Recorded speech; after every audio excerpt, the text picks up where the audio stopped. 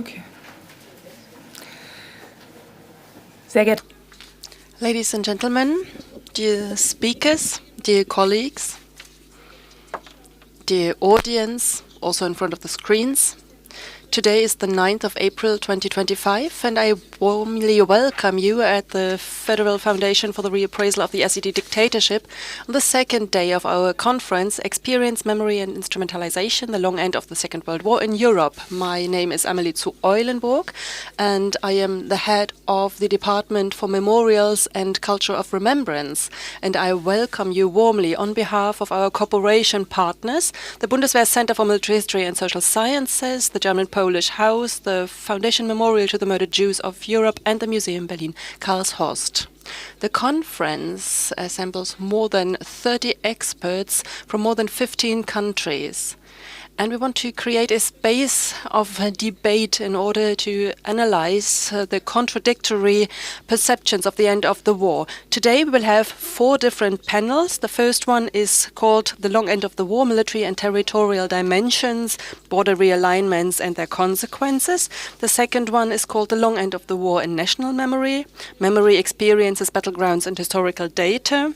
The third panel will deal with the topic of internment and camps, and the fourth one with trials and legal accountability.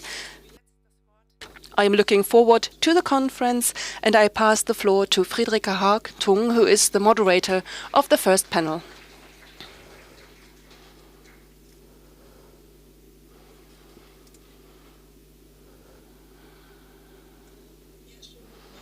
Good morning, ladies and gentlemen, dear colleagues. I am very happy that I have the opportunity to welcome you at the first panel of this day. My name is Friederike Hartung. I am a research associate in the research area Military History up to 1945 at the Bundeswehr Center for Military History and Social Sciences in Potsdam.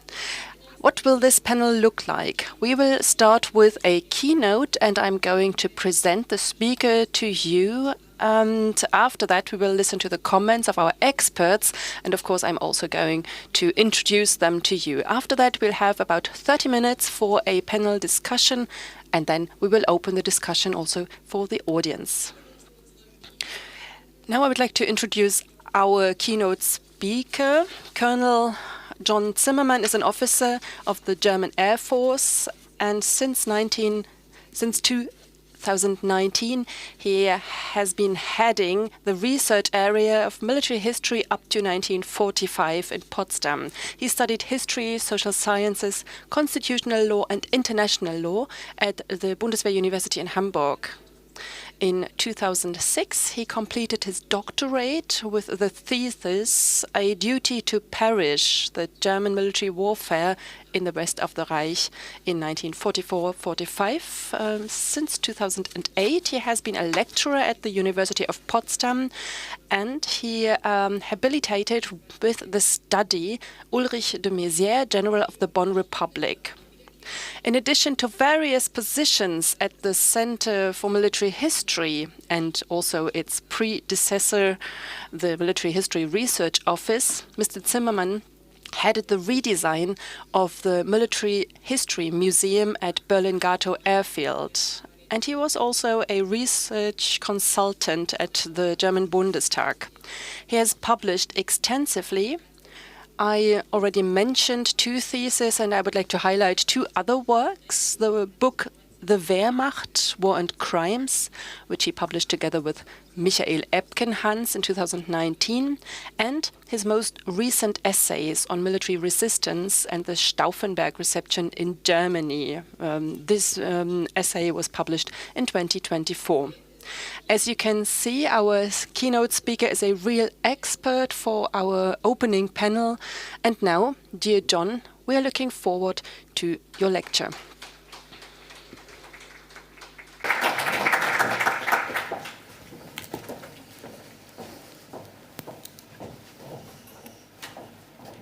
Ist ein bisschen wie Bab. Ich It's a bit like babushka, something new pops out all the time. Well, a very good morning, everyone. Thank you very much for the invitation to speak here at today's conference, and thank you for the introduction. I'll try to introduce the panel in order to then, to provide a basis for the discussion that'll follow.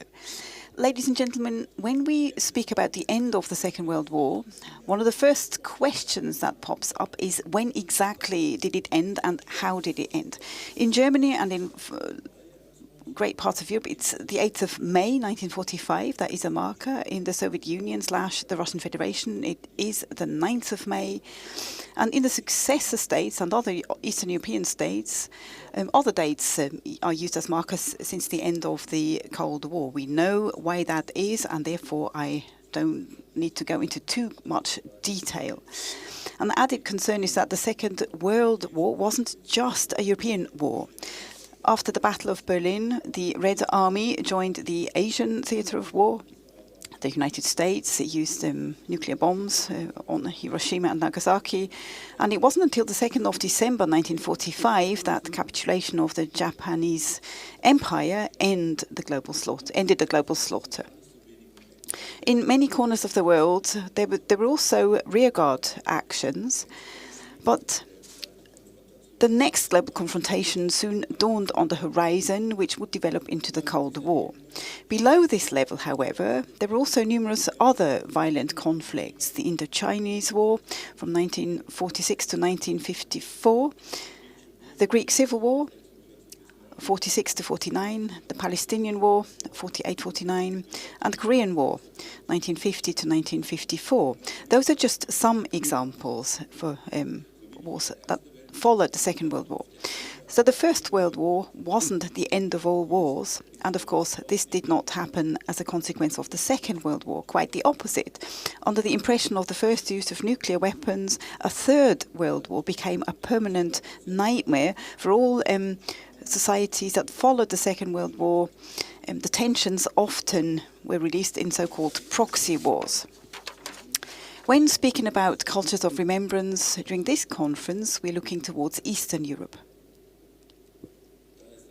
I therefore want to recall, at least briefly, just how difficult it was here in Germany, in the country of the perpetrators, for taking on responsibility for the genocide. Even though we could do our research comprehensively and in complete freedom, and even though we have some pretty clear results.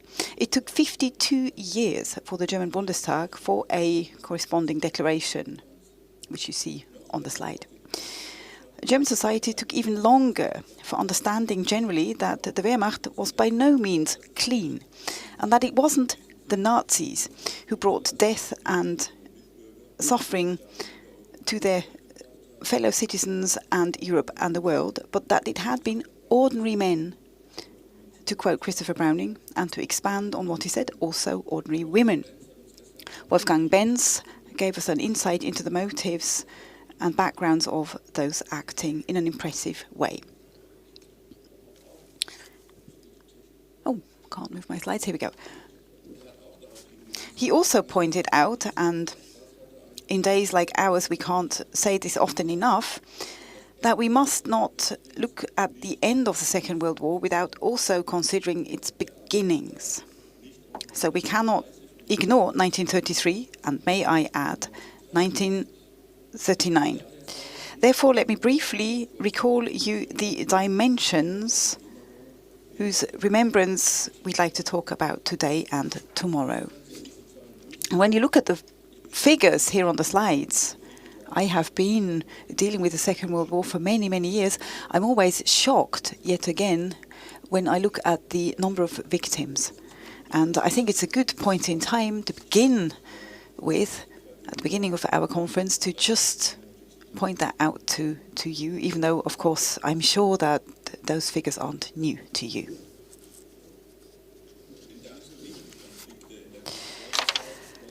Some of the conflicts that followed the Second World War followed lines that existed before the Second World War, but they also followed lines that were supported by it, not least the development towards a bipolar global order after 1945. The cracks in the marriage of convenience in the anti-Hitler coalition had cropped up long before its military victory and had grown significantly in the last months of war.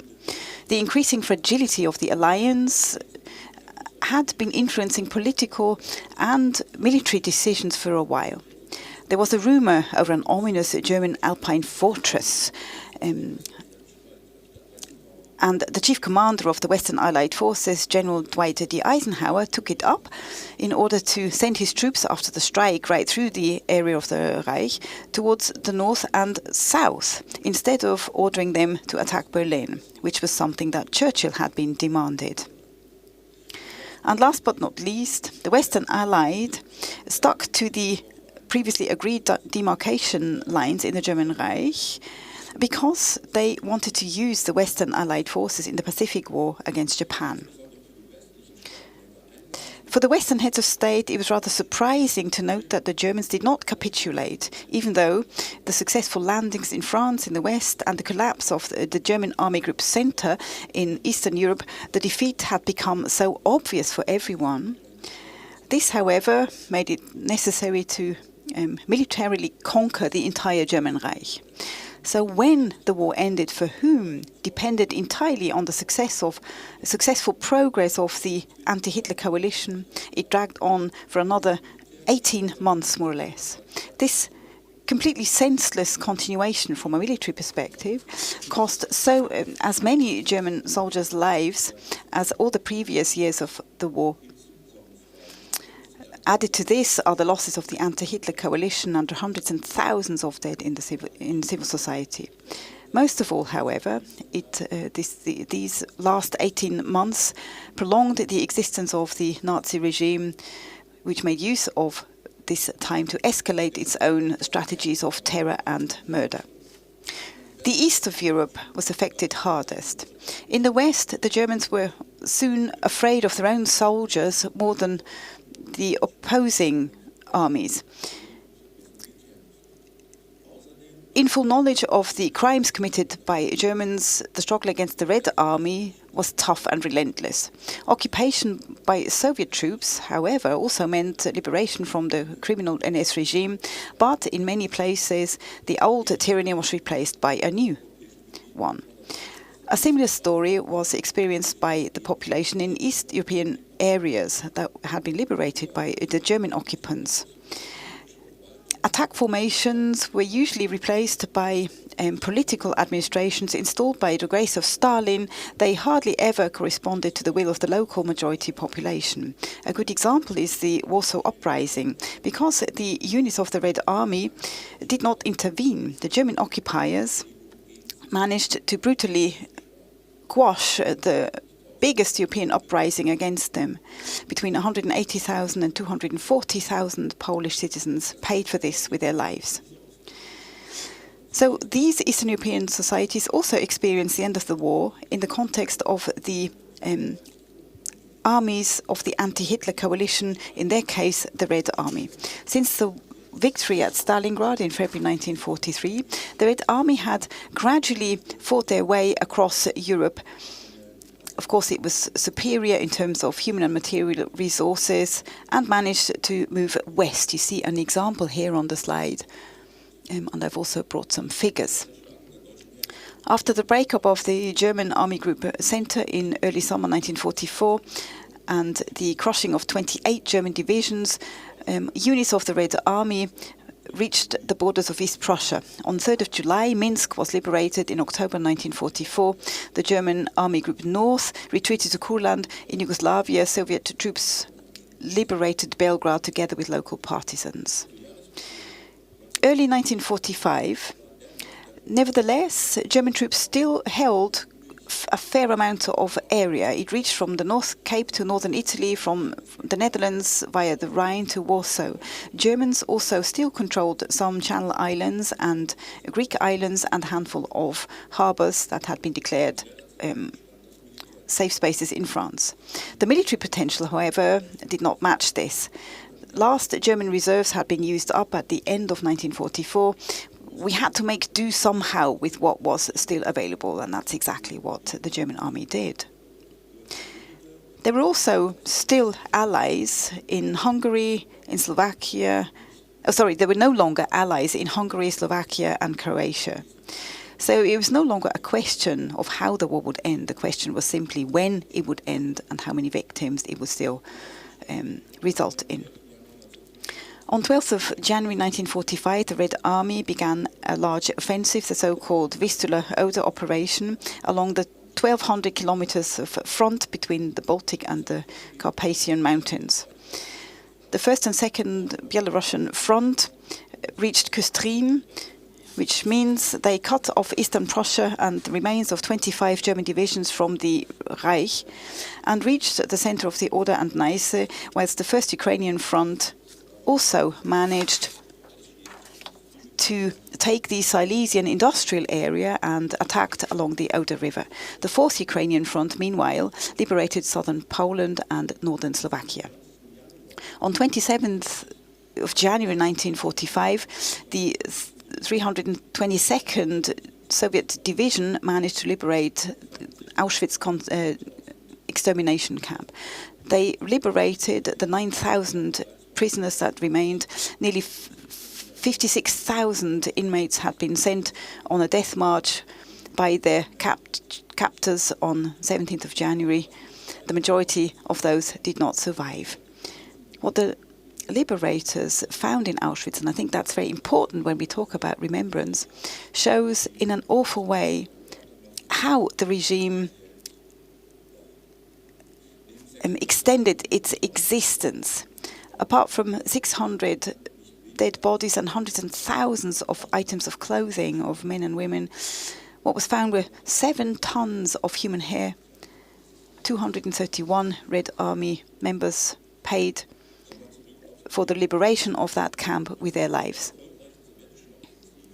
Given the successful Soviet offensive, Hitler also focused on the Eastern Front. He turned his back to the Western Front and went into a bunker below the Berlin Chancellery, which he would never leave. At the same time, more than half of all German divisions from the West were thrown towards the East. The Eastern Front was given highest priority. The Western units were assigned about 70 new tanks. At the same time, another 1,700 were sent to the Eastern Front.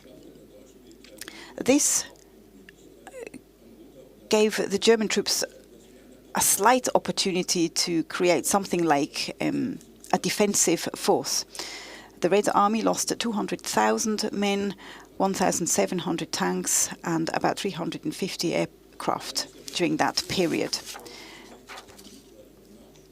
The Soviet army tried to organize themselves. At the same time, Western Allied armies were able to enter the remaining area of the Reich easily. While the majority of the Eastern European regions were liberated in 1944, in Hungary, the last remaining ally of Germany, it took much longer. Budapest had to wait until February 1945 to be liberated, and Hungary was only classed as completely liberated on 4th of April 1945 after the so-called Plattensee offensive. Belarus and the Ukraine were organized as part of the socialist Soviet republics. The same happened to the Baltic states. From Romania, Bulgaria, Hungary and Czechoslovakia, a so-called protective girth of satellite state was created to protect the Soviet Union. Only Yugoslavia and Albania were able to resist the direct access of Kremlin. Titoism in Yugoslavia made the country head of a movement of bloc-free states and created closer economic ties to capitalist states. The acceptance of Tito was grounded in his resistance during the occupation. The Albanian leader Enver Hoxha also managed to create a communist dictatorship after the retreat of the Wehrmacht in September 1944. In 1948, he broke with Tito and turned towards Stalin, but in 1961 he turned his back to the Soviet Russia and turned towards the People's Republic of China until 1978, when isolation of the country began. So how the end of the war was experienced in the Eastern European states also depended on how the country had behaved during the war. Romania, Bulgaria, Slovakia and Hungary, as former allies of the German Reich, of course had very different starting positions as, for example, Czechoslovakia or Poland. So the measures of the new powers were quite different and had to be supported by the Soviet Union. So fairly broad and political alliances in Romania revolted in 1944 and in Bulgaria on 9th of September 1944 against the governments that had remained friendly to Germany. In Slovakia also national revolts took place in late August 1944 against German occupying troops. Where the local populations had resisted German rule, those events played a key role in the respective national cultures of remembrance.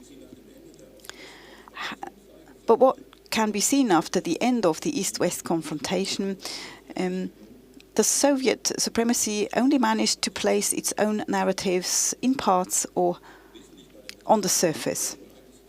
What is also important when looking at military events towards the end of the war is that those societies that were part of this, once they acknowledged that the German troops had lost significantly in Stalingrad, were able to recognize that the war would come to an end.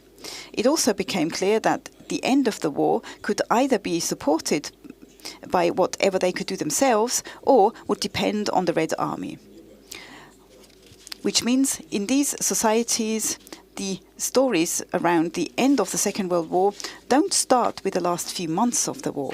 They don't just depend on military events in 1944 and 1945, but are closely connected with the developments that took place during and even before the war.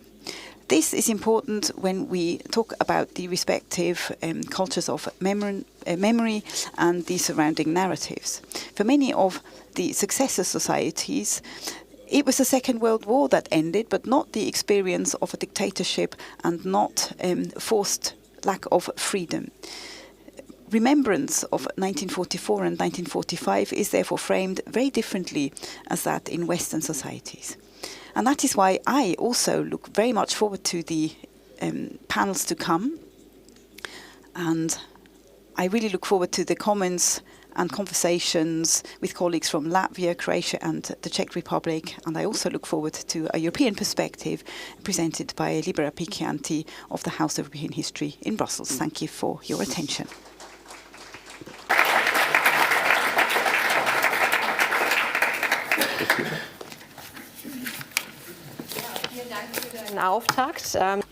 Thank you very much for this keynote. And now we'll have a panel discussion. Before we start, of course, I would like to introduce our experts to you. And I would like to ask the experts to come to the panel right away.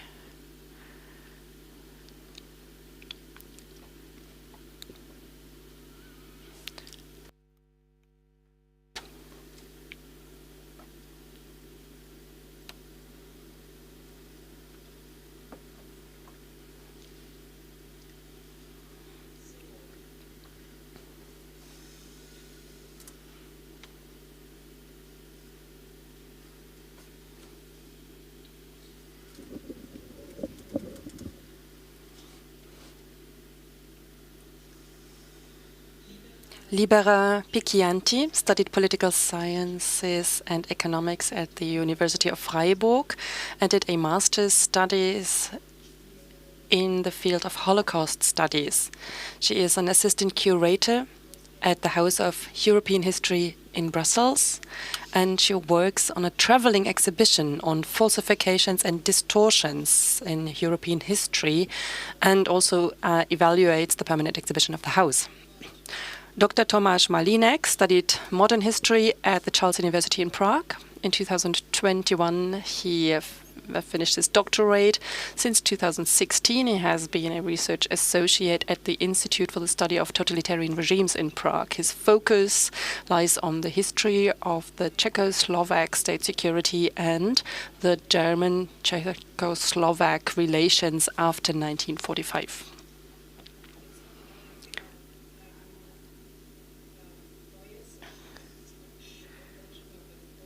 Yeah, we already talked about the first name of our next speaker. I'm sorry if I don't pronounce it correctly. Mr. Klasić has been professor at the Historical Institute at the Faculty of Arts at Zagreb University since 2003. He also studied and finished his doctorate at that university, and his focus lies on the Croat and global history of the 20th century. And he is also an ambassador of the European Association of History Educators. And Dr. Gints Apals studied history at the University of Latvia in 1994. He finished his doctorate at the Institute of Latvian History. Since 2022, he has been the head of the Department of Public History at the Latvian Museum of Occupation in Riga. There, he deals with processes of the Soviet and National Socialist occupation, particularly the armed resistance against foreign rule. And now I would like to ask you for your comments, just from the left to the right, if it's okay for you to start.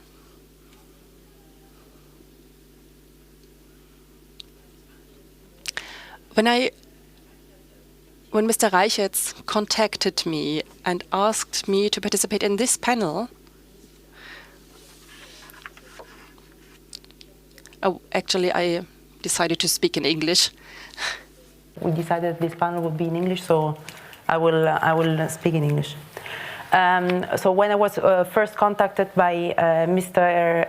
Reichherzer, who told me that I was assigned to this panel, I really felt the need to and the urgency to tell him that the institution that I'm representing here today, so the House of European History, is actually not dealing with military history at all, or almost not at all, and that also there is no focus on the end of the Second World War. But he answered saying, this is completely fitting our panel. Feel free to come and tell what you can contribute to. So here I am. And then I started to have a deeper look in what we are doing, and also what you would say, because you anticipated it to us. And I tried to find bridges between the two very different approaches. So maybe I say just a few words about the museum I work for. This House of European History is, some of you already know because I told other times, but maybe some do not. And it's about the history of the European continent in the last 250 years, and highlighting as much as possible our common and shared past as Europeans. So it's going through all the major phenomena, periods of times and events that in a way shaped our shared past and common memory. This is the main approach of the whole museum. Of course, it has a storyline, which is chronological, so it starts with the French Revolution, and then you have the imperialism time and the colonization and the First World War, interwar period, the Second World War. But actually, inside those sections, there is no real chronological narrative. So what is put there is different perspectives on these same events. And so this shared memory and also multi-perspectivity approach is prevailing on the chronohistory of that period. So we don't have, if you get into the Second World War section, for example, it's divided by topics, which are deportations and bombings and the starvation and obviously the persecution of the Jewish population, but also resistance and and collaboration and so on, but it's divided by topics, and within all these topics you have objects, stories told, pictures, drawings, and audio files, and so on, about this topic from different perspectives, different national perspectives, but not also it can be female perspective, it can be based on other things. And the idea is that the whole section has to convey this idea of a total war that was affecting more than every war before the whole population, that made more victims among the civil population than the military one. But you will never be able to stand in a place and say, okay, now I am in 44. This is not possible in our museum. So it's a complete different approach of what you have been telling us today, but in a way, it's compensating, let's say. We also have a big military museum not far away from our house. So there are all these, the military movements and the front lines and are depicted elsewhere. What I would also maybe also say is that there is no sharp end. I mean, with 45, the description in a way ends. But there, we are not proclaiming an outbreaking of the peace anywhere, because this museum was also created with many historians from Eastern countries. So this setting a line in 45 is actually something that we are not doing. Of course, at some point the gallery ends, and then you get into another floor, and then there is all the discussion about what happened exactly after 45. But, and there, for example, we have a big map, because this is from our perspective an important point, with all the forced resettlements and the movements of the population in 45 and in the years to follow, that was meant as a measure of tidying up and cleaning up, like kind of ethnic cleansing. But looking at this map, you even more get the impression of a melting pot of languages and populations, and also habits, as Wolfgang Benz was telling yesterday evening about the meals that the Sudetendeutsche were cooking when they got to Germany. So the idea there is to conveying this kind of, yes, not ending and reestablishing, but still reestablishing a kind of order in Europe. And then another thing that I would like to add here is that the European institutions do not consider the end of the Second World War a holiday. So, and what is celebrated officially on the 9th of May is the Declaration of Schuman, which is from 1950, by which the creation of a community of steel and carbon was proposed. And let's say the official and also maybe romantic idea was to pull together the production of resources that are needed to both fighting wars and also reconstruct. And in a way, even if this concerned only Western countries, it's a far more accepted date by all the members of the European Union now than the end of the Second World War as the starting of a peacetime. And in the same spirit also, for example, there has been some discussions about putting all the events and workshops and conferences of 2025 under a kind of overarching thematic of freedom and liberation. And after a discussion, this was rejected, not only well, mainly probably by officials of countries that were subjected to the Soviet occupation after after 45.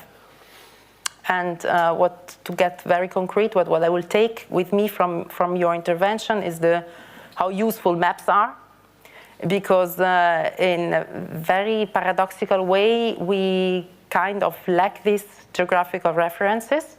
So we will not, of course, ever put a lot of maps describing the front lines and the moving of troops in our museum because it's not our approach.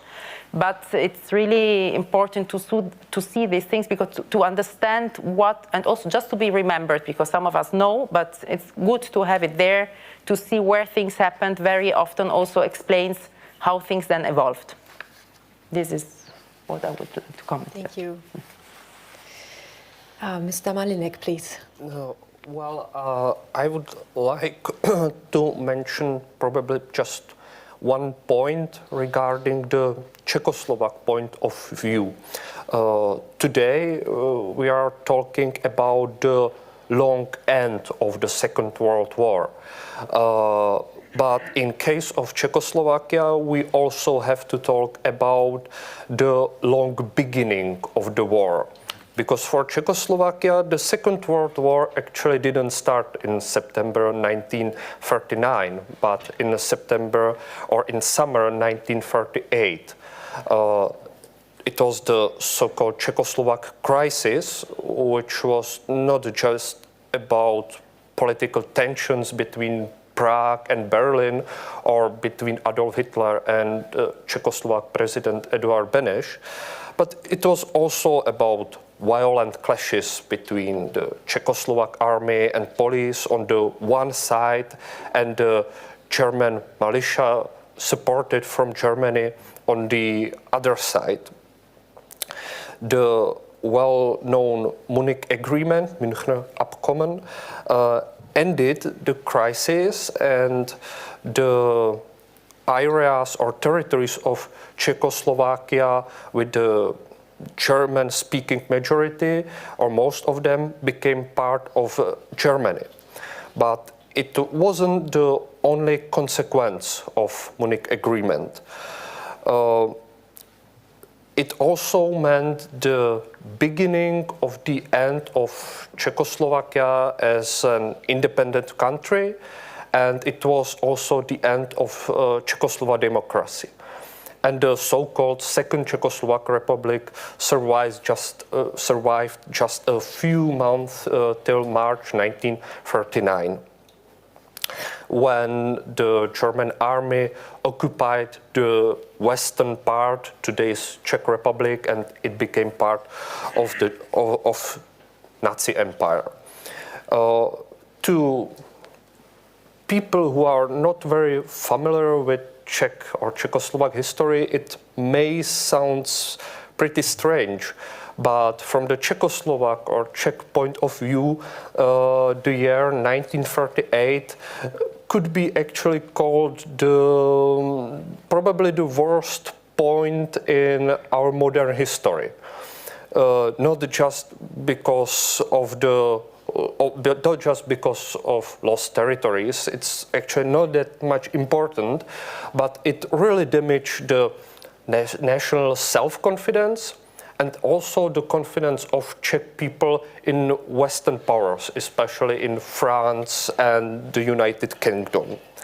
And undoing the Munich Agreement was actually the main goal of the Czechoslovak government in exile during the Second World War. And this is what we have to keep in mind while talking about what happened at the end of the Second World War or after the Second World War.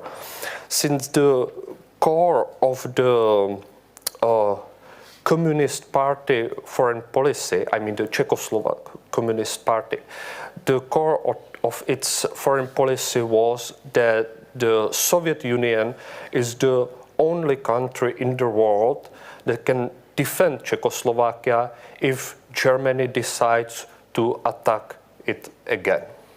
And that's all for now. Thank you. Good morning, everybody, and thank you for the invitation. So let's start with the fact you mentioned that a war didn't start at the same time in the Europe, and of course we also heard that war didn't end at the same time. But not only in having in mind Europe and Asia, but also in Europe. For example, I'm coming from Croatia, which was a part of Yugoslavia. War in Yugoslavia didn't end in May 8, but it lasted for 7 more days. And because of collaborators, Ustašas, Chetniks, Slovenian nationalists, but together with some German soldiers, and not Alexander Lehr, General Lehr, he surrendered, but a lot of SS soldiers continued to fight 7 more days with many casualties. And it was very, very important having in mind revenge in May and June and July 1945. What is very important, what is unique in Europe really happened in Yugoslavia during the Second World War. So Yugoslav partisans were the largest, best organized, most efficient resistant movement in Europe. In May 1945, about 800,000 people were under arms. The point is that Yugoslavs liberated themselves alone. They fought for 4 days alone. So no foreign soldier till summer 44, when Red Army helped partisans in liberation of eastern parts of Yugoslavia. But since then, so from the spring or summer 1941, Yugoslav partisans were totally alone. And that's very important because this argument, Yugoslav communists, Yugoslav army officials, especially Tito, will have in mind when talk about borders. So it was argument for negotiation. The fact, and I will tell a few facts about the borders, future borders of Yugoslavia. But first, you said that maps are important and maps are very good. Yes, but sometimes they could be misleading, for example, like this one. So on your map, there is a map of occupied Europe from 1939 till 1944 or 45. So Yugoslavia was till the October 1944 in your map blue, so it means occupied, but it wasn't the case. So because of partisan achievements, from 1942, especially 1943, especially 1944, large parts of Yugoslavia were liberated by partisans. Not some small parts. For example, in 1942, end of summer and till the end of 1942 and beginning of 1943, territory size of Belgium was totally free. So partisans could move wherever they want, and they had schools for people, they had market, they have courts, they have hospitals. So it was not occupied in that moment. But let's say something about the borders. You know, when talking about the borders after the war, we are mainly speaking about external borders. So changes in borders, and Yugoslavia changed its borders mainly in the west, so in the border with Italy. Some significant changes took place because of problem of Trieste and Istria. So and it was a problem since 1970s when Osimo agreement finally Yugoslavs and Italians agreed that the border is Trst is Italian and the eastern parts are Yugoslav. But Yugoslavia is also very specific because internal borders after the war were very, very important, and they will become more important in dissolution of Yugoslavia. So the war, or achievements in the war, changed internal borders between republics. For example, Slovenia, Bosnia, and Macedonia had never been states in the history for themselves. Now in Yugoslavia they got statehood, and in 1990s this was the basis for independence. But the borders between republics, Croatia and Bosnia, Croatia and Serbia, Serbia and Bosnia, they were at the moment in 1945, they were not so important for communists because they said borders are not here to separate but to connect us. But in 1990 and 1991, and still we are talking about the borders in Balkans between inside Bosnia and Herzegovina, between Serbia and Kosovo, between Serbia and Croatia. So borders are not only external, and the Second World War was very important for internal borders in Yugoslavia and that part of the world. So I would say that I will finish with the point which maybe is not a part of this panel, but I'm coming from the country where there is strong historical revisionism for the last 35 years. And although this year we are celebrating, quote, celebrating 80th anniversary of end of the war, where Yugoslav and Croatian partisans took large part in that victory. For the last 35 years, we are the place of strong right-wing revisionism, and right now in Croatian society you will hear much more about Ustašas as patriots, and in Serbia about Chetniks as patriots, than about the partisans. So Second World War, there is a meme in my region that said Third World War is starting and we will join when we finish Second World War. So we are still fighting Second World War, and if you watch the articles or TV shows, so all medias, the main topics are still partisans, Ustaša, Chetniks, and these days, maybe you heard or not, there is a world record in selling tickets. One Croatian extreme right singer, who is famous about his Ustaša salute and promoting some extreme right ideas in the 90s, he sold out 500,000 tickets this summer in Zagreb. So this is the world record in one concert sold tickets. So I'm living in the region where Second World War is really not finished yet. Thank you. Thank you.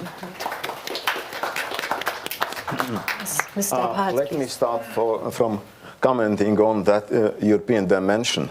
Of course, the EU has never decided to celebrate the end of war, which is easily explained by the fact that for decades the political line has been that the European integration has made war in Europe inconceivable. Yes.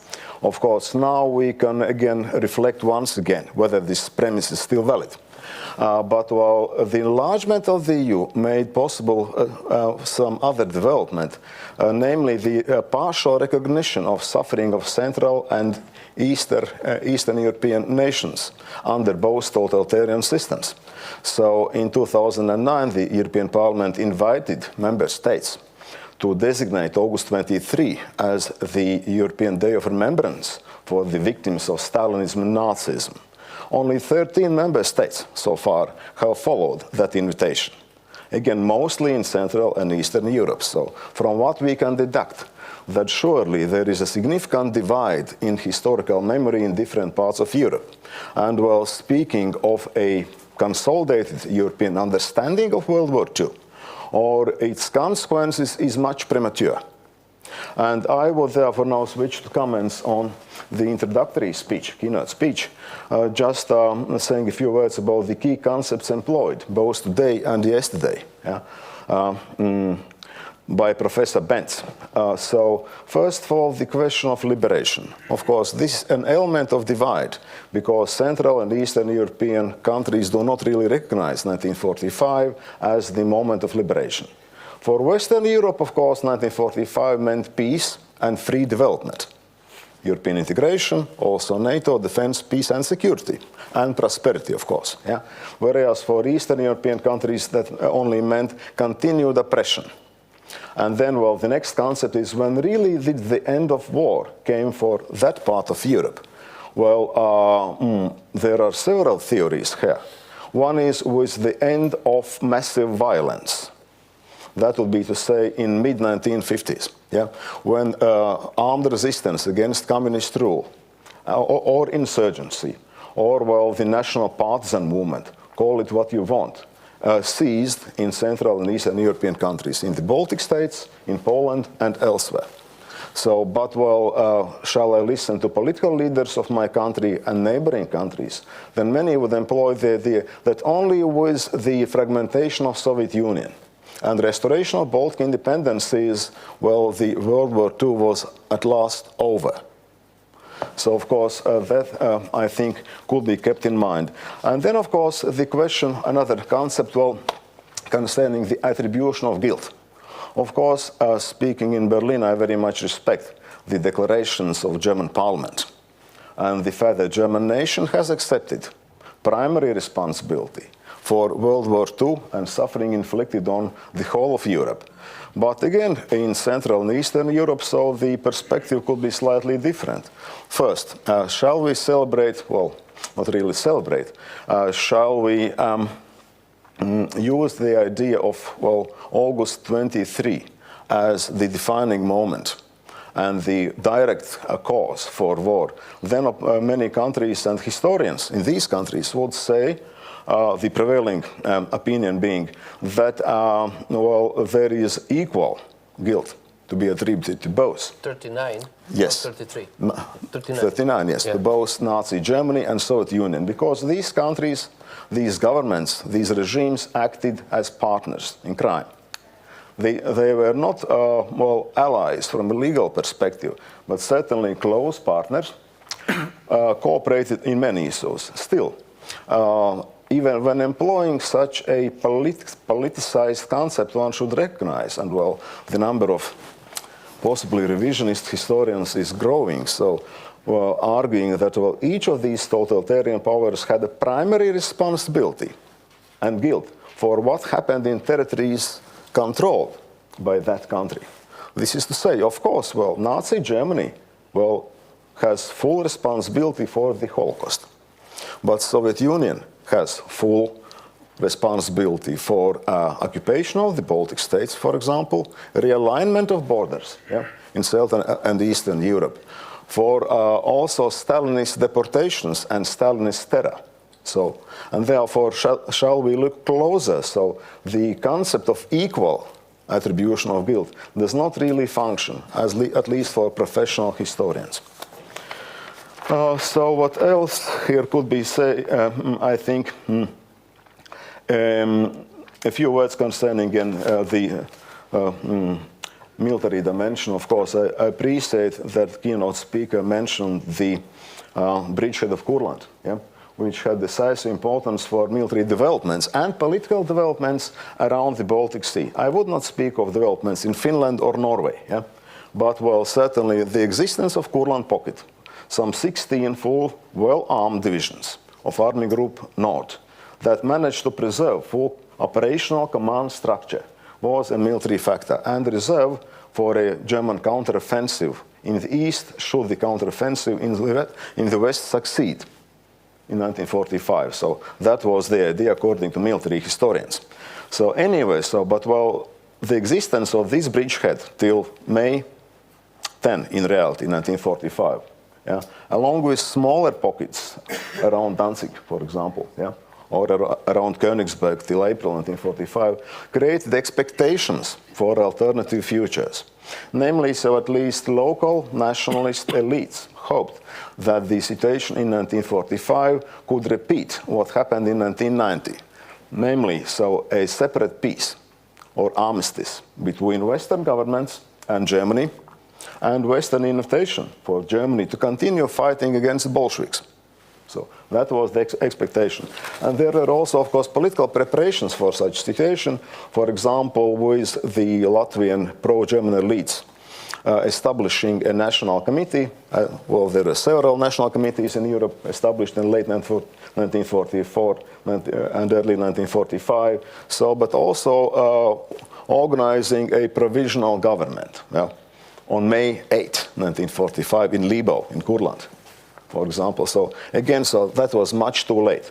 But the very thinking of Nazi Germany had evolved in a similar direction, because even at least some segments of German Nazi political elites thought of rearranging, well, the coalition, making a new coalition, and establishing protectorates, for example, making Kurland a protectorate, raising its political status within the Nazi system of political entities. So, and here I would conclude, but still adding a few more prepared words concerning, well, what could be the alternative futures. Because after also many colleagues would recognize that probably historians should not rely only on archive documents. First, archive documents are incomplete. Secondly, archive documents might be misleading. And thirdly, as one famous, well, Latvian politician and historian concluded, so the most important political documents never end up in public archives. So therefore, the very fact so that the World War II could end in a different manner is a fact. And there is at least secondary evidence that in Berlin, Moscow, and elsewhere, so people were considering the idea of separate peace. And that separate peace was the decisive factor which could lead to alternative shape of post-war Europe. So, namely, there were several options. Well, shall we try to organize these ideas? One option being an early separate peace with the Soviet Union, ending up in either restoration of Soviet borders of 1939 or Russian imperial borders of 1914. Again, that would have consequences for all these Central and Eastern European countries. So, or separate peace in the West would mean what I said, also a reality which would resemble what happened from 1919 to 1923, more or less. Yeah. So, but well, of course, these alternative scenarios did not materialize. And the most important factor here was that the system of Versailles was dysfunctional. It had fallen apart, even without the impact from Nazi Germany. And no great power, no major party to World War II seriously considered the restoration of the system of Versailles, organizing new global UN system which still exists until today, successfully providing for at least global peace. So that should be taken into account. But the negative consequence of the change of international system from a European-focused one, Euro-centric, towards a global one, meant that for Central and Eastern Europe there was loss of independence in some cases, rearrangement of borders, massive transfers of population, and both Stalinist and Nazi terror in between. Thank you so much. I would end. Thank you. I have a short question. Do you have your headsets? So, vielen Dank für die. Thank you very much for the comments. And now I would like to give John Zimmermann the opportunity to react if he wants.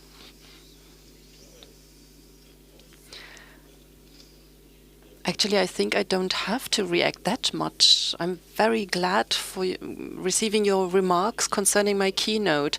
And what became obvious, and maybe this was also a mistake of my keynote, was that we in the West, or maybe only I, always perceive Europe as a mass.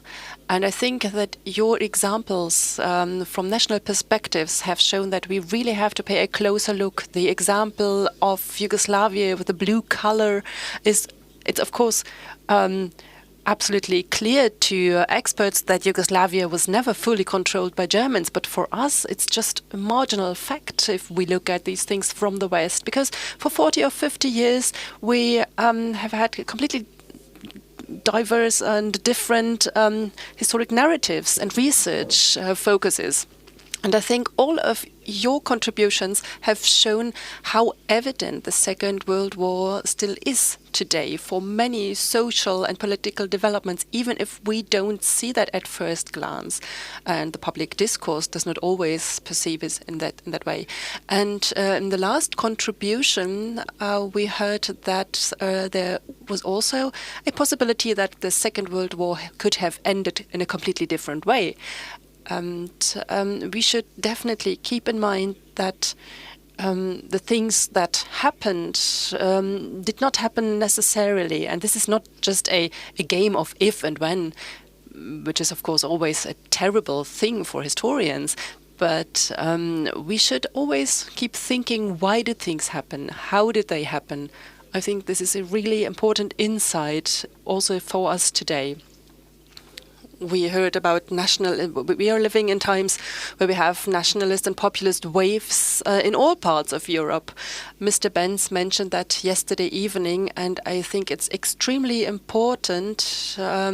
For example, when I hear the example of Ustascha, there are dramatic examples of Germany. In the past, I would have said that such things can never happen in Germany. Now I would say they haven't happened yet, but who knows? So when we remember the Second World War, we should always be very clear about what we talk about and on what basis we act. The history of the Second World War is not a national story, it's an international story, and that became very clear in your comments. Would you like to react? Give me a short sign if you want to say something.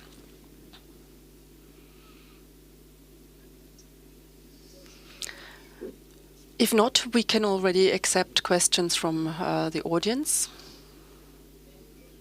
Please raise your hands if you have questions and present yourselves, your name, your institution. Do we have a microphone?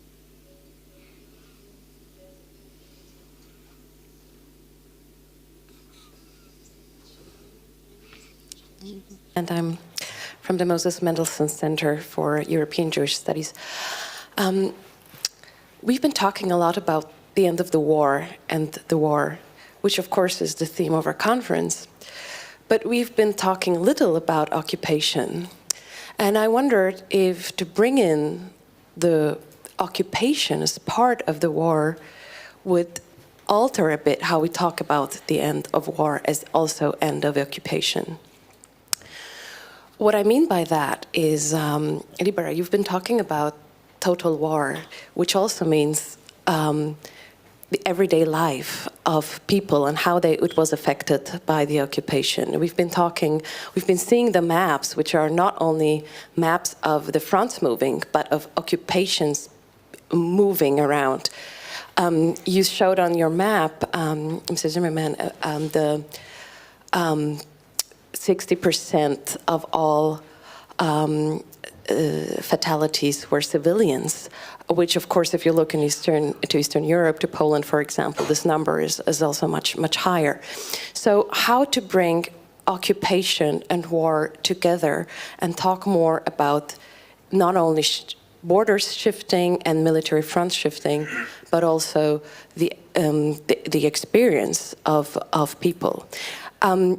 Because I was kind of thinking about this because Professor Tatjana Tunsmeyer just wrote this big volume on the occupation of Europe, where she's talking exactly about that point, how we should think about the war more in terms of occupation. And in yesterday's speech of Professor Benz, he mentioned occupation, but it was a very sort of German point of view, because it's what meant occupation of Germany after 45. So what we forget when talking about the war is to bring in the experience of occupation. I wondered how this would alter all of your comments, and if you think it's useful to combine war and occupation. For example, of course, 45 is the end of German occupation. It doesn't bring freedom to a big chunk of European regions. But how does it make sense to talk more about the occupation, especially from a sort of German point of view, where we talk a lot about the war, don't realize what occupation often means, not historians, but in general public. I would be curious what you think about that. Dankeschön. Yeah, bitte. Sorry, but maybe I misunderstood, but this is totally different topic. The topic of this panel is the end of the war and the borders. So not occupation, so we didn't talk about occupation because it's not the topic of the panel, or I misunderstood. Because if you want to hear about occupation, that's a whole different story. We can talk about it, but I don't know. Yeah.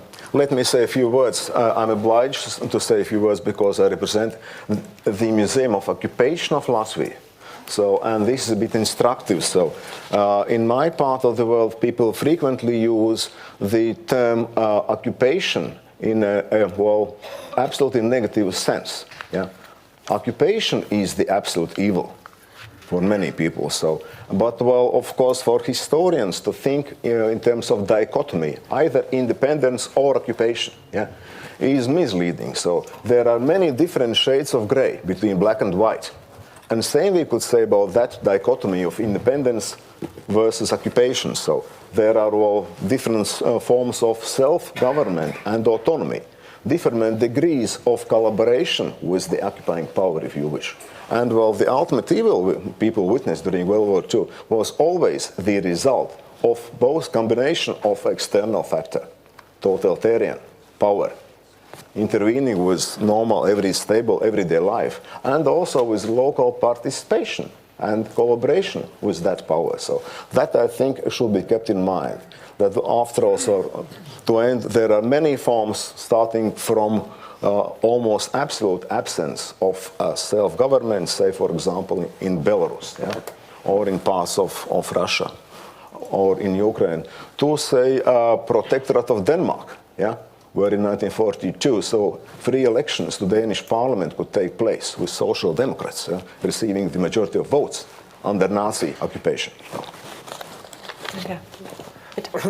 I would probably disagree that the topic of occupation shouldn't be part of our discussion in this panel, because from the Czechoslovak point of view, the experience of German occupation was absolutely essential for the outcome of the war and for what happened at the end of the war and after the war.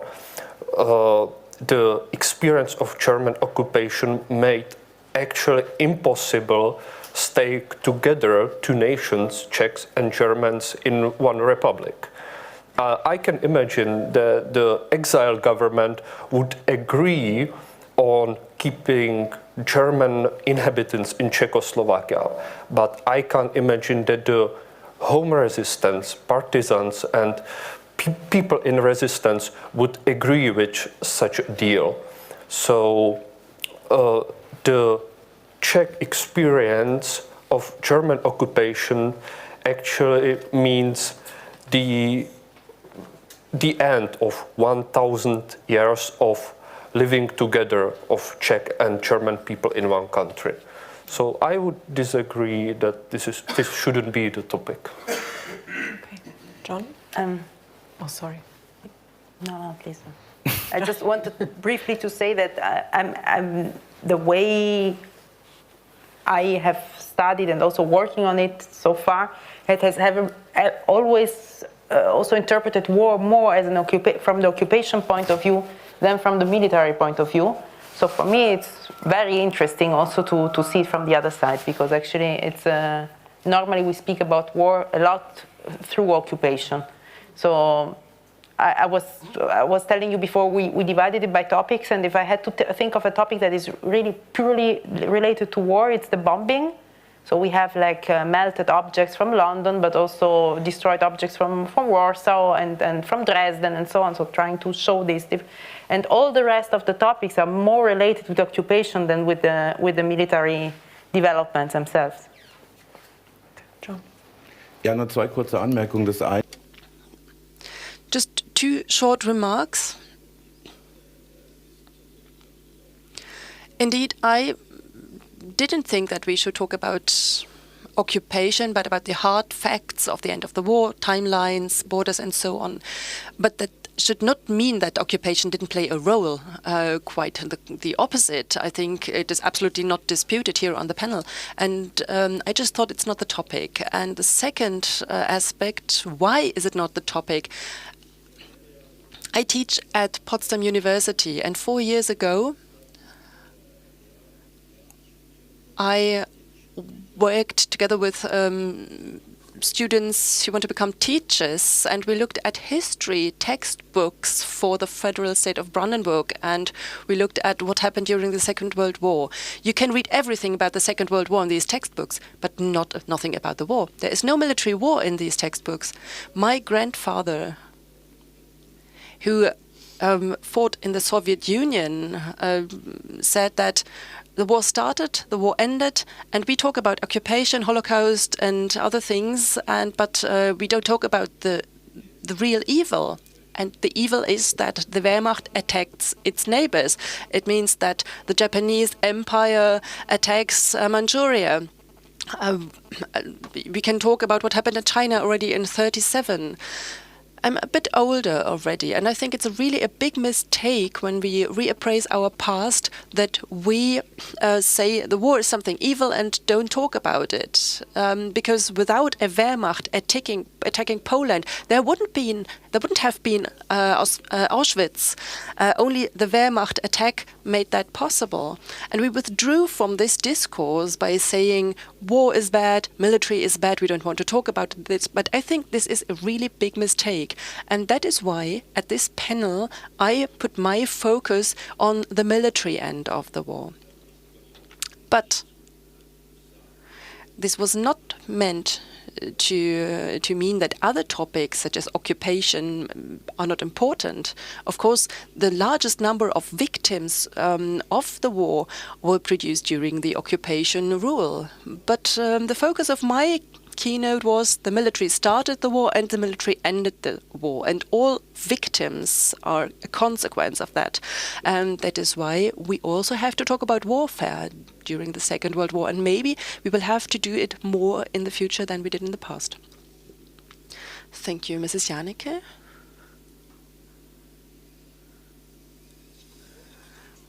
Yes, I would like to add a question. You already answered a part of it, Mr. Zimmermann, because what I take from this panel is that there is a tension, which I don't mean in negative terms, but I mean a really broad spectrum between a differentiated military view and a view of military history, what you have just explained, what happened in military terms, what was the background for everything that we talk about in our debates about remembrance on the one hand. And on the other hand, and you mentioned that at the beginning, Mrs. Picchianti,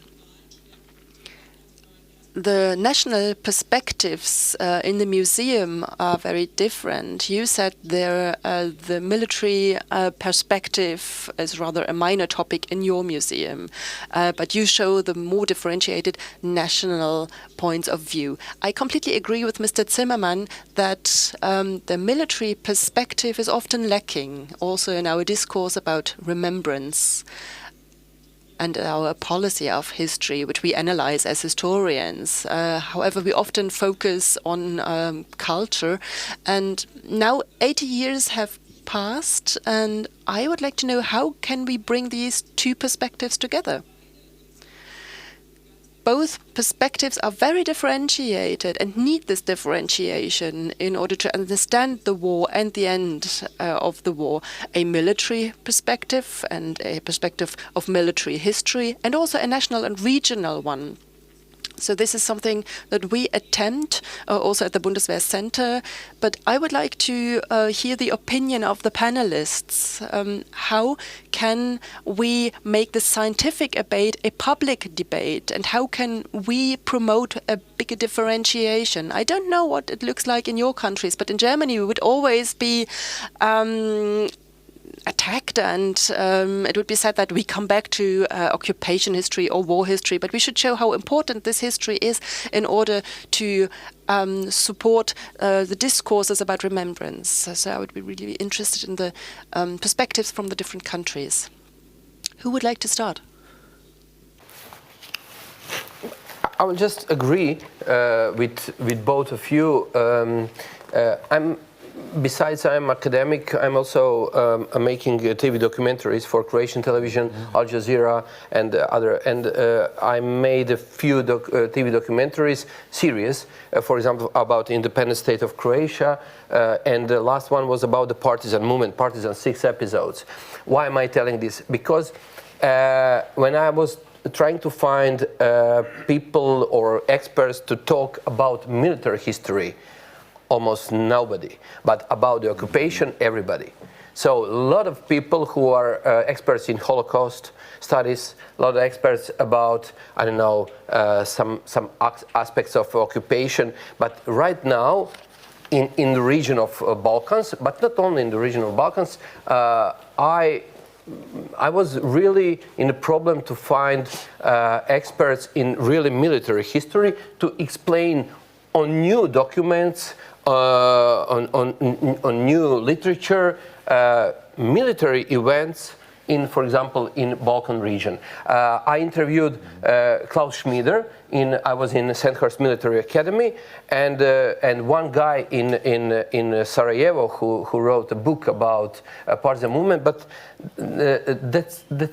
that's all, you know. So I totally agree, and. Of course, there is a need to combine and to put together all these aspects. But yes, I'm not sure. I can give answer for my region because right now nobody wants to show that partisans were good guys. Because they were fighting for Yugoslavia. Nobody wants Yugoslavia because now everybody wants national patriots. So if you wrote a book where partisans are good guys and where they conquered or when they won some battles, not Ustashas or Chetniks, you could have a problem. Really, you could have a problem in my region. So maybe that's the problem in my region. I don't know about others. Danke. No, I think it's important also for others, to be honest. I think it's very important. I mean, of course, you should not overload it because it can get very specialized. Yeah. And it's also okay if someone is dealing with it in a very specialized and focused way. It's important that this is done. But I think as a general approach, I think it's getting also, unfortunately, more and more important to understand how these dynamics have happened and how geography and also the physical movement and also all what is related to the propaganda inside the military forces and how soldiers were also frustrated or suffering. So there are a lot of overlaps in which you can enter into in the military history of a conflict without getting technical too much, but which is still needed. I mean, I really, when I was saying that maps are important, it's not just because I appreciated your maps, but because I really see that there are a lot of talks of what is happening under occupation in different countries, and also to show how different these occupations were. It depends a lot on if it was a civil occupation, so if you had military occupation at that moment,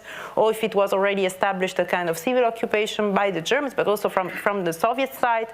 So it changes a lot, and I think it's partly it's a contextualizing information that we.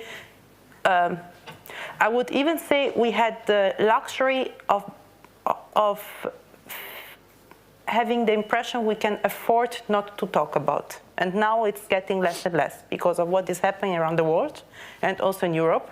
So it's, I think, also to follow the news, the background information that average people or even educated people have about what it means. The lines changing, what it means in the military sector, what is happening. It's something that should be, that we all lack and also would need to talk more about and learn more about. Okay, dann einmal hier vorne in der Mitte. Okay, we have a question here at the front. Thank you. Hrvoje, Klasić. For a statement. I'm coming back to the situation in Croatia. As far as I know, the sculptures and monuments made by Ivan Mestrić are also falling apart. But as a sign for the liberation of Croatia by the partisan war. My uncle was in Croatia in Yugoslavia in those days, and as far as I recall his tiny reports, they had a specific goal that was called in German Bandenbekämpfung. So they were targeting at the civilians, the civic population. The war was very special. It had the most civic casualties because the Germans dedicated their annihilation of the Yugoslavs' resistance specifically on the civilians and the civic population. And this is hardly known, as far as I recall it, in Yugoslavia right now or in Croatia. And I guess there is then, I have forgot his name, I read that book, 1941, The Year That Will Never End. Slavko Goldstein. Slavko Goldstein. Yeah, Slavko Goldstein.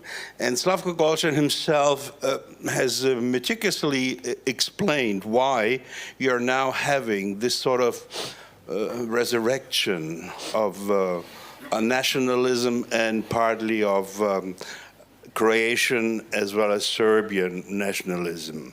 The problem seems to be that the idea in the former Yugoslavia and the socialist Yugoslavia, je bratstvo I jedinstvo.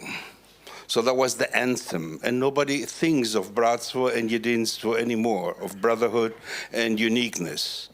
And I don't understand why this process has taken place in the course of the last 30, 40 years in Croatia. I would blame it partly on the regime of the HDZ and Tudjman in particular. But why is it possible that this history, with the most casualties per capita in the civic population, is not part of the curricula, for instance, in Croatian grammar schools and in public as well? Why is that possible? Okay, so it's not that it's not part of curriculum, it's in all textbooks, but that's the more problem. Why, when it is in textbooks, why people are thinking differently? First of all, you ask about monuments. Only in Croatia, from 1945 to 1990, about 7,000 monuments dedicated to anti-fascism, anti-fascist struggle were built. And in first few years, in 1990s, about 3,500 were destroyed totally.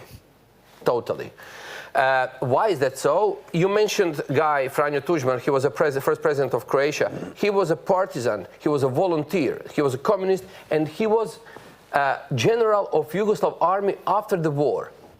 And then he became dissident, and then he became Croatian nationalist. What happened, what is really important to know, why is revisionism so high, increasing in Croatia in the last 35 years? Mainly because of the war. Because Croatian transition to democracy and to independence in end of 80s and beginning of 90s wasn't like in Czechoslovakia, wasn't like in Baltic states. It was through the war, bloody war. And because of national feelings, nationalism rose, and new paradigm wasn't partisan Yugoslav movement, but some nationalist movements, Ustašas in Croatia, Chetniks in Serbia. So that's one of the reasons, and maybe I will conclude with this. In Croatia, something really unique happened in the 1990s. You know, a lot of Nazis escaped from Germany in 1945 to Argentina, to Paraguay, whatever. A lot of fascists from all parts of Europe, they escaped and continued their life in new homelands. But only Croatian Nazis came back in 90s, and a lot of them and a lot of their close relatives, some of them took power.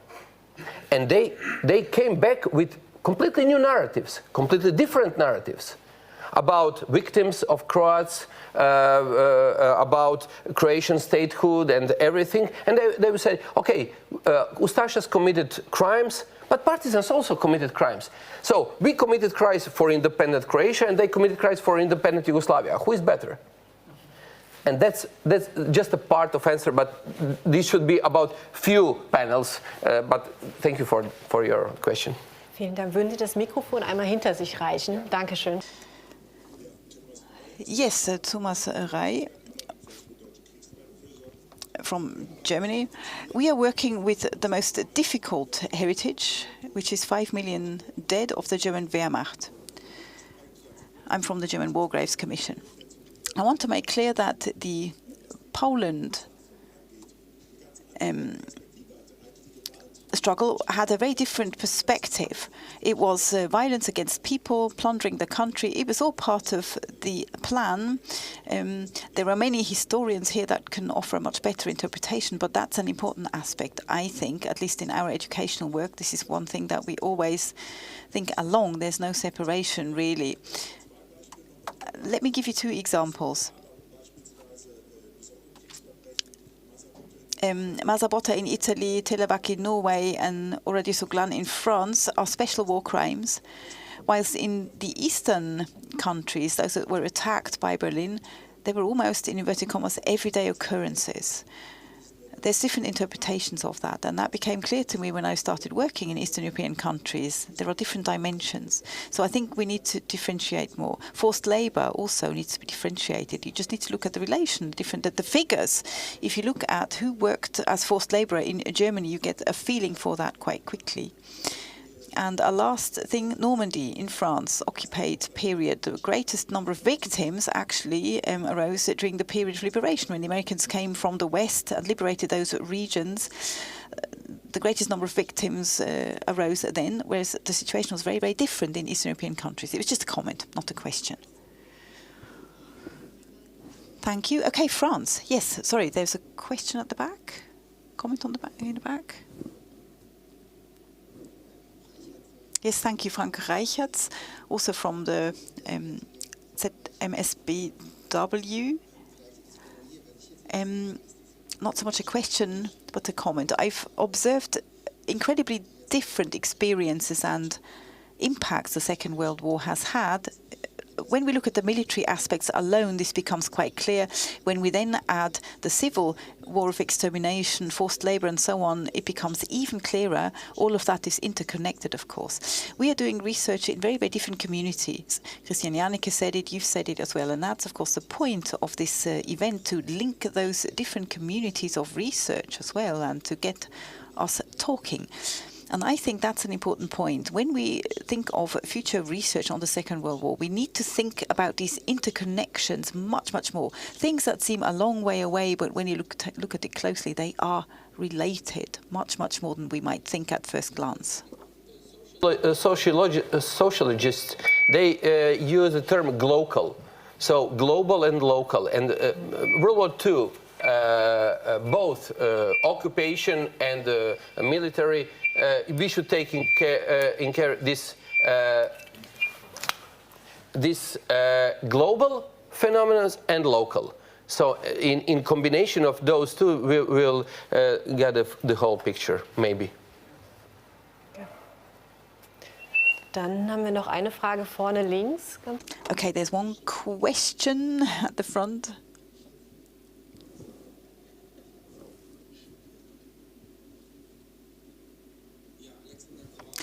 Alexander Korb Memoriam Nuremberg process is not a question either, it's just a comment related to the question why remembrance of the Second World War is so virulent in some parts of Europe, but can also do so much damage or becomes so nationalist. I think the reason is the war in the 1990s in the former Yugoslavia. And that actually, I think, should make us pause to think about the damage war can cause. If we look at the maps and which countries are not part of the European Union to date, it is Kosovo, Bosnia-Herzegovina, Serbia and so on. That's a big gap that we still have in Europe, and which is due to the war of the 1990s. And that makes me slightly pessimistic also when I look towards Ukraine. As much as I would wish that there were a European perspective and that Ukraine could join the European Union, I suspect that the war will do so much damage within Ukraine itself. Possibly also there might be turbo nationalists at some point in that country that, you know, we just don't know. It's hard to say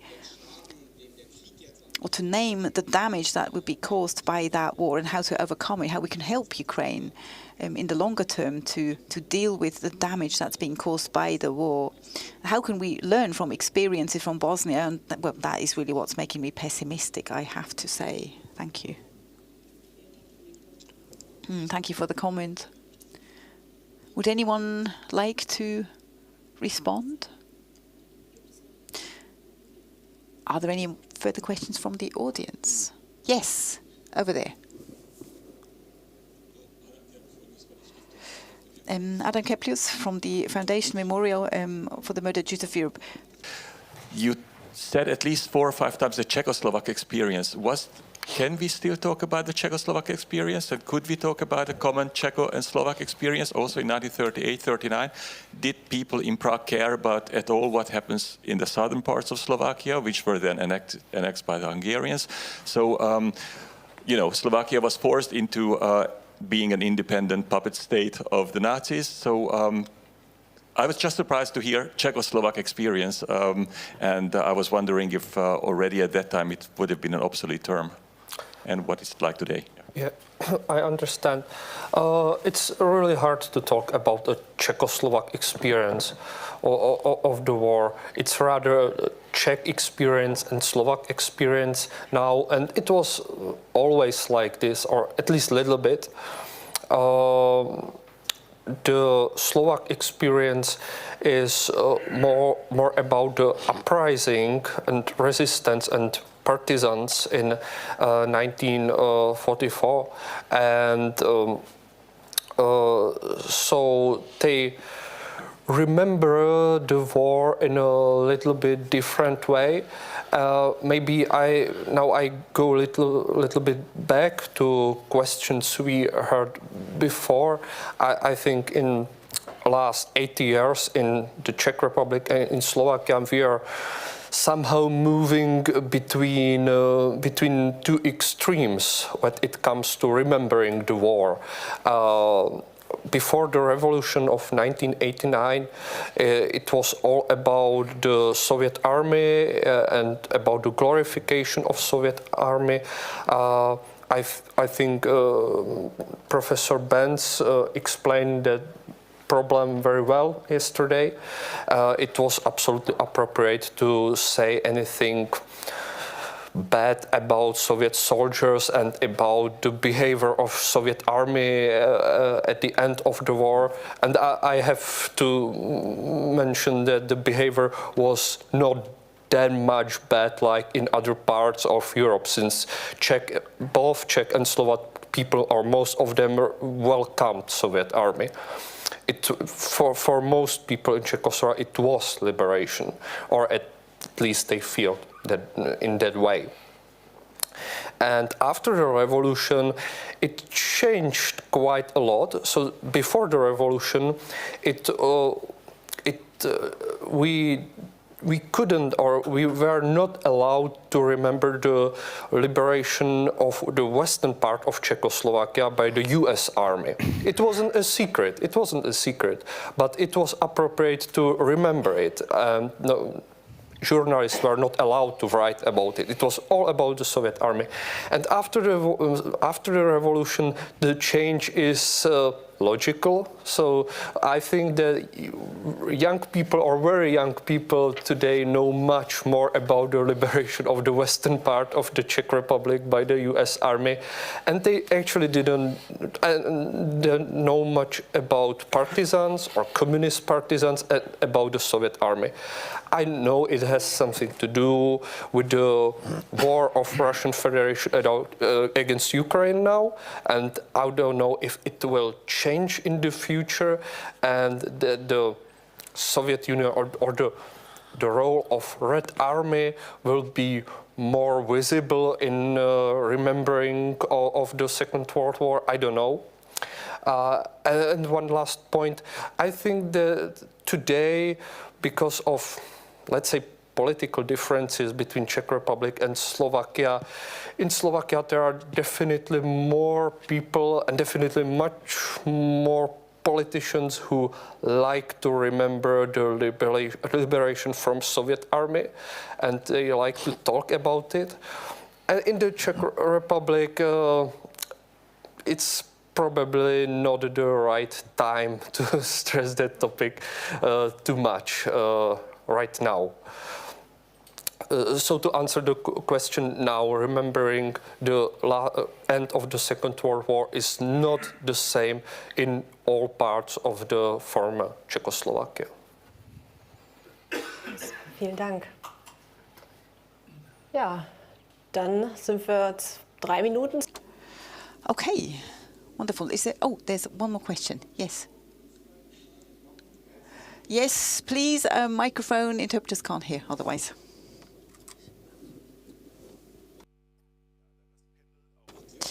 Okay, because the panel is also touching upon borders, the division of the border in former Eastern Prussia, which is Kaliningrad Oblast, would there have been an alternative to that? How did that come about?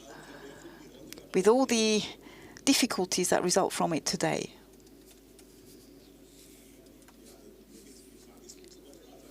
My question is really, were there ever any alternative plans for that particular part of the border?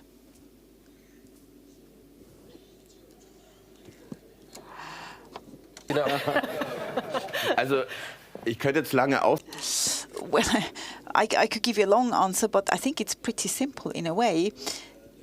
When the areas were divided, especially when we look towards the coast, it was, of course, about future clashes, future potential wars, and of course you try to secure certain territory, and that's the only thing that counted. And if we look towards the longue durée, ex post today, Kaliningrad, let's put it carefully, of course, is very, very dangerous for European security under Putin.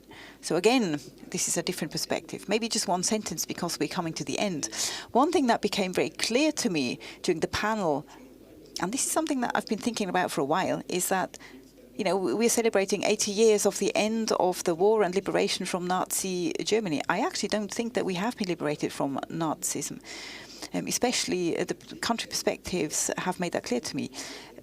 This war came to an end, but other struggles continued. Civil wars, especially also when we look towards Germany. In 1945, we were not liberated from National Socialism. Otherwise, it wouldn't have taken us 52 years for the German Bundestag to make its declaration, or for having a different perspective on the Wehrmacht. And if we had been liberated from National Socialism, we would not have an AfD political party today. So I find this very difficult when we talk about 80 years of commemoration. You know, if we discuss it from a perspective of liberation, it is so much more complex, and that is what this panel has made clear to me. Especially we as Germans should be very careful when we talk about liberation. If we had been liberated, the last 80 years would have led to different discussions, more targeted maybe also when it comes to European dimensions. Today we might be talking about different things, and we wouldn't be in a political situation we are in now. And last sentence, I think this is one result of not also considering the military war and the Wehrmacht, the role of the Wehrmacht. Some surveys show that every fifth of Germans today believe that they had been victims of Nazi Germany, because we didn't talk about what the grandparents, great-grandparents did in the war and what Granddad really did. in the Soviet Union, you know. So there was a war of extermination that had been planned as such right from the very beginning. We have to keep saying this loud and clear. Allies were invaded. Eastern Europe was invaded in order to turn these countries into slaves. That's a fact. We need to talk about the military dimensions of this war, and to not talk about this and the consequences, I think, is a big mistake. So, from the perspective of international relations, the status of Königsberg or Kaliningrad district was not finally settled until 4+2 agreement on unification of Germany. It was still open because there, as long as there was no peace agreement with Germany, so that question was open. And well, former colleagues from German Foreign Office will admit, there was an option of Germany recovering Kaliningrad or Königsberg district. In fact, but this simply was too expensive at the time, and nobody realized that long-term military consequences of Russia keeping Kaliningrad would be very negative. Vielen Dank. Ja, damit sind wir am Ende unseres Panels. Okay, that brings us to the end of our panel. Before I release you to the coffee break, I'd like to thank you, our panelists, very much for your insightful comments. I'd like to thank John Zimmermann for the keynote, and I'd like to thank the audience for your interesting questions. We now have a coffee break, and we reconvene for the second panel at 11:15. Thank you.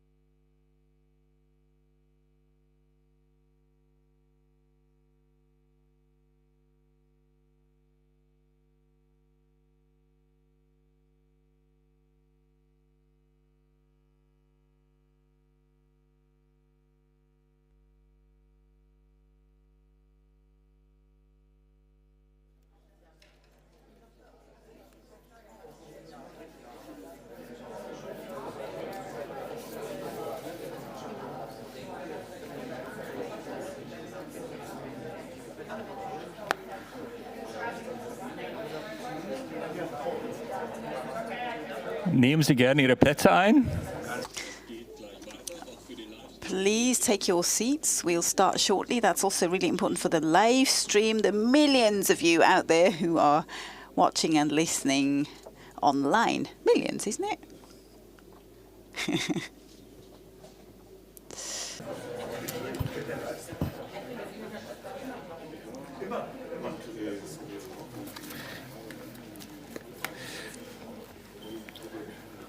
Ja, danke. Mein Name ist... Thank you very much. My name is Adam Kepershomis. I'm from the Foundation for the Murdered Jews of Europe. I'm a moderator of the second panel, which is a great honor to me. A very warm welcome. The warning for the people behind the booth. And after we have heard a lot about the military end of the Second World War, now we'll turn to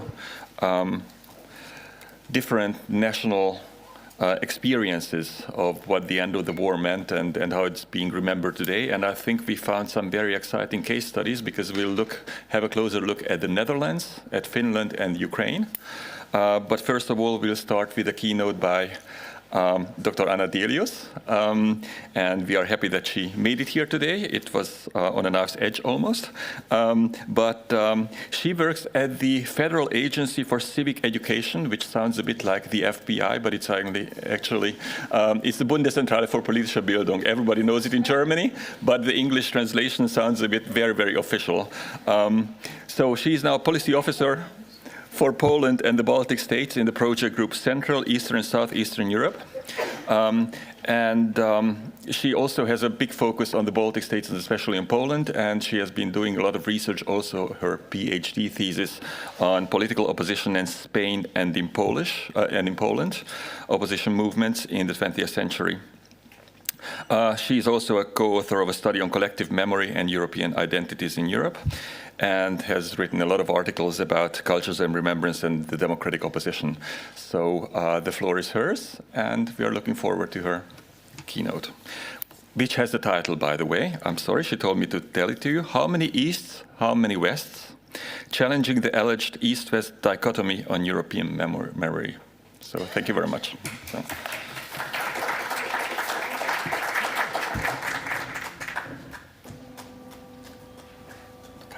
Einstellen, ne?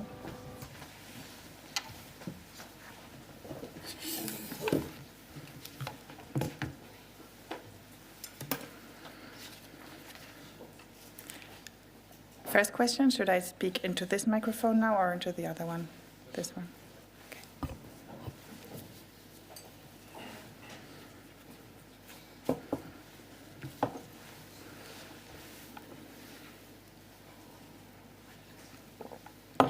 Yeah, good morning, everybody. Thank you very much, Adam, Robert, and Amelie, for your kind invitation. I'm very honored to be able to speak to you today. I apologize for not being here earlier. My daughter also got sick, just like yesterday's keynote speaker, and I had to organize family logistics. But I'm here now, and I'm very happy to be here, and I'm very much looking forward to the fascinating panel we have ahead of us.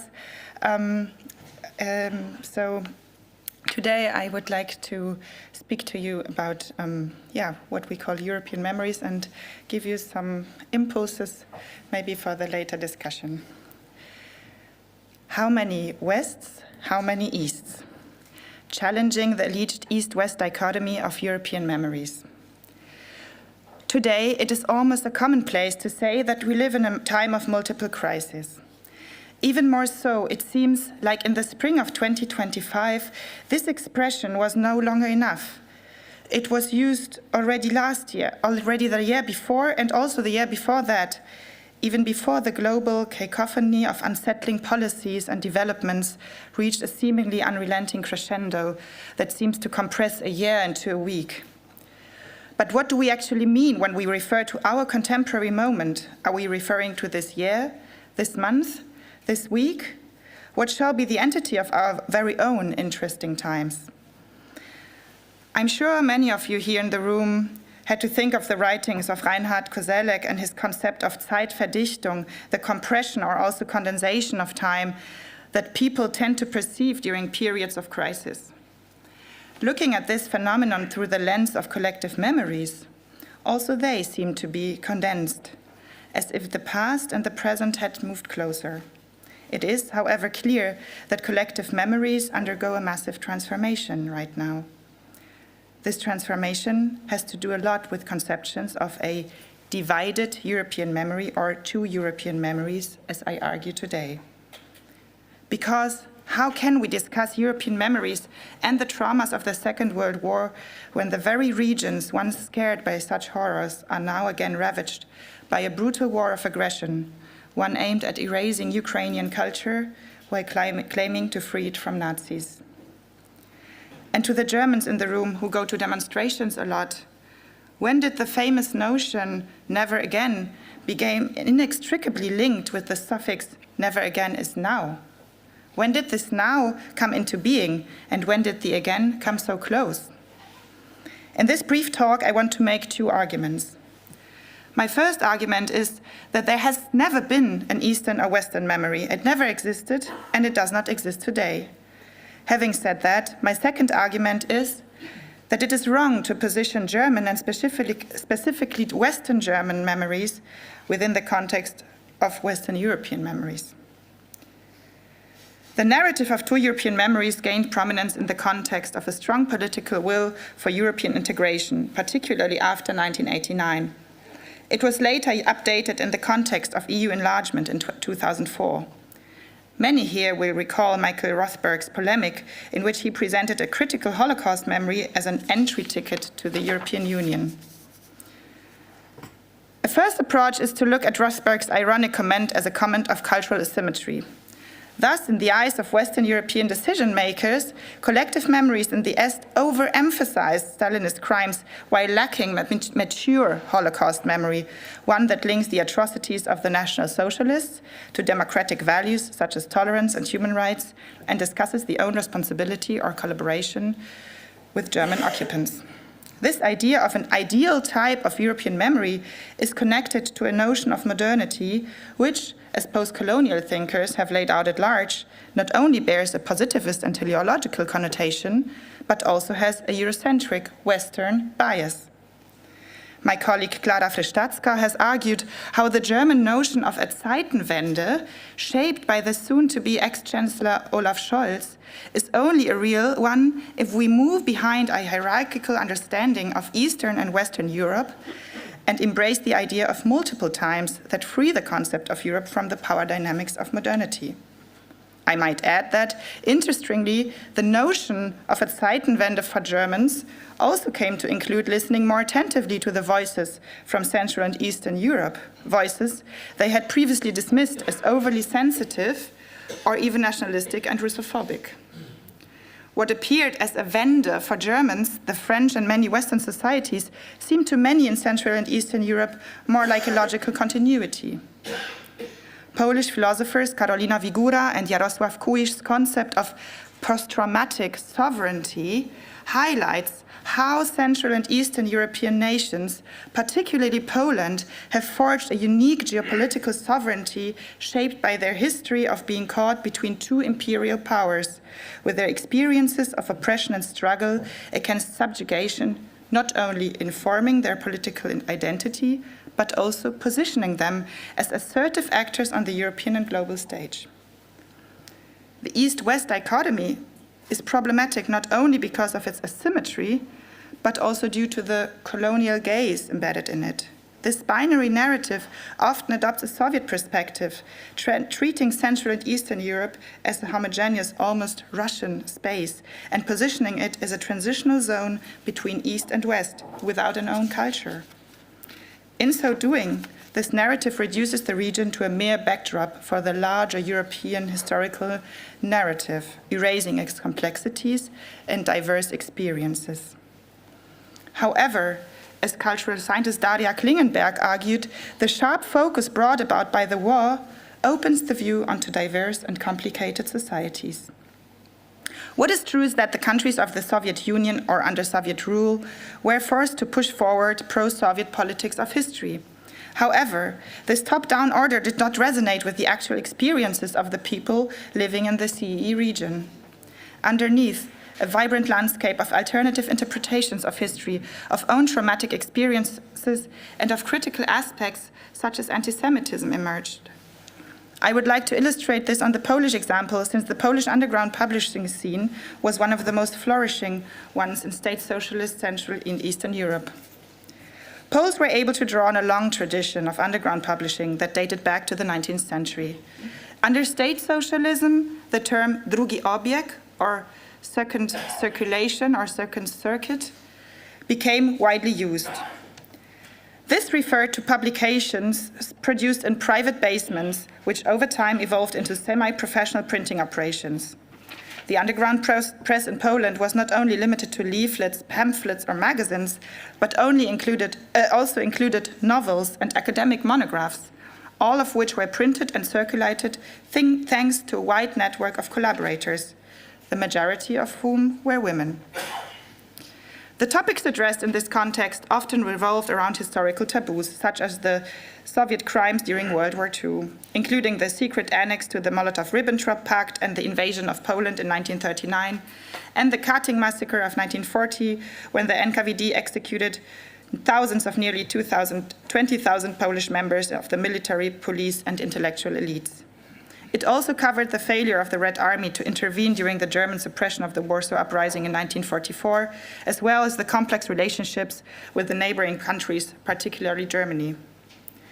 Even anti-Semitism as a constant aspect of Polish culture was brought up, such as in Józef Lipski's famous essay, Two Homelands, Two Patriotisms. Thinking of the different types of memories, the persistence and the presence of alternative memory discourses can hardly be divided into official and unofficial memory, since the degree of institutionalization of the Polish samizdat was especially high and offered a somewhat alternative public sphere. What is more is that there were not only informal actors that engaged in alternative memory projects.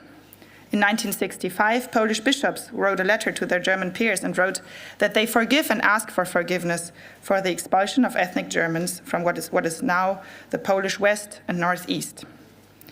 This letter was extremely controversial, not only in the eyes of the communist government that was furious. It is, however, an indicator for how these alternative discourses served as arenas for debate that went beyond homogeneous views of history. But also in other countries, including the Baltic ones, alternative memories persisted. The great anti-communist protest waves of the 1980s took place on historical dates. For instance, on the 23rd of August, the signing date of the Molotov-Ribbentrop Pact and its secret annex that attributed Lithuania, Latvia, and Estonia as parts of the Soviet Union. After 1989 and 2004, therefore, it was not two European memories that clashed. 1989 rather opened new channels of distribution and ways of expressing these collective memories, and of course, an integration of these narratives into official national memory politics. After the fall of the Berlin Wall, Central and Eastern politicians and civil society advocated loudly for an acknowledgement of Soviet crimes against Central and Eastern Europeans. Now all the engagement that had been taken place in alternative public spheres or in exile opened up and was institutionalized in different NGOs and state organizations. Central and Eastern European memory agents advocated for the memory of Stalinist crimes in a language that had been established in the context of a globalized Holocaust memory and connected their own narrative with established notions like lest we forget or never again. They successfully lobbied for the implementation of an anti-totalitarian day of the remembrance of the victims of all authoritarian and totalitarian regimes on the 23rd of August on a European scale in 2009. On a European official level, this was quite controversial, since it stood in direct concurrence with the 27th of January, the day of the liberation of Auschwitz by the Red Army, what even more underlines the complexity of the historical entanglements here. Prominent Holocaust scholars like Yehuda Bauer warned at that time against equating National Socialism with communism. In fact, some of these agents were associated with right-wing movements, but the conviction that Stalinist crimes are too little remembered in the West was shared by almost all political camps and milieus. German blind spots of memory. One of the problematic aspects of depicting the European memory landscape as one of two European memories clashing is that the German case disappears, because it then dissolves into the Western European space. The conflictive societal dynamics that were entailed in this process of what in English is called coming to terms with the past are blurred out in such a perspective, just like the different perspectives on Central and Eastern Europe. However, Wolfgang Benz reminded us yesterday how even German elites struggled with what some of them considered an imposed way of dealing with the own guilt. Studies have shown how little German official memory discourses resonate with private memories of personal family biographies. The massive protest against the exhibition of the war crimes of the Wehrmacht in Eastern Europe in the 1990s were one major symptom of this inability to acknowledge the nation's own guilt. Even more so, it was a symptom of a lack of knowledge. As Franziska Davies and Katja Machortina point out, the memory of the war in reunited Germany remained oddly disconnected from the memory of the Holocaust. It was the Wehrmacht exhibition that for the first time highlighted the nexus between the Holocaust and the war of annihilation in the East. It removed the war from its trivializing remembrance as just a normal war and revealed the atrocities of the German occupation policy. The specific memory of the Holocaust in a closed space of uniqueness, like Aleida Assmann said, had the consequence that the suffering of other victims was given less space. Today, the rise of anti-Semitism in Germany and worldwide forced us to reassess the way the Holocaust was remembered. What Assmann called a closed space of uniqueness also led to a disconnection of the event and its memory, and therefore to an abstraction of the memory. In such a context, a process took place that was called a Wiedergutwerdung, and this is very difficult to translate. I tried it by restoration of goodness, but maybe the colleagues will do better than I. A Wiedergutwerdung of Germans by the author Max Czolek. This process was, of course, also one of the westernization of the citizens of the Federal Republic, integrating them into the societies of Western Europe. But by reducing European memory narratives to the mere binary question whether the Holocaust or Stalinist crimes are in focus, important dynamics within the societies are camouflaged. It moreover ignores the important processes of European integration in the West and acts of cross-border initiatives where not only politicians but also ordinary citizens took part in memory practices and acts of commemoration and reconciliation. We need categorization to be able to grasp the hyper-complexity of what is around us. We will not be able to live without the categories of East and West in the near future. However, the crescendo of unsettling events in the past month and years has shown that not only the East is more of a diverse kaleidoscope than a plain space. On the other hand, the post-war order seems to have come to an end. The West is heavily divided, or, how Karolina Wigura and Jarosław Kuisz put it in the New York Times recently, we have now, for the first time in history, two Wests. So maybe we always had more than one West and one East. Thank you.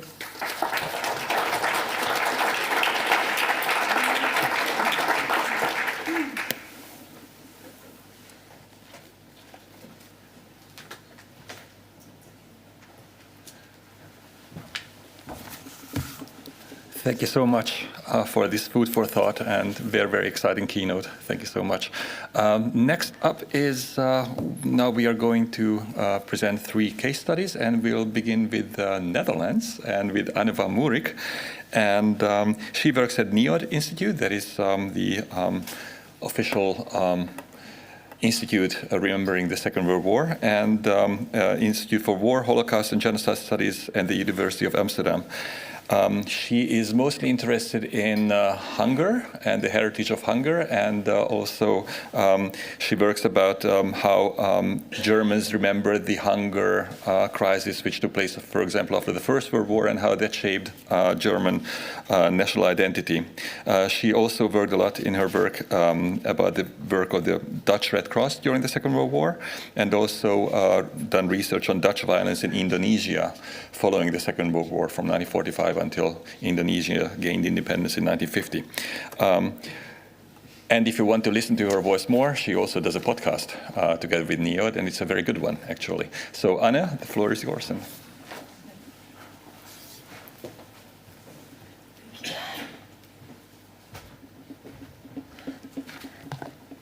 Thank you so much for introducing me so well and for organizing this all so professionally.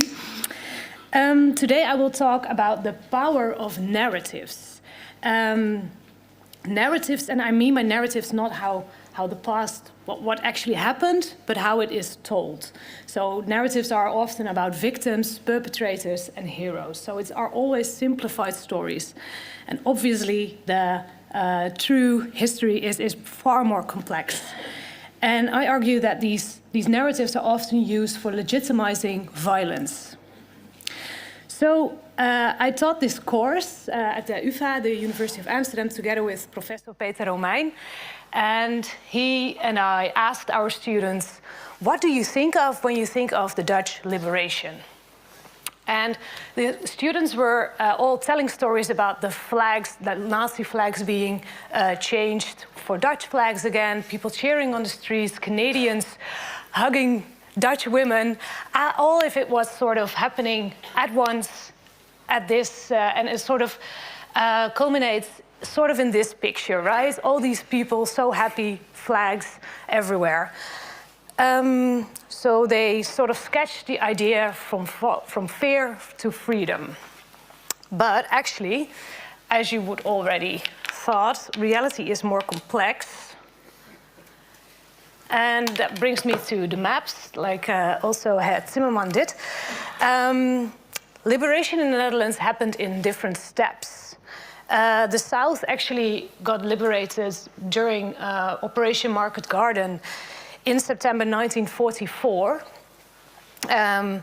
But then they had to stop because they went a bridge too far. Probably everybody has seen that film. So they stumbled upon, here you see that the areas of Maastricht is liberated, Nijmegen, but they could not go further. And this meant that for probably almost half a year, the west and the east of, or the north of the Netherlands were not liberated at all. And the west especially was sort of closed off from important food regions. So my colleague Ingrid de Zwarte wrote a book about the hunger winter and about how many, I believe 20,000 Dutch people died because there was not enough food. It was a very complex reasons were for this, not only this, and it was not only that they were so locked off from the urban, rural regions. There was far more happening. But this is basically how it happened in steps. So you see here that the north is being liberated in April. I'm not a military historian, so I have to look for this. And you see that the west was finally liberated in May.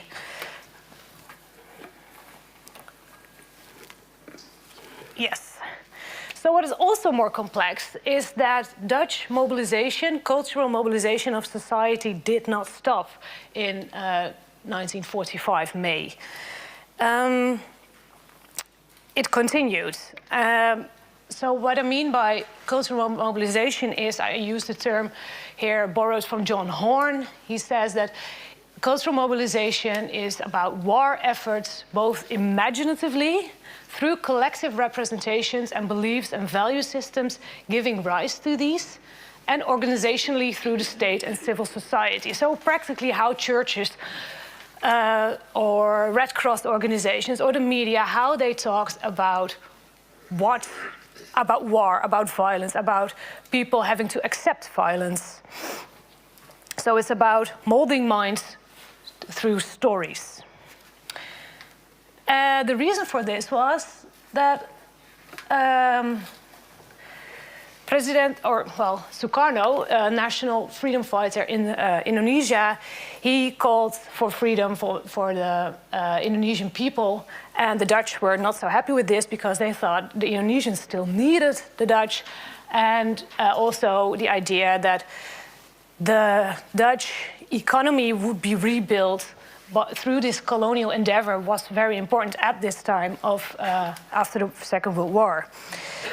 So remember that first story about the Canadians liberating Europe, or the Netherlands. This story, that image was so profoundly visible in Dutch minds that actually a lot of soldiers who had to go to Indonesia or volunteered, that they also thought of themselves like the Canadians, like the cool guys who saved everyone, who saved the civilians. So this is sort of, well, you see that on social media a lot, expectations and how it turned out. That's what you see here. Because while the idea of liberating the Indonesians and liberating the Dutch Indies people from from the Indonesian freedom fighters, the Pemuda,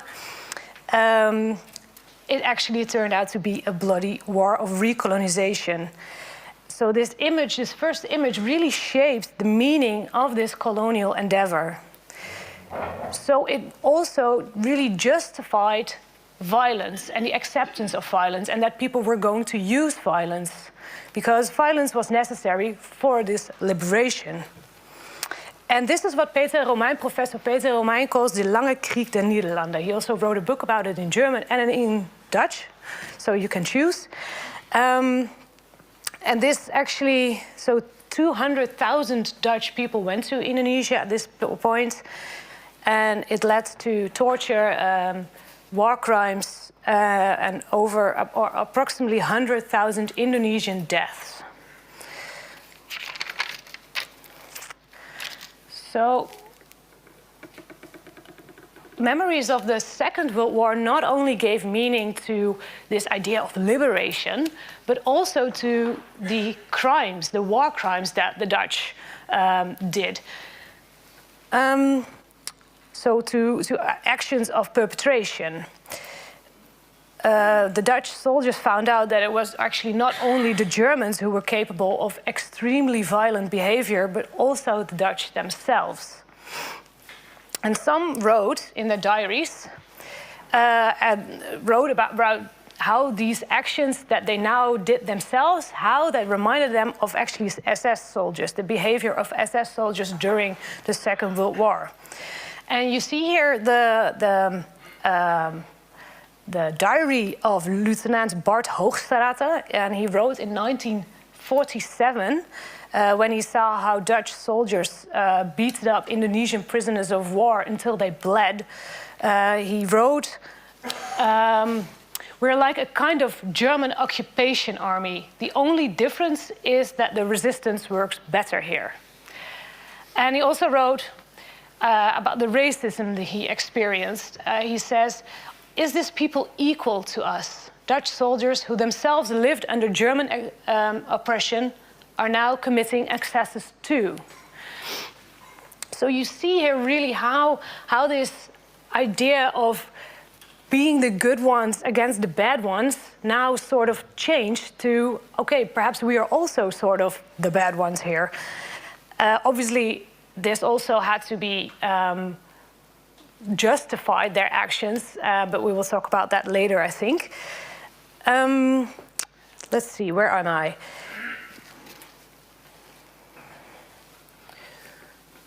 Yeah, we'll skip this one for the discussion. And this brings us already to the last part, how does this memory, collective memory or cultural memory look now in the Netherlands? And obviously a lot has changed, and we will talk about that later. But these simplified narratives that I sketched, especially the ones justifying violence, so justifying violence by pretending it was a war of liberation, they still are so incredibly powerful. It's still often very easy to think in ideas of heroes and victims. So the photo on the left, that's so much easier to swallow for many Dutch people. And this was so long a very dominant story. It's changed a bit.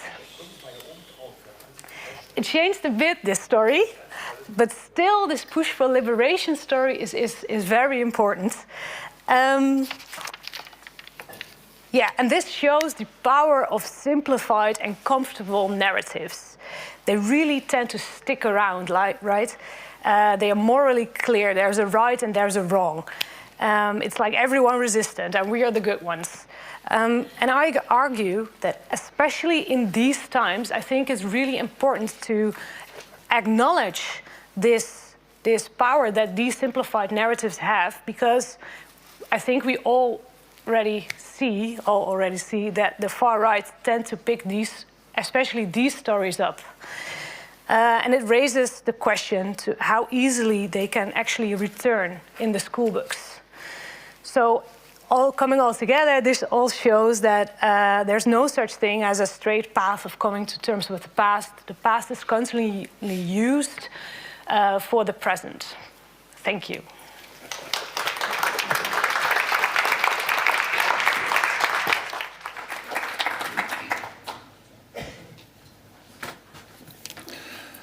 Thank you, Anna. And thanks also, Anna, for bringing us to attention that there are many Wests and many Easts. Next country up is Finland. I would like to do a survey, actually, almost. Do you think that Finland is part of the West? And if it is, why? So sometimes it's so arbitrary, maybe. And I think most of the people have never really thought much about Finland and its traumatic experience during the Second World War, or however they call it, because it also has different names. So next up is Dr. Ville Kivimäki from Finland, as you have probably guessed. And he is an expert of traumatic war experiences, war in society, gender roles, gender history, and the memory cultures of war. He made his PhD thesis, his title was Battle Nerves, in 2013, and it's been also translated into several languages. And he is now working, he's the research director of the Finnish Literature Society in Helsinki. So, welcome.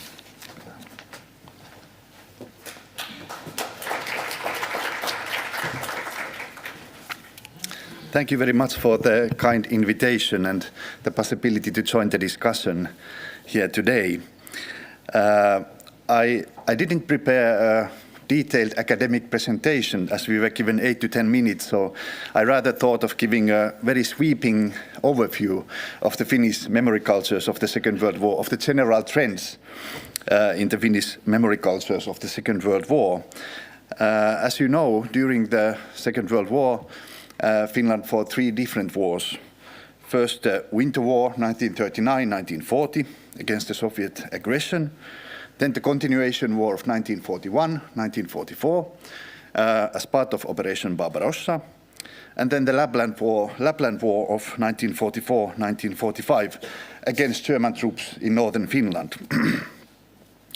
This last war, the Lapland War, it has had great regional significance in northern Finland, but otherwise the Finnish memory culture has really focused on those 2 first wars against the Soviet Union.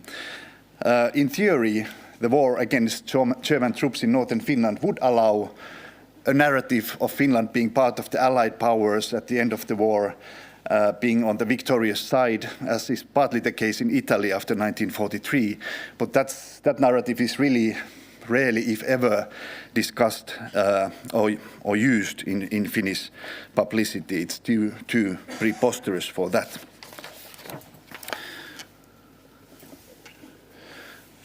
Here in the picture we see some Finnish troops after the armistice of September 1944 withdrawing towards the new borderline, then to be demobilized by the Finnish army.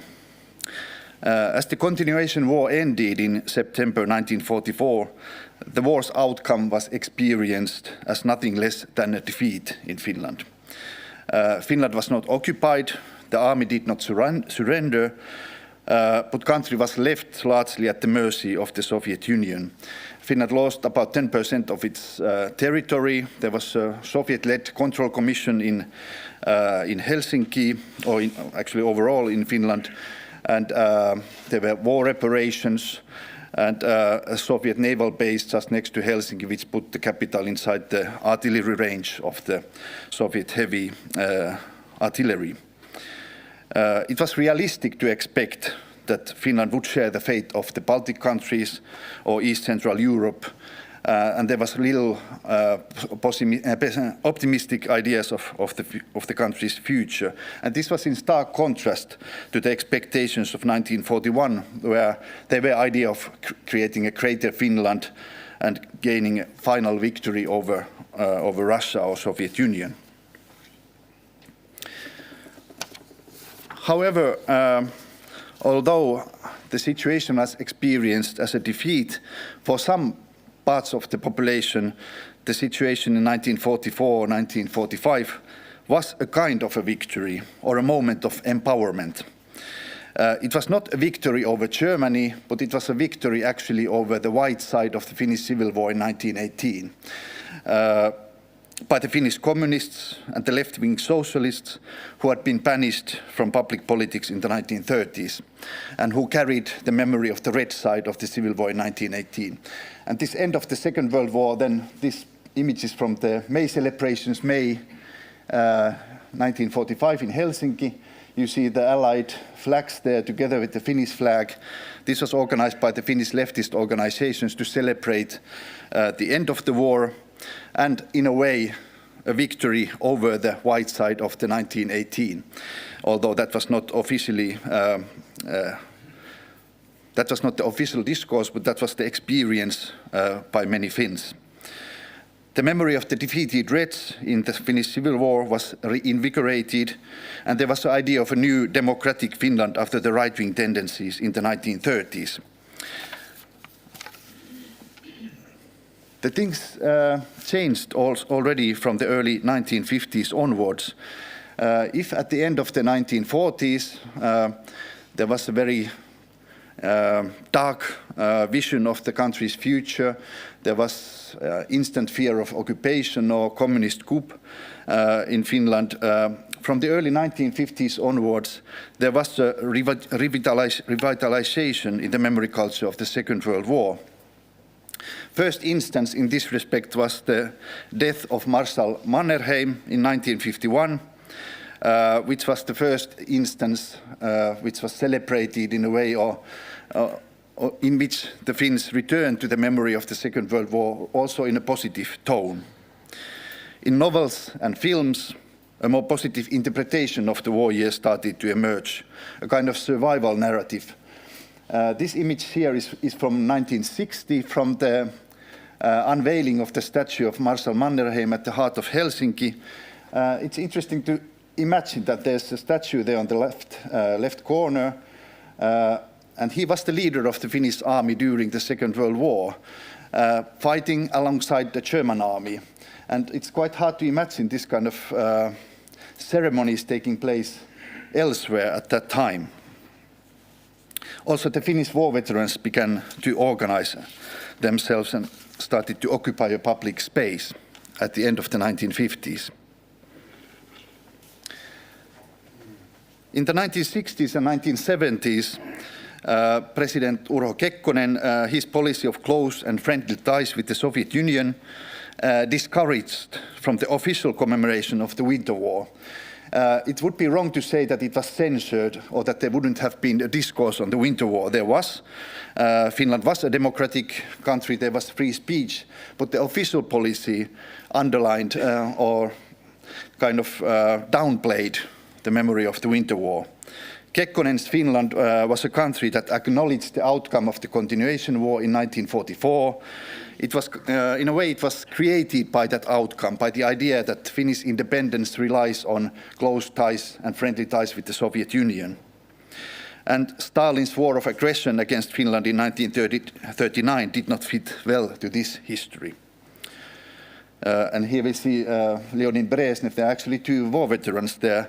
Brezhnev was a political commissar, I think, during the Second World War, and Urho Kekkonen was a war veteran of the Finnish Civil War. He had fought on the white side. He had actually participated in some executions of the Red Guardists in 1918, which was to him personally a very traumatic memory. Now, things began to change again in the 1980s.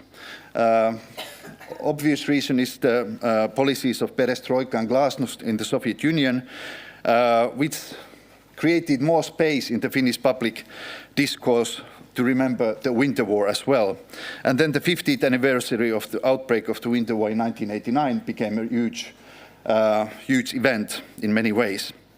And from that perspective, the whole Second World War began to be reinterpreted from the perspective of moral victory and also defensive victory, as a struggle for independence that was preserved by holding together national consensus and so on.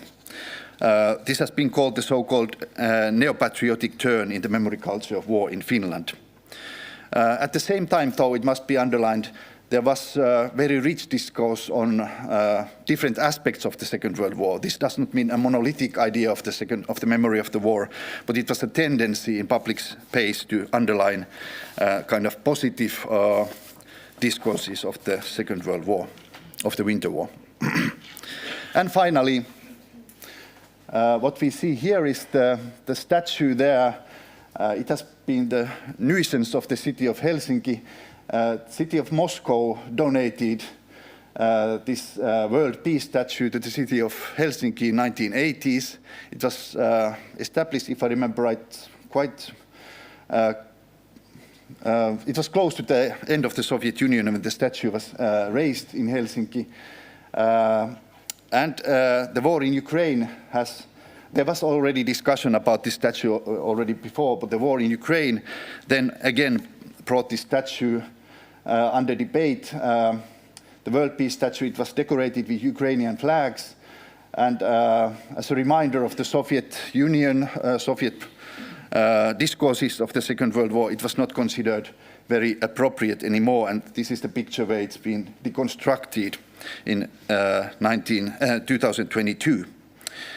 In this situation, the Winter War is again underlined.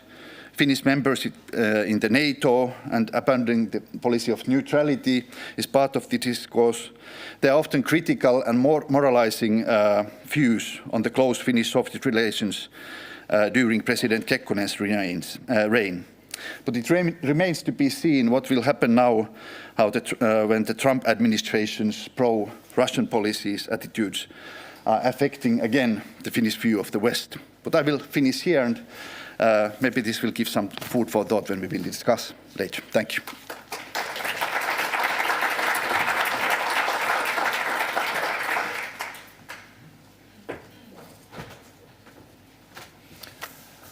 Last but not least, also complicated history, the case study of Ukraine, and I'm very glad to present to you Božena Kozakiewicz, who I've known for almost a decade now. She also used to work at our memorial, at our foundation, because she was involved in a project called Protecting Memory, and which was a project of creating memorials at mass shooting grave sites of murdered Jews, victims of the Holocaust in Ukraine, and they created more than 20 memorials, especially in western and central Ukraine. But now she works at the Viadrina University in Frankfurt-Oder, at the chair of Entangled History of Ukraine and the Viadrina Center of Polish and Ukrainian Studies. And she's right now working on her PhD project, which is about the town of Berdichev, one of the epicenters of the Holocaust. Jews and Christians, Soviet religious policy in multi-ethnic Berdichev from 1921 to 1964. So please welcome Božena Kozakiewicz.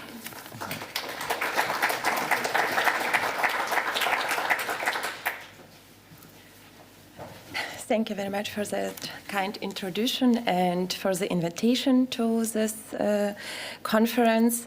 And of course, speaking about Ukrainian experience, I have to speak about Soviet experience, but also about Ukrainian experience since 1991.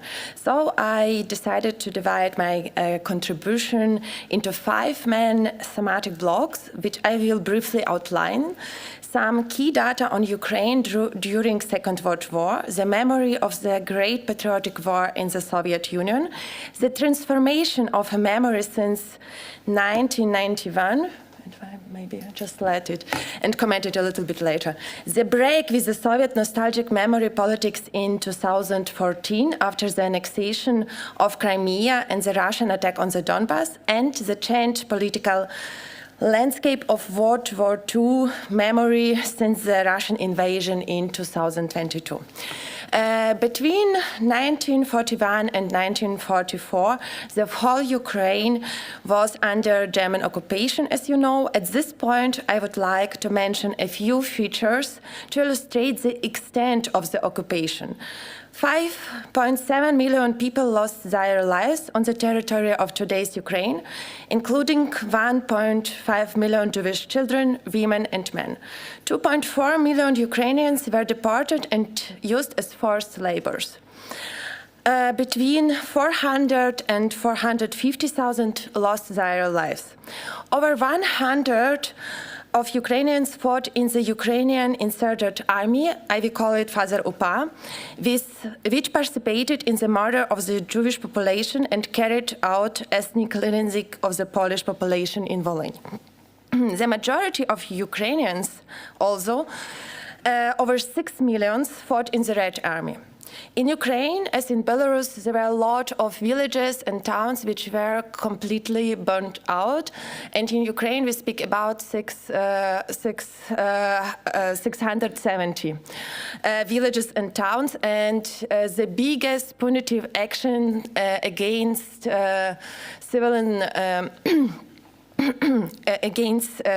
civilians in Europe under German occupation was carried in Ukraine. Maybe Koryukivka, the village of Koryukivka is a term for you. We speak about 6,700 inhabitants of that punitive action against partisans. Now I will speak about Soviet Union and the remembrance of the Second World War. At the state level in the Soviet Union, only general references to Soviet victims were made. Monuments to civilians who died in the war bore the inscriptions to peaceful Soviet citizens.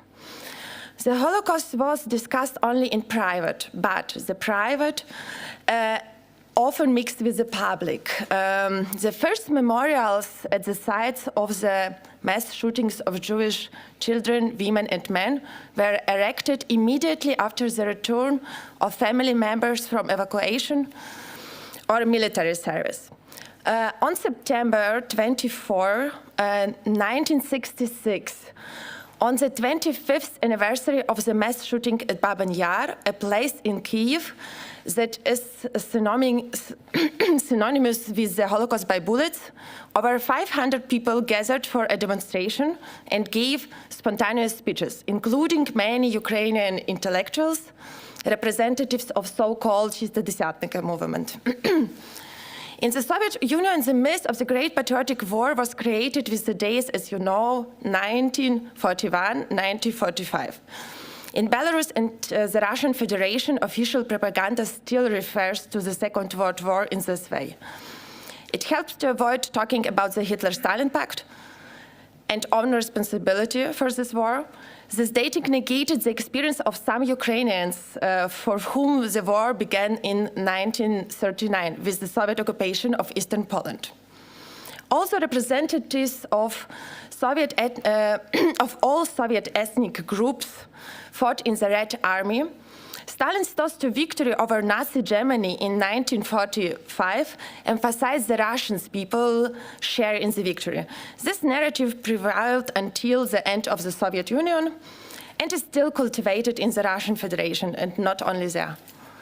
The first major parade to celebrate victory in the Great Patriotic War did not take place until the 20th anniversary of the end of the war.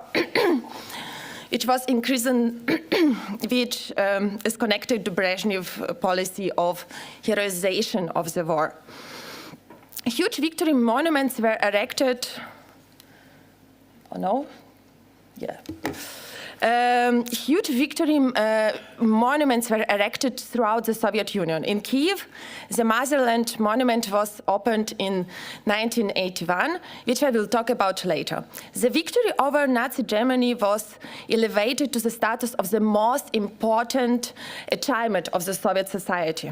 It got even more important than, for example, the October Revolution. In independent Ukraine, the process of forming new cultures of remembrance, and I deliberately use plural here, began in 1991. The nostalgic Soviet culture of victory memory persisted. However, in these memories there was no framework for victim groups such as the prisoners of war who were interned in Soviet camps after being captured by the Germans, or for deported ethnic groups such as the Crimean Tatars, or even for Holocaust victims. The other memory can be described as a national one and is characterized by emphasis on the role of the Ukrainian insurgent army UPA in the struggle for Ukrainian independence. However, there is a group of actors who are trying to seriously deal with the Second World War and treat this history not as an ethnically Ukrainian history, but as a history of all ethnic groups that lived in Ukraine. From 1992 to 2015, 9th of May was celebrated in Ukraine as a day of victory over fascism. Since 2015, the 8th of May is observed at the state level as a day of remembrance and victory over Nazism in the Second World War. And here we can see these pictures. It's from one of the central memory sites to the Second World War in Kyiv, where the dates were changed from 1941 to 1939, but it happened only, if I'm not mistaken, 2024, like not after 2014. But still, the term Great Patriotic War has disappeared from official documents. 2014, it's really disappeared 2014-15 from official documents, but also from speeches. Allow me to make a personal comment. When we opened the memorials to murdered Jews and trauma in Ukraine 2019, officials in their speeches always mixed up the terms, and they started to talk about Great Patriotic War and then correcting themselves. And it's still now like that when you speak to people, they mix it. And I spoke about the three different memories of the Second World War, and Zelensky, before the full-scale invasion, was trying somehow to combine that two memories of national one and Sovietic one, and here is like a picture which was on all social media of presidential office 2019. It's a meeting of a former UPA member, Paraskeya Zelenchuk-Potiak, and a veteran of the Battle of Stalingrad, Ivan Zaluzhny. And now I'm coming to that topic about full-scale invasion of Ukraine, and just say a few words. I think we can discuss it later. On 8th of May 2022, Zelensky had his speech in Borodyanka near Kyiv, filmed in front of a bombed-out house. It was just after the occupation of that Kyiv region. He drew a connection between the experience of the war then and the war today. He emphasized that Ukrainian cities are being destroyed again, this time by those they fought with on one side. At this point, I would also like to talk about the Motherland Memorial. Yes, here. Since 2014, but even more since 2022, there have been discussions about decommunizing this monument. In 2023, the Soviet hammer and sickle were replaced by Ukrainian trident. In December 2024, Zelensky held his New Year's speech in front of this monument. The integration of Soviet history into Ukrainian history in this way takes place on a symbolic level. The victory in World War II is also declared a Ukrainian victory, not just a Russian one. And the last part, yes. Since 2014, the soldiers who died in the Russian-Ukrainian war have been commemorated where the dead of the Second World War used to be remembered.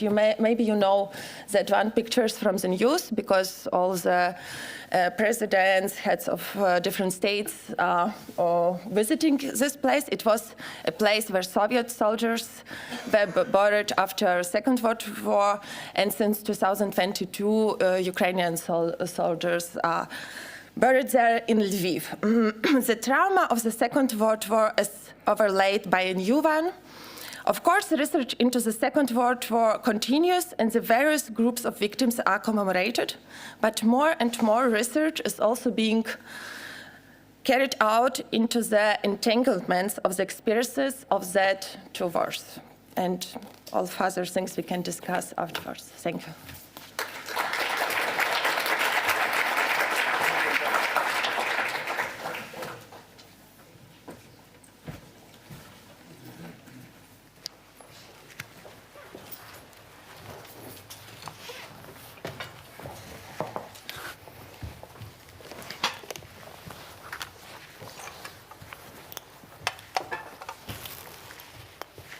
So thank you all so very much. It was very, very exciting to be able to listen to you and to.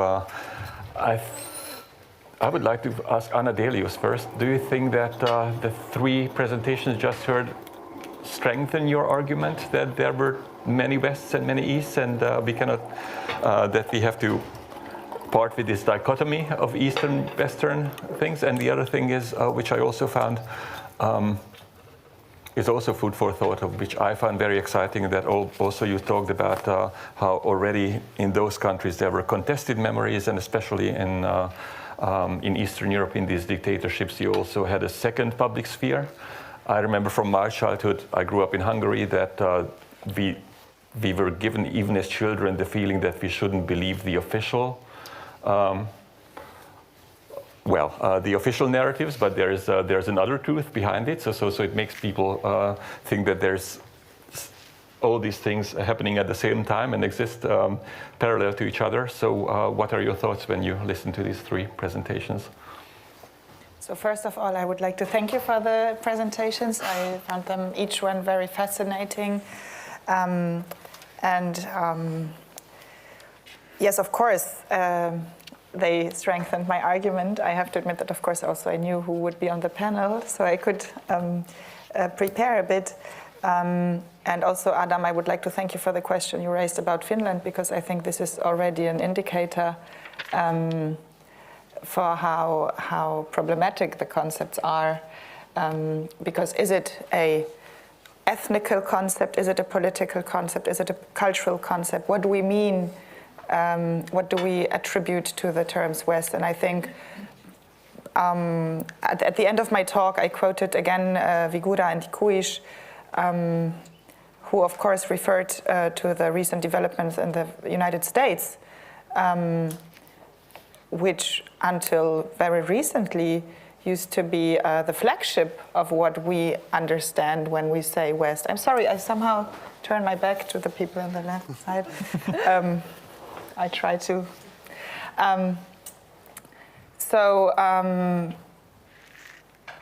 When they say now we have two Wests, but maybe this was, these currents were parts of what we would call a Western culture already all the time. I mean, the US president is not an immigrant that came from somewhere else, but he's a product of this culture, right?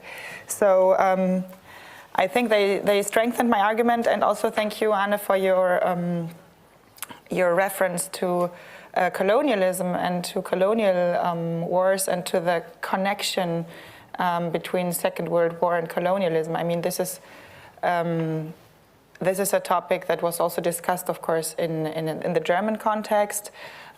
With regard, I mean, Jürgen Zimmermann is one of the most prominent representatives of this current here, where they draw also a line of continuity between colonialism, German colonialism, which is maybe even a bigger blank spot in the German memory landscape than the war of annihilation in Eastern and Central Europe. So yeah, and I don't want to talk too long, please, Adam. I just wanted to say about the second public sphere.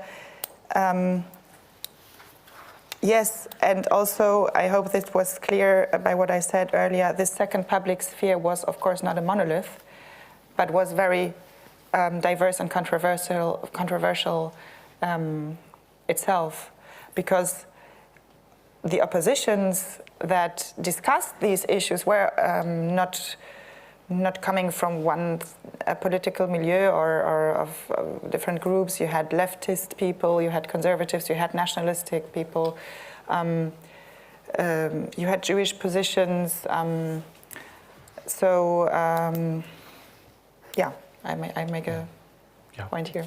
Just a marginal remark. I think it's also very fascinating that in the Polish opposition in the samizdat, already at the end of the 1980s, you had groundbreaking books written in samizdat and the Kultura in Paris about future Ukrainian-Polish relations. Yes. Which are so it's fascinating to read that, because this is what I meant about neighboring countries. Yes, about. So not only German-Polish relations, but also to Ukraine. Well, who should I start with? I think I will go back to the Netherlands first before opening it to the public. But when do you think that these narratives started to drift? I also remember that last year or 2 years ago, the new exhibition at the Museum of Dutch Resistance was opened, which was also quite controversial, because it is now much more multifaceted. It's not a heroic presentation anymore, but it shows all the very, very different rooms of maneuver of ordinary people, and how some people got into the resistance, but how some people became collaborators, and how some people ended up being victims. So do you think, when did it all start, and do you think that these changes are accelerating now? I'm also referring to also Ville and especially the Ukrainian perspective, that in the last 2 or 3 years, our view of history is accelerating and changing very, very quickly. So what do you think when the most changes happened in the Netherlands? I think in the Netherlands it happened, so only regarding the Second World War now, scholarship has already showed that Besatzungsgesellschaften, so the occupation communities, societies, that it is way more complex than only victims and perpetrators. And I think that the Verzetsmuseum, so the Museum of Resistance, already included those perspectives, that at one point Dutch people could collaborate, they could also resist, but they could also perpetrate violence sometimes, and that it was dependent on the context, that the reality was messy. But what happened, I think, to the moment that you're referring to 2 years ago, was that these, bit more conservative groups found out about this, that this was already, that they presented it as something new. And there were new aspects to this exhibition, but actually this idea of history, of not having clear heroes, that was not so new. So, but it came in the media as such because these groups really pushed this. And I think that is an interesting topic. Perhaps that could have also happened 20 years ago, but you could also see it in light of that, of a growing polarization, I would say. Yeah. It reminds me a bit of the Wehrmacht exhibition in the 1990s, that people were surprised to see how many people actually believe this myth still of the professional Wehrmacht, who were actually not very much involved in Nazi crimes. So it's maybe an interesting parallel. Yes. But also to colonialism, and it's a bit different in the sense that the French and the Dutch were occupied by the Germans, but still were colonial powers after the war. It's a bit different from the German experience, who lost all their colonies after 1918. So it's a different kind of continuity, and it makes things even more complicated if you are sure that you come from a society of moral victors, and a few years later you are fighting quite bloody wars, actually, in not so far away, like in Algeria was not so far away from France. Going on to Finland, I have to repeat what you said, that at the beginning it was a defeat, because militarily Finland, Finns had the feeling that they were defeated, but afterwards it was more a story of survival. So they realized, okay, it's not that bad. We didn't become part of the Eastern Bloc. Finland had a very long experience of Russian occupation, let's call it that way, or Russian, hegemony over Finland until the late 19th century. So what I would also be interested, is it still being debated a lot in Finland, what the role of Finland was? Because Finland never considered itself to be a part of the Axis, but still were fighting side by side with the Germans. And then at the end there was the Lapland War, which I think most people in this room have never heard about, that actually the Finns were fighting against the Germans at the end of the war. I think that's something which not that well known. So, so are there memory wars going on in Finland, or is it just a shifting, slow evolution?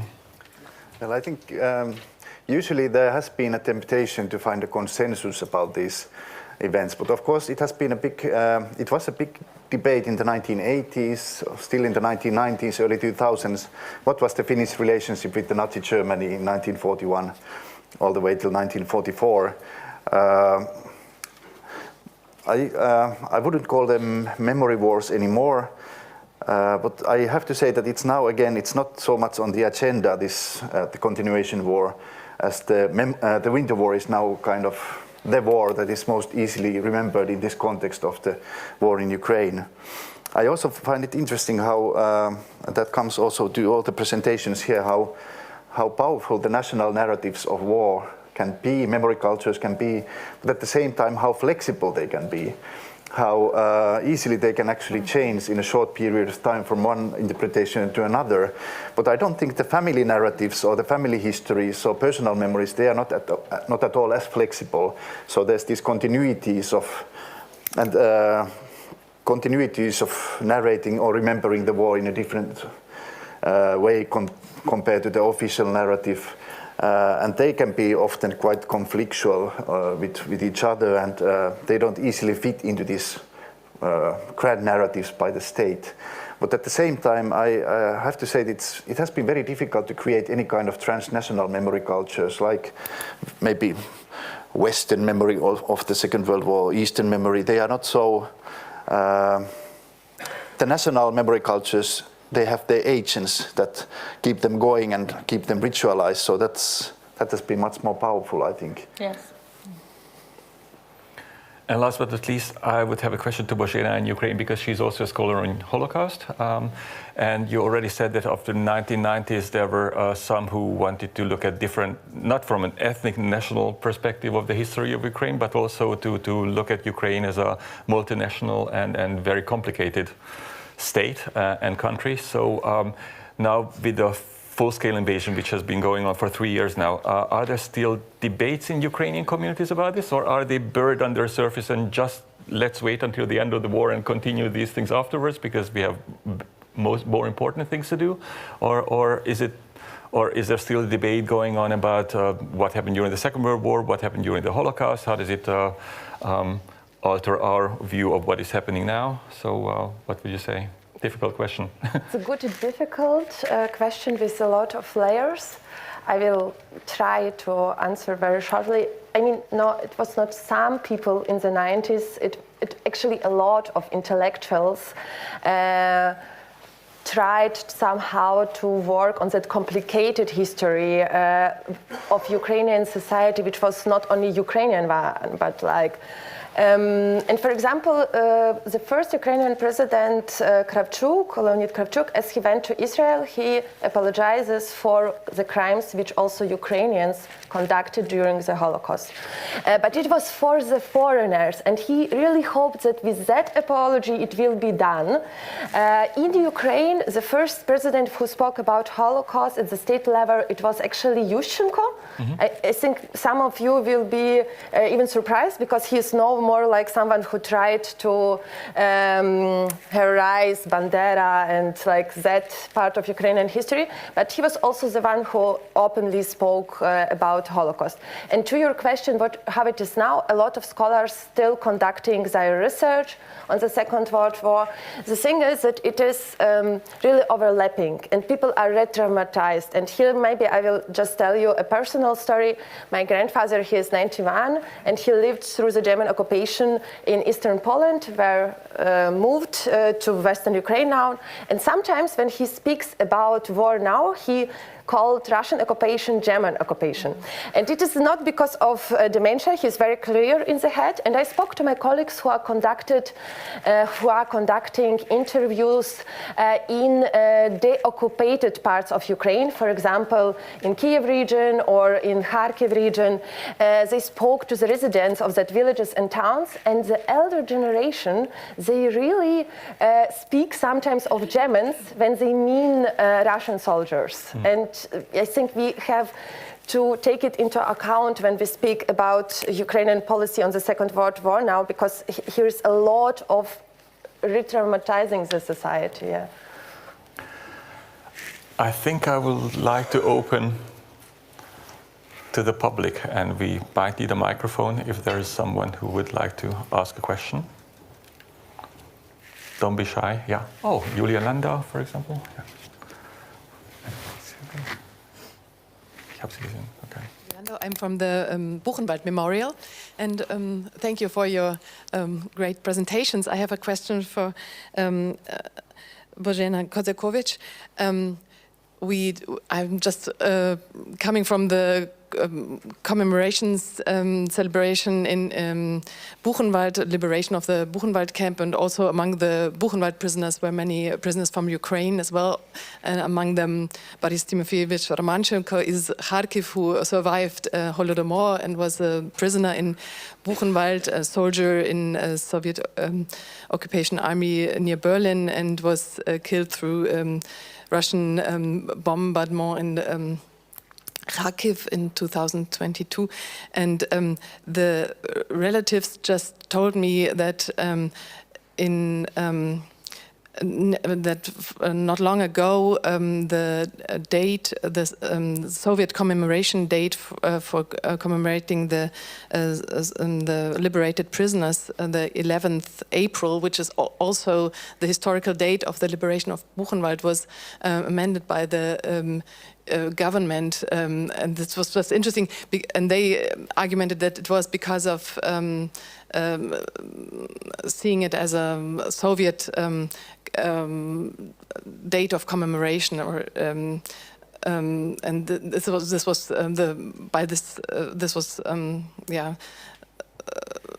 therefore it was.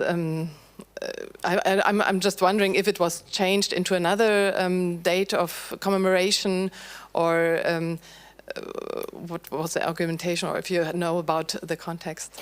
I know the discussion about that we should change that date. I have to be honest that I didn't know if it was changed into another one, but there are no commemoration taking place on the day, and the argumentation was, I mean, the thing is that with all the dates and the decommunization is such a complex issue that I think Ukraine started in 2015 with a war going on in Ukraine, you know, and now we continue to discuss it during ongoing war.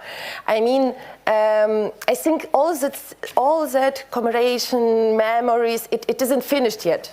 It is an ongoing process, and it depends on how the war will go on and end and so else. I don't think that we can say now the memory policies are as that, because it isn't finished, it's never finished. But in case of Ukraine, I think we have a very special issue which is influencing it, yes. And I think it's a very positive sign that even during the war of aggression, the Ukrainian society, scientific society, NGOs, they still discussing all the changing of dates, new memorials. For example, what I showed you, this Mother Homeland, it was a big discussion in the society, and the residents of Kyiv, they vote for what should happen to that. And it's 2023.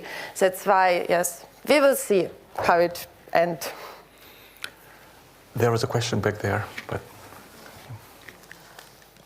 Vielen Dank, Tatjana Timofeeva, Europa-Universität Viadrina und die russische Wissenschaftlerin im Exil. I represent Russian scientists in exile. I'd like to thank you for this panel, which for me personally is very interesting. It is really good to follow, but I would ask for a brief addition, maybe, especially from you, Regina, and the others. Well, I understand that there's not time for everything, but the policy of remembrance in Russia, of course, is no longer spoken about very much, but I personally find them very, very important, and that's also my question.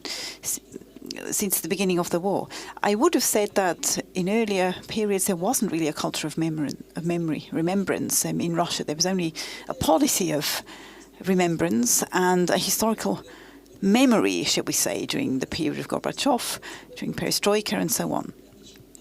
But now, I can't say this at all. There's even no policy of remembrance anymore. The war memories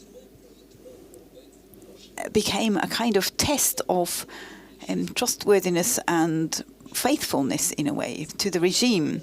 And there's all manner of legislation now, and really the one thing that remains is the decisive role of Russia in the war against fascism. And of course, I think this is a terrible state of affairs, not least from the perspective of science. And of course, it has nothing to do with a scientific perspective. But unfortunately, that is very much the feeling of society, because Putin has propagated, that, of course, the West is the perennial enemy. Whether the situation is really like that, that's my question to you on the panel. Whether it's just the situation seeming terrible to me, or whether it really is like that. So the key role of Russia and Russians during the war, that is something that I think, I suppose, is maybe new and also very dangerous, I would say, at the moment, because it's really only Russians who fought the Nazis. This is something that I never heard as someone who grew up during Soviet times. So please tell me, is the situation really as terrible as it seems to present itself to me? Through to this, or? You want to go first, and it's on Ukraine. Ja, also ich kann ganz kurz. Yes, sure, I can do it in German, yes.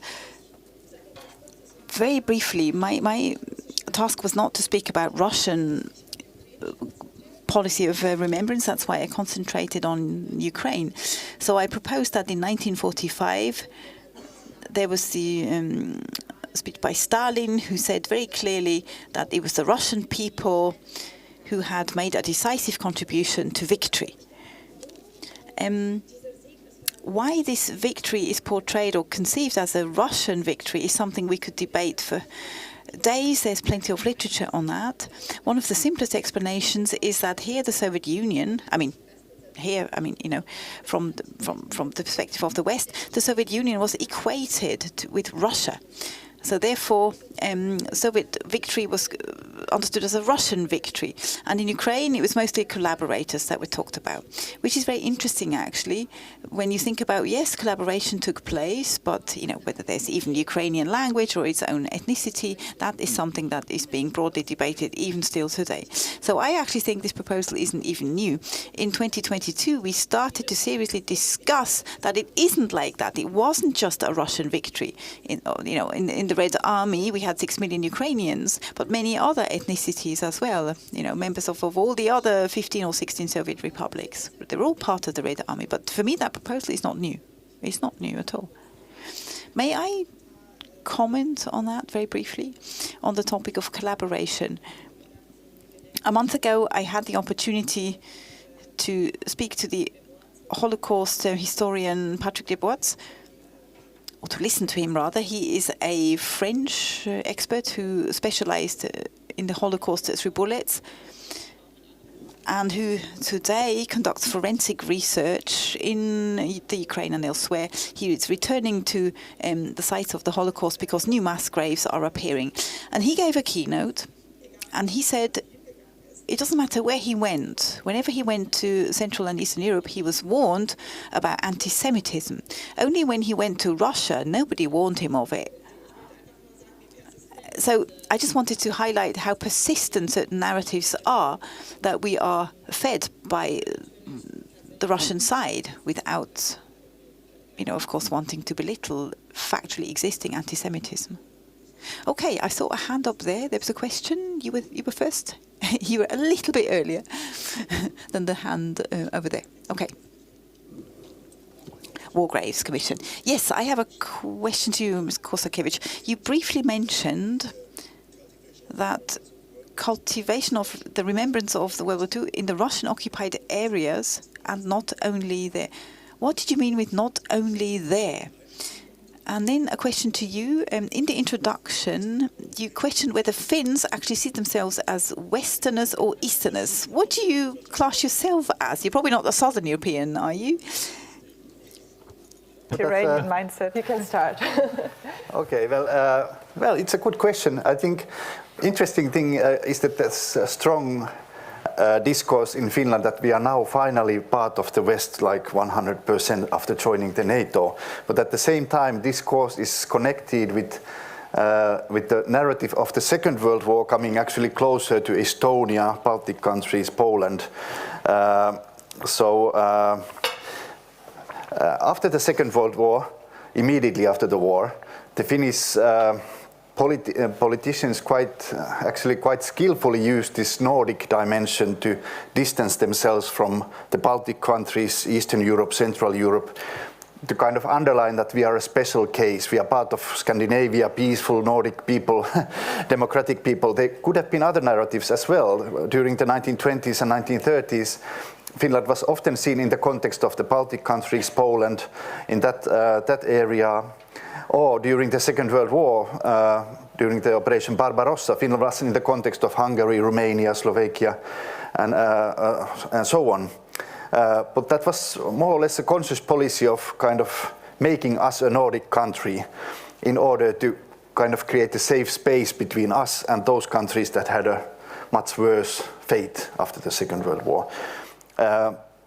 Then there was a discourse of special path, that we have a special relationship with the Soviet Union, that we are not part of the West, we are not part of the East, but we are somewhere in the middle. And now there's this discourse of we are finally in the West, but at the same time we are getting closer to the Baltic countries as well. So we are moving around. Maybe that's the... And your question was considered, I think, I told, yes, that in Russia there's still this... like the Russian people took the most important shape in the liberation of Europe and in the victory over fascism, and it's there and not only there, I told. And I actually answered it, answering Tatiana Timofeyeva's question. I would say that even here in Germany we had that narrative that Russia is the most important part of this victory. All the other nations are not really there, and yes. Yeah, there was a question here. Actually, yeah, my son is in 10th grade now, 11th grade, and I looked in a history book, which was published in 2012. It's a German history book, and I was very surprised how Russian focused it was. That it was 27 million Russians who were killed during the Second World War. Yes. Seriously. Yeah. Okay. If I may just there you go. Yeah. The Bundeszentrale is now also cooperating with teachers of Russian language and kind of contributing to a decolonization of this, of how Russian language and culture is being taught in Germany right now. I was surprised because if this book would have been from the 1980s from Baden-Württemberg, I would have said yes, okay, but it wasn't. Okay, there you go. Lucia Vervechkiene, Vilnius University. Many thanks for the presentations. And a question from a slightly different perspective. Many of you used photos and visuals to support your arguments. And now we live in an era of digitalization and social media. And to what extent, it's a broader question, I think, to what extent do you think that the national memory cultures are shaped by those developments, when with a few click bytes you can access archival material, you can access the footage from the war, that is the ongoing war, and to what extent it challenges the work of historians, of educators, of memory scholars, and especially the education part, I think. Could I give this question to Anne, maybe? Actually, but I did not understood the beginning. What changed?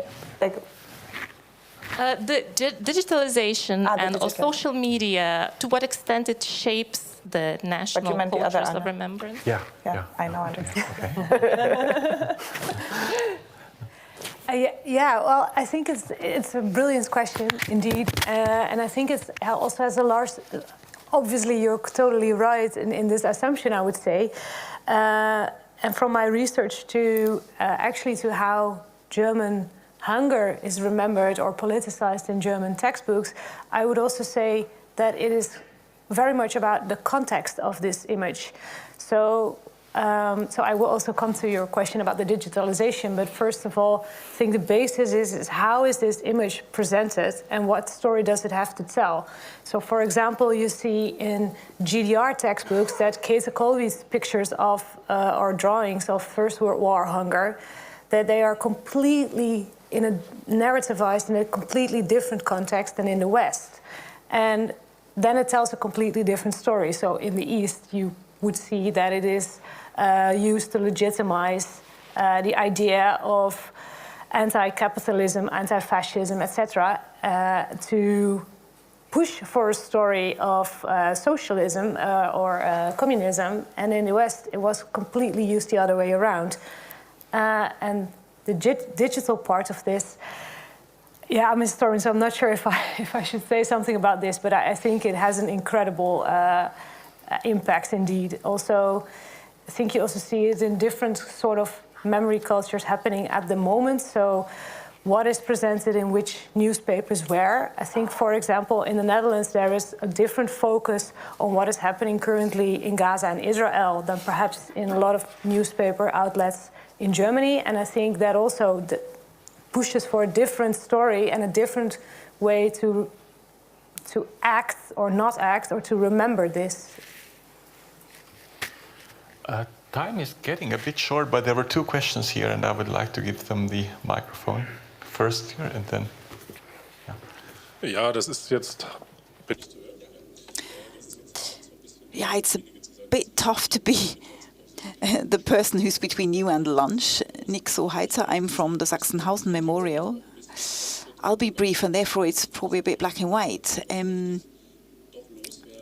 But I want to say this anyway. I do have some doubts whether the post-colonial paradigm is a good one to look back at the end of the Second World War. I know it's a longer discussion. I just wanted to say that Rothberg is being criticized from various directions, and whether the perspective of the colonial gaze is actually helpful or not, or whether we should maybe go back to older patterns of explanation, like Germanocentric or nationalist, if maybe that is not enough. And just to be a bit more provocative for the discussion, I sometimes get the impression that the proposals of Rothberg, which are actually quite thin, theoretically speaking, you know, multidirectional memory and his reception of Freud, I don't want to go into any detail, I sometimes get the feeling that it's a continuation of some ideas of totalitarianism theories that became really more very abstract and not very empirical alongside. He refers to Hannah Arendt, for example. I just really wanted to voice my doubts, and I'm happy to continue that discussion over lunch. What? I'm not allowed to answer this? No. Of course you are. Of course you are. But it is a topic which we'll cover in its own, well, actually not which we could cover, not just in a separate panel, but in a separate conference altogether. Yes, I just wanted to say that I only quoted Rosberg when he actually quotes Heinrich Heine. I'm not really quoting his multi-directional remembrance as a key concept. So Rosberg is simply interesting in the context of an entry ticket. I just wanted to say this in my defense. Of course, I'm familiar with the debates surrounding him, and I have read him intensively in another context, and the colonial gaze has nothing to do with that. And it especially is not just a Germanocentric view, but, well, the colonial discourse, of course, I think is important in the context of imperial Russia, but always from a dual perspective, German colonial ideas and Russian colonial ideas. Okay, and the last question before lunch.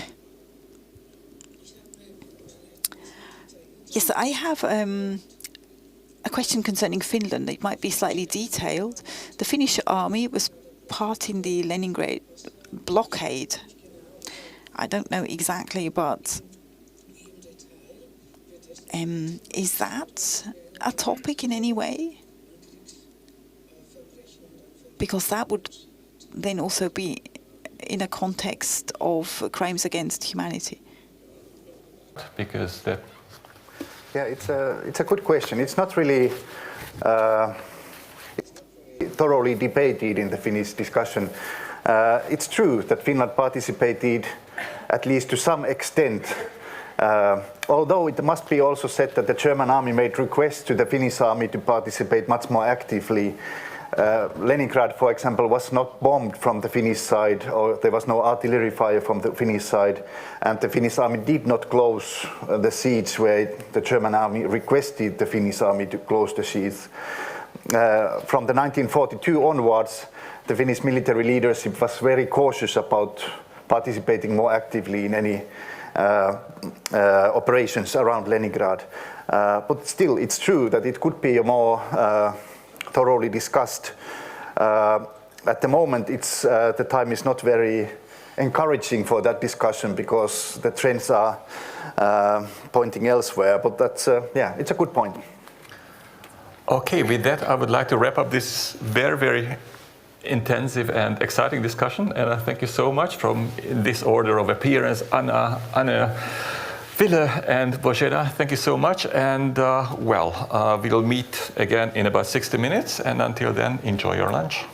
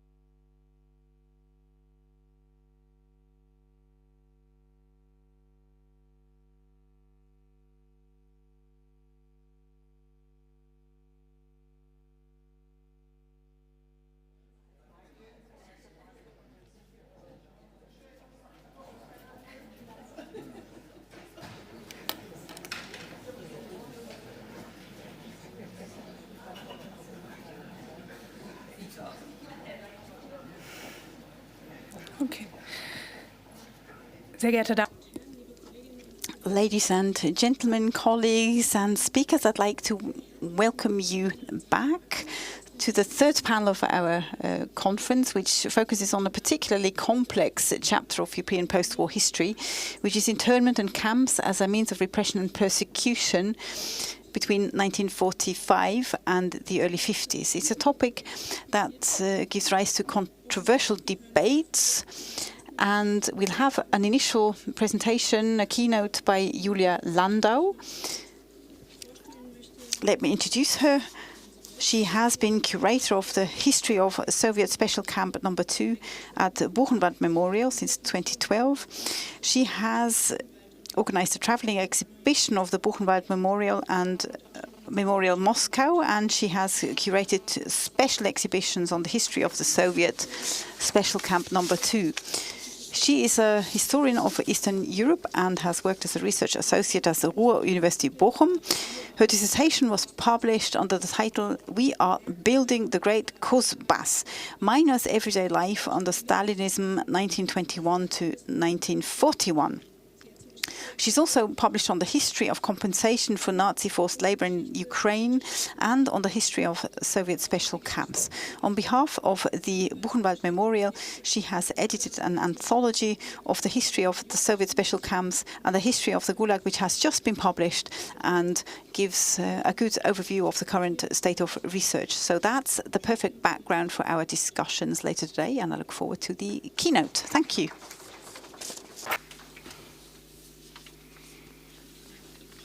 Thank you for the friendly introduction and the invitation to this really interesting conference. And I would like to add that the publication on the special camps was published together by me and by my colleague Enrico Heitzer.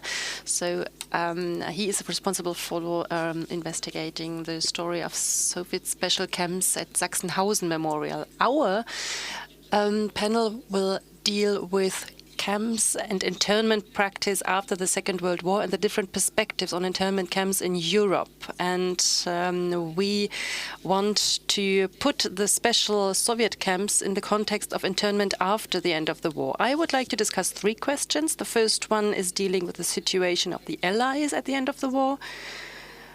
And the question was, how did the Allies deal with crimes against humanity while the German population was still often willing to use violence?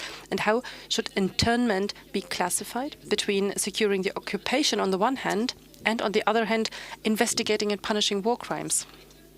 The second aspect I would like to discuss is the Soviet special camps were set up in 1945 by representatives of the Ministry of the Interior and the Soviet Army, the so-called front commissioners. Which political goals were associated with the establishment of these camps, and what role did labor as a reparation play? And how did the special camps differ from the internment camps of the Western occupying powers? And I would also briefly mention a third aspect concerning debates and conflicts of memories around this topic.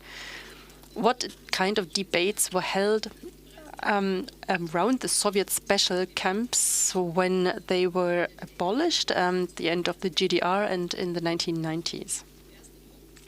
So my first aspect, agreements of the Allies after the war. What was the background? We've heard about this topic this morning.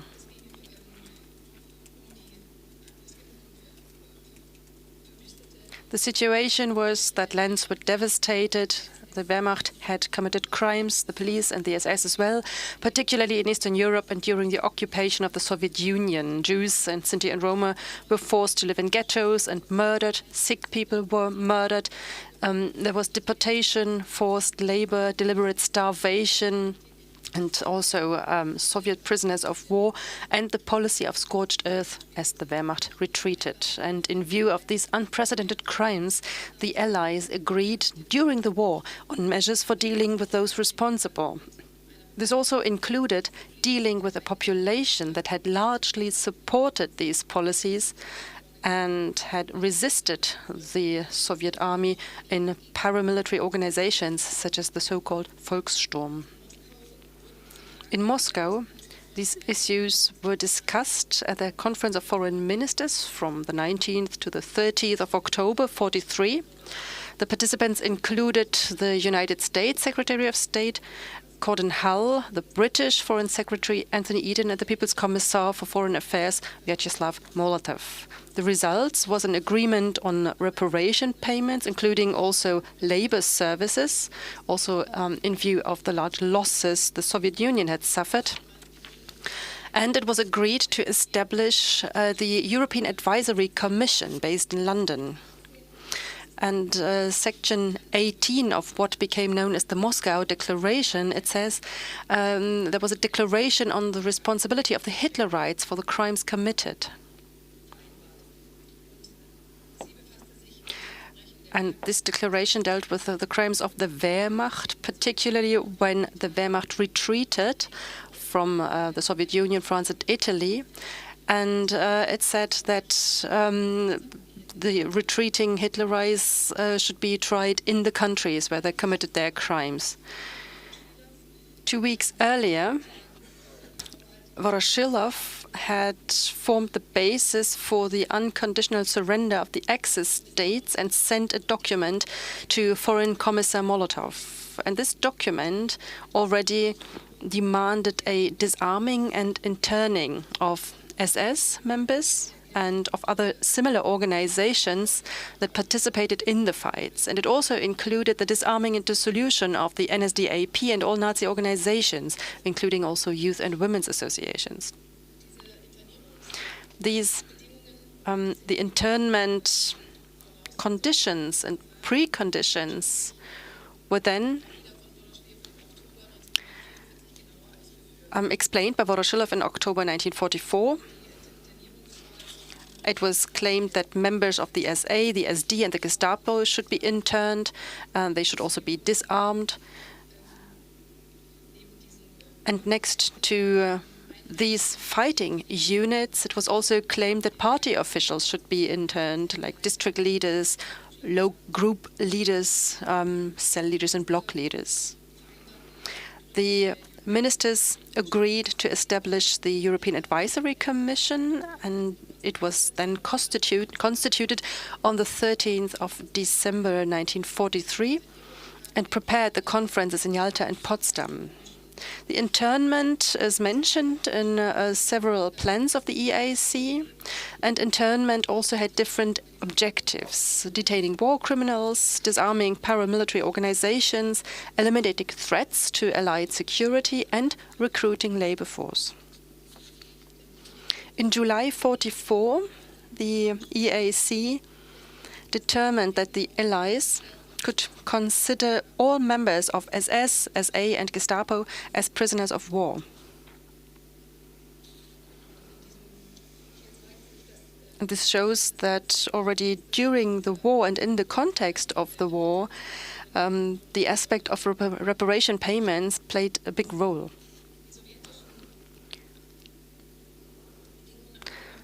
And now I would like to talk about the aspects of Soviet arrests,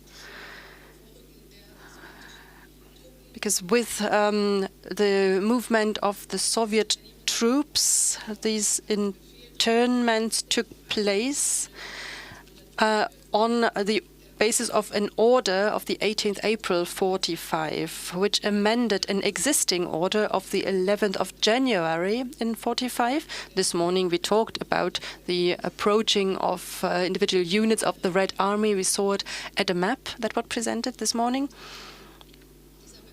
And this order of January 1945 envisaged that the individual troop units of the Red Army should be supported by so-called front commissioners, Frontbevollmächtigte. And they were meant to cleanse the hinterland of the fighting army of hostile elements. And this order was later amended by a new order of April. Here you can see the front commissioner for the First Belarusian Front, who later became the Deputy Minister of the Interior for the Soviet occupation zone. and was responsible for the Soviet special camps. Directly behind the front, military headquarters were set up. All men between 17 and 50 were to register there for work. Men and also women fit for work were to report on a specific date, and they were taken to assembly camps first. These were barracks, prisons, or former camps of prisoners of war, or former concentration camps. There were larger assembly camps in Schwiebus, but also in Pomerania and Graudenz. By April 45,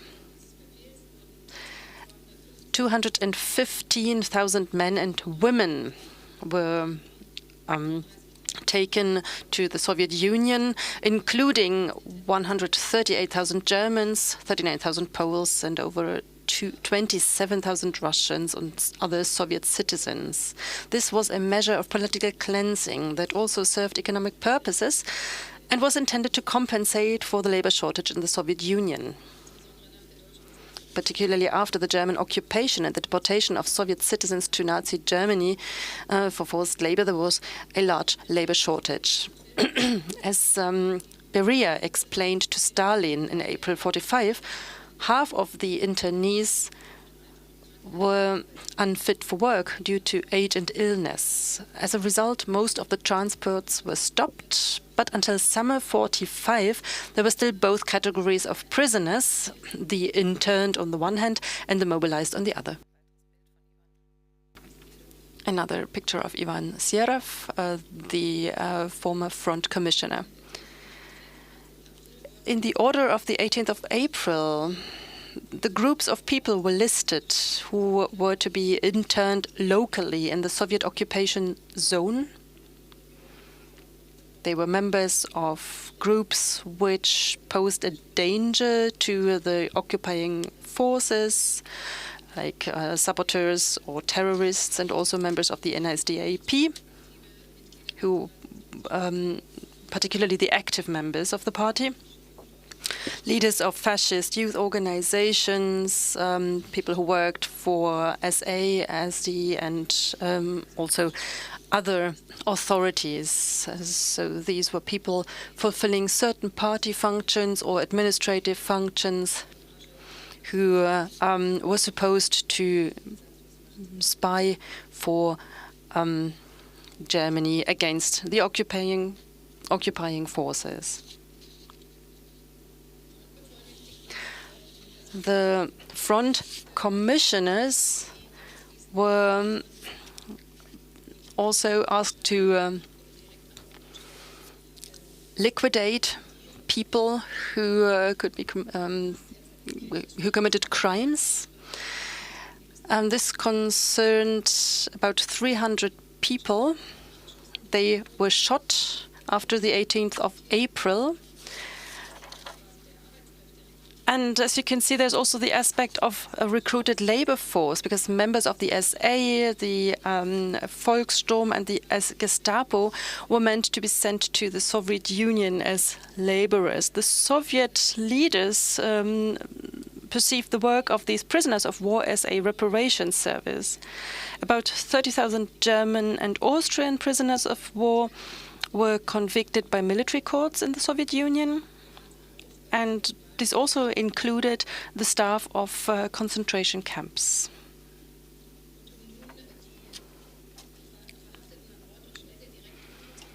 And in order to accommodate the people, camps were to be established, and they should be organized by the front commissioners. And these internment camps took up the prisoners of the categories that I mentioned earlier. There is a document of May 1945 that named the locations of these camps in Poland, the Baltic States, and North Czechoslovakia. Under the First Belarusian Front, there were 10 camps that were established. That is a larger proportion.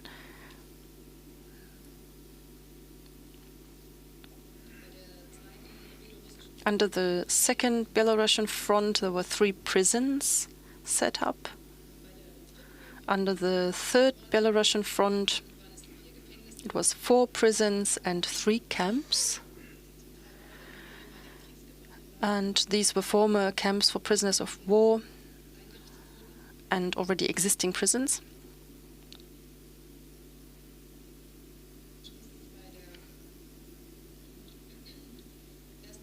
And under the First Ukrainian Front, 3 camps were set up. Here you can see the internment camp Toszek, which became known in Germany by a group reappraising the history of this camp. And under the Fourth Ukrainian Front, further prisons and 1 camp was set up. One of them in northern Slovakia.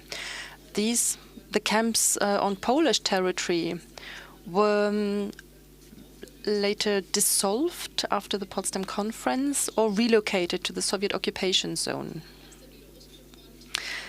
The First Belarusian Front under Zhukov became then the group of Soviet occupation troops in Germany. And they had a special department of special camps and prisons of the NKVD, of the group of Soviet occupation troops in Germany. The administration was situated in Berlin-Hohenschönhausen.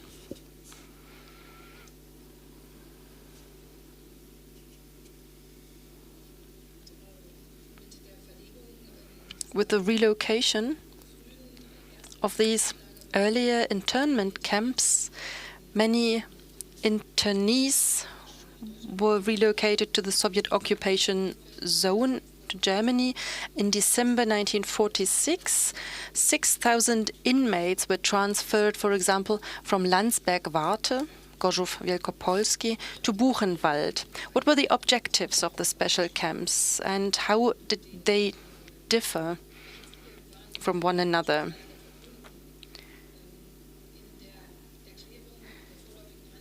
There was a provisional order of the 27th of July 1945. Ivan Serov named the following objectives. The camps are intended for the accommodation of the arrested people according to Section 1 of Order 315 of the 18th of April. The main task of the camp consists in completely isolating the contingents in the camp and preventing escapes. This document is seen as the first document that describes the internment or special camps and tells us about the order and administration of these camps.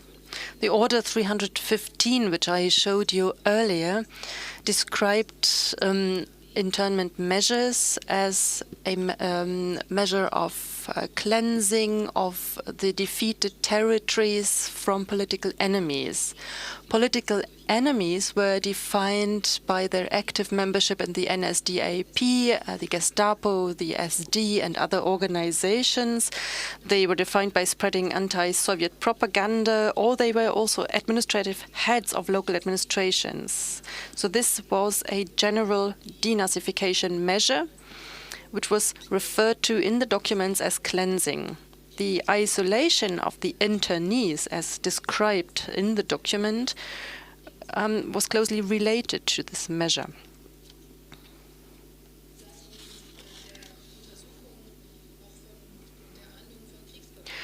And what about investigation and punishment of crimes of war?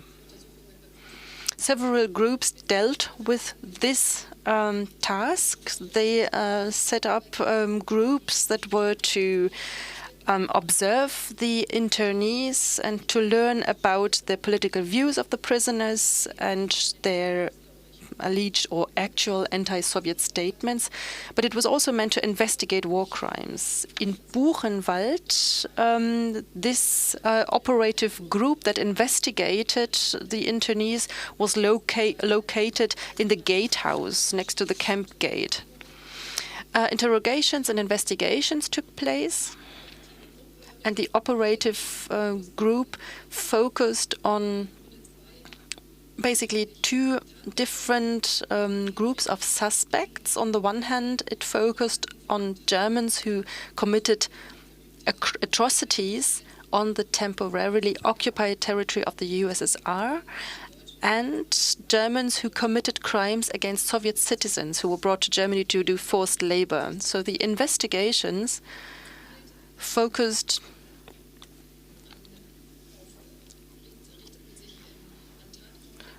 on certain groups of or categories of crimes that had to do with crimes against Soviet citizens. These two different objectives were described by the head of the operational department. It was a complaint that he sent to his superiors in Berlin after 1947. There was a lot of complaint about the working conditions of the operative group. For example, there was a lack of translators, which made interrogations very difficult. And it was also difficult to spy on the internees, because the internees were isolated from one another. About 800 people were handed over from Special Camp Number 2 to military courts, and later they were sentenced by the Weimar Military Court, the Berlin-Lichtenberg Military Court, or also by a remote special court in Moscow. From 4,000 to 6,000 people were handed over from all special camps to the operative groups, and only in March 1948 coordinated investigations were carried out in the special camps. In July 1948, 28,000 people were released, and when all special camps were closed in 1950, 15,000 people were released, 10,000 were handed over to the GDR penal system, and about 3,400 were handed over to the German courts and sentenced in the so-called Waldheim trials. At the same time, the special camps continued to search for workers who could be sent to the Soviet Union. However, after a medical commission conducted an investigation at the end of 1946, it became clear that the internees' health was extremely poor and only a small proportion of them was fit for work in the Soviet Union.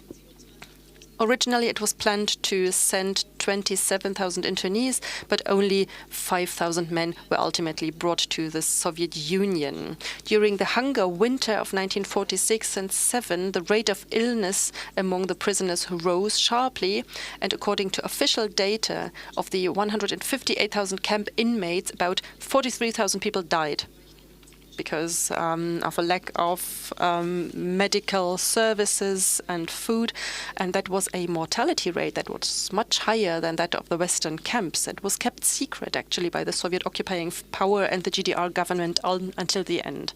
Here you can see an overview of the different prisoners groups of the second special camp from the point of view of the headquarters. 1948 actually was a turning point because a large number of internees was released, and that also led to a different proportion of the different groups of prisoners in the camp. Particularly party functionaries were released, but many of them had also died earlier, and who remained in the camps were members of Gestapo and the legal systems, and also a large proportion of younger people.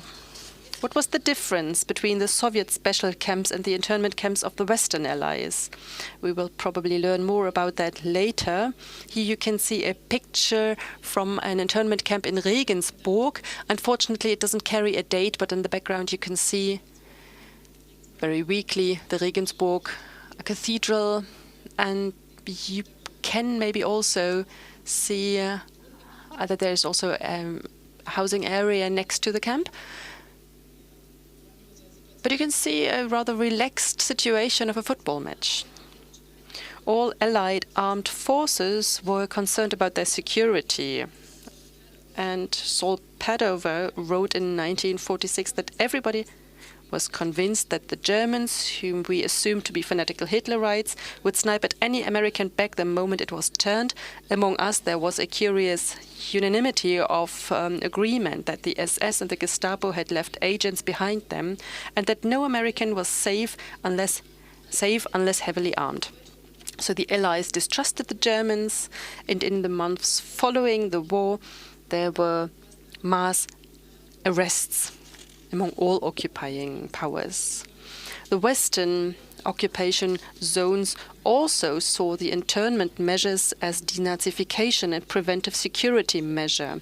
The deputy British military governor Robertson said in July 46 the arrest policy was and still is framed to ensure the security of the occupying forces, the liquidation of the German intelligence services, the disbandment and dissolution of the Nazi Party, its paramilitary and affiliated organizations, and the suppression of all Nazis or militarists who could endanger the growth of a democratic Germany. This quote has a lot of interesting aspects. However, there were a lot of differences between the Western internment and the Soviet one. Only in the West, the internees had the option of asking for release. In autumn and winter 46, numerous releases began, and about half of the internees were released from the camps by early 47. Civilian internment ended in 48, except for a few hundred who remained interned until 1949.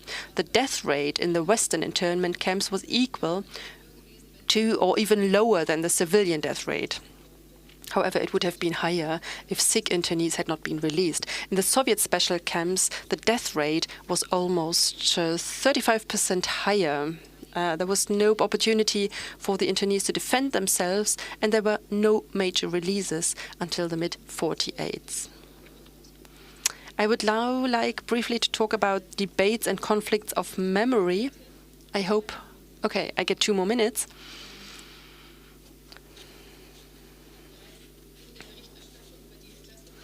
There were reports about the releases from the special camps in 1950.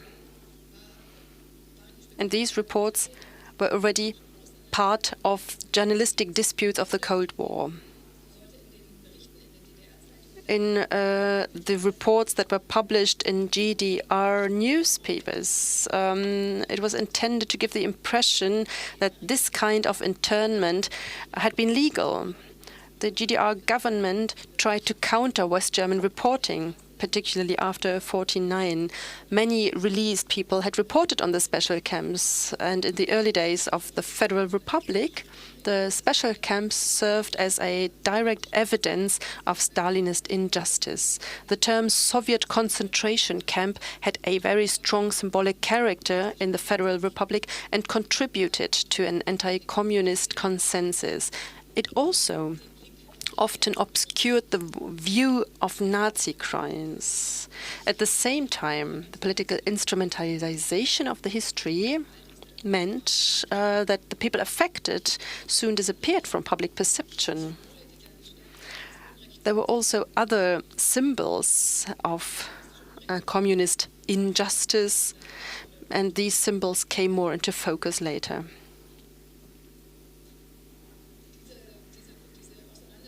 These debates continued in the 1990s, particularly after the graves at the memorials were discovered. And at that time, there were also debates about redesigning memorials and representing the different victim groups of the Soviet special camps. After 1989, the graves were marked and also examined by experts. And in Buchenwald, for example, we set up a kind of forest cemetery. You can see the cemetery from our exhibition. It is open since 1997.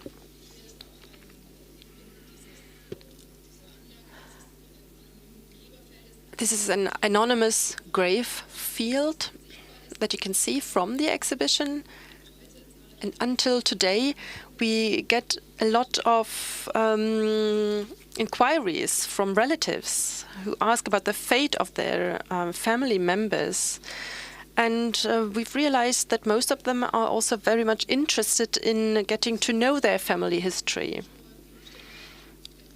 This helps us not only to understand the circumstances of the internment, but we also learn about the responsibility of lower party functionaries in a dictatorship. Thank you very much for your attention.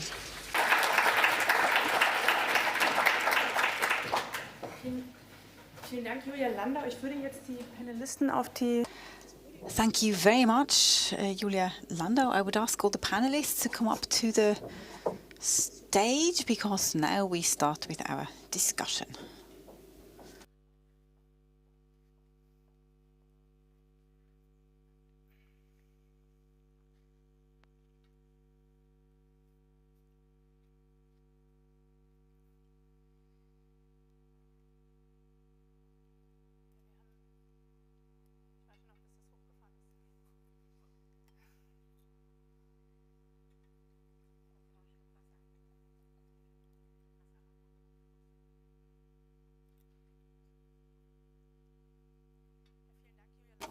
Thank you very much, Julia Landau, for the introductory presentation. I'm delighted that we are here today to discuss the topic of special camps from different perspectives, or generally, really, internment of people. We talked about the term enemy camps previously, so it's good to look at this from different perspectives. And for ourselves, of course, I travel to commemorative events very often that are dedicated to the victims of special camps, and very often I meet the families of those who were interned, who often only found out in the 1990s that their brothers, fathers, relatives died in special camps. So that's a topic that's very relevant, you know, and what's happened to the graves from the 1990s onwards. So we'll talk about that some more in our discussion. But first, we look forward to the comments. And we begin by introducing the panelists. First of all, Andrea Gints is director of the Ravensbrück Memorial and deputy director of the Brandenburg Memorials Foundation. She previously worked at the State Museum Auschwitz-Birkenau, the German Resistance Ravensbrück and Zahnbostel Memorials, the Marienfelde Emergency Reception Center and the Nazi Forced Labor Documentation Center, as well as the Freie University Berlin and the Leibniz Center for Contemporary History. Her research focuses on Polish and German contemporary history and questions of the culture of remembrance and the history of photography. She wrote a dissertation on the reception of the 1968 anti-Semitic campaign in Poland. She has published numerous books and articles, amongst them a book called So That the World Will Know, Illegal Documents of Polish Prisoners from the Concentration Camp Ravensbrück, and many others. Then I'd like to welcome Captain Dr. Luisa Eckert. She's also a historian and has been working in the research department, German military history, until 1945 at the Bundeswehr Center for Military History and Social Sciences in Potsdam since 2024. She was previously an analyst in the CIS Balkans Caucasus regional team at the Bundeswehr Operational Communications Center. Her doctoral thesis is on the role of female Red Army soldiers in German captivity.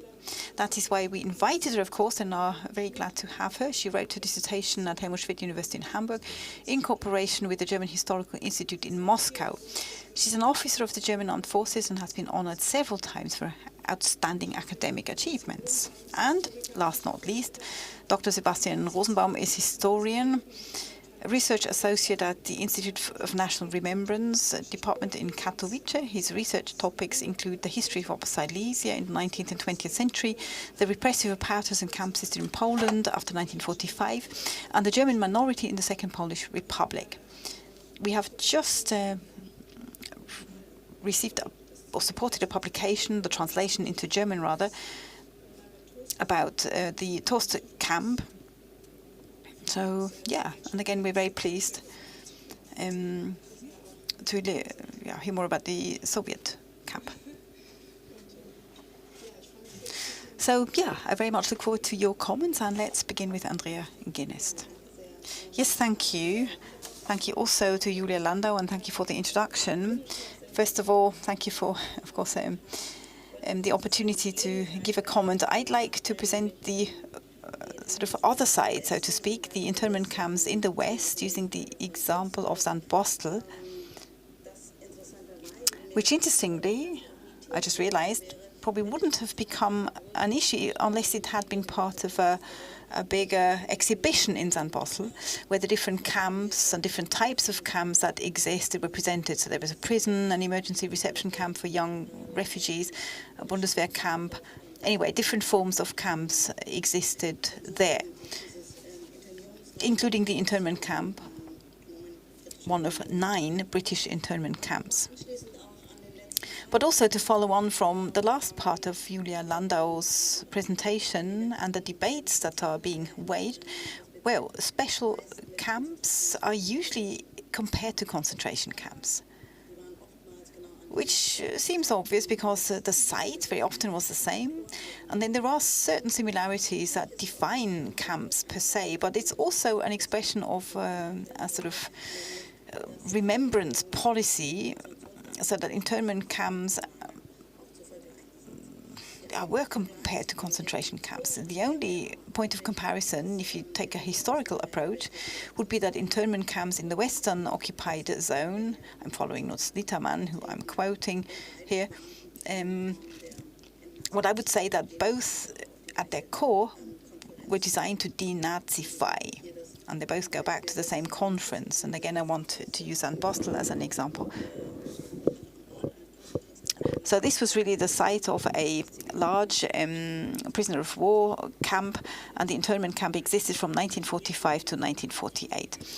The internees were there because of so-called automatic arrest, because they were members of a so-called criminal organization, or because they supported National Socialist crimes. So those were exactly the points that were picked up by international military tribunals.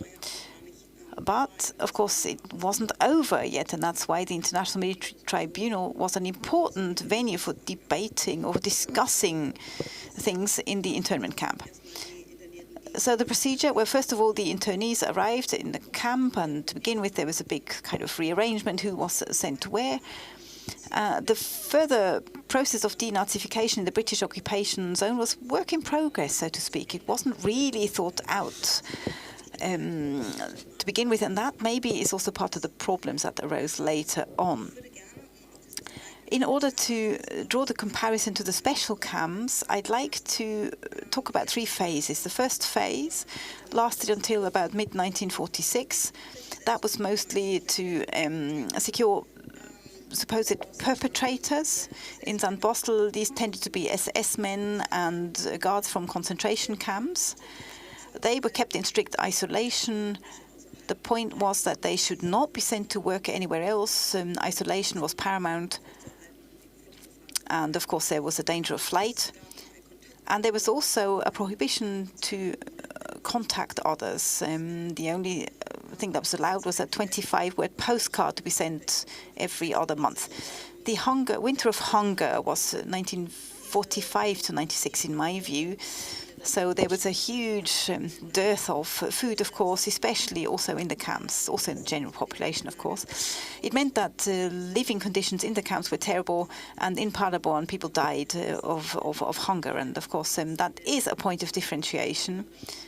What Julia Landau already said, in the Western internment camps, fewer people died overall. You could count them. Nonetheless, a discussion arose in the British Commons, and the question was, what was the intention of these internment camps, and whether difficult living conditions would not really be reason to change policy. That then resulted in a massive restructuring in the British internment camps, and we entered the second phase, which began in December 1946. There was also new staffing and new directors for the camp, and new forms of internment were introduced. So first of all, the work commandos were introduced. So after half a year, 85% of those who were interned actually worked, because boredom was also very explosive in these camps. People did crafts and helped to build refugee camps and housing. the aspect of pure punishment or locking people up was then replaced with this notion of re-education. Democratic procedures were introduced within the military organization of the camps, so that, for example, free and secret elections for a camp council were introduced. They then determined a speaker, a camp speaker, who then advised the camp directors. In May 1945, a constitution was introduced in Zandbostel. The internees were allowed to contribute to it, and there were also educational opportunities that were also directed by the internees themselves, so language courses. It was also about political education to some degree, and other subjects. And the idea was to improve life, especially for younger people, and to prepare them for a life outside of internment. In April 1947, camp newspaper was founded, Windstoß, the name, fresh breeze, which was published every other week or once a month, and we have examples of it still. The camp commander emphasized that the freedom of speech was one of the most important principles of democracy, and nobody should experience disadvantage on account of free speech. Nonetheless, and that brings us to the crucial point of this whole story, nonetheless, there's no voices in the camp newspapers that question internment. Internment is merely criticized, especially those who are educated saw an advantage in describing the intention of the Allied forces in order to also prepare for a period after internment. At the same time, they thought it was really unjust that it was they who'd been interned, because they would be the right people or predestined to rebuild Germany. So, of course, you realize that most of them did not see themselves as perpetrators by any means, but simply as recipients of orders. And the same thing is found in memberships or people joining churches. And most people were accepted as new church members. So a certain pragmatism, of course, spread within civil society. So that leads us to the third phase of the civil courts that were created in 1947, one was created in Stade, that's 40 kilometers away from Zandbostel, which had 16 different chambers, and that civil court then was dedicated to trials of the internees. And many people, I think around about 3,700 cases were tried. So some received prison sentences, and that was the end of their punishment.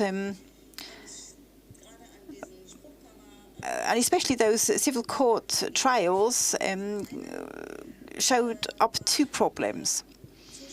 One is that, okay, well, everyone is granted free speech. It would not cause anyone a disadvantage, but of course, everybody still hoped to be freed by the courts. So, of course, they didn't want to talk about what they did during the war.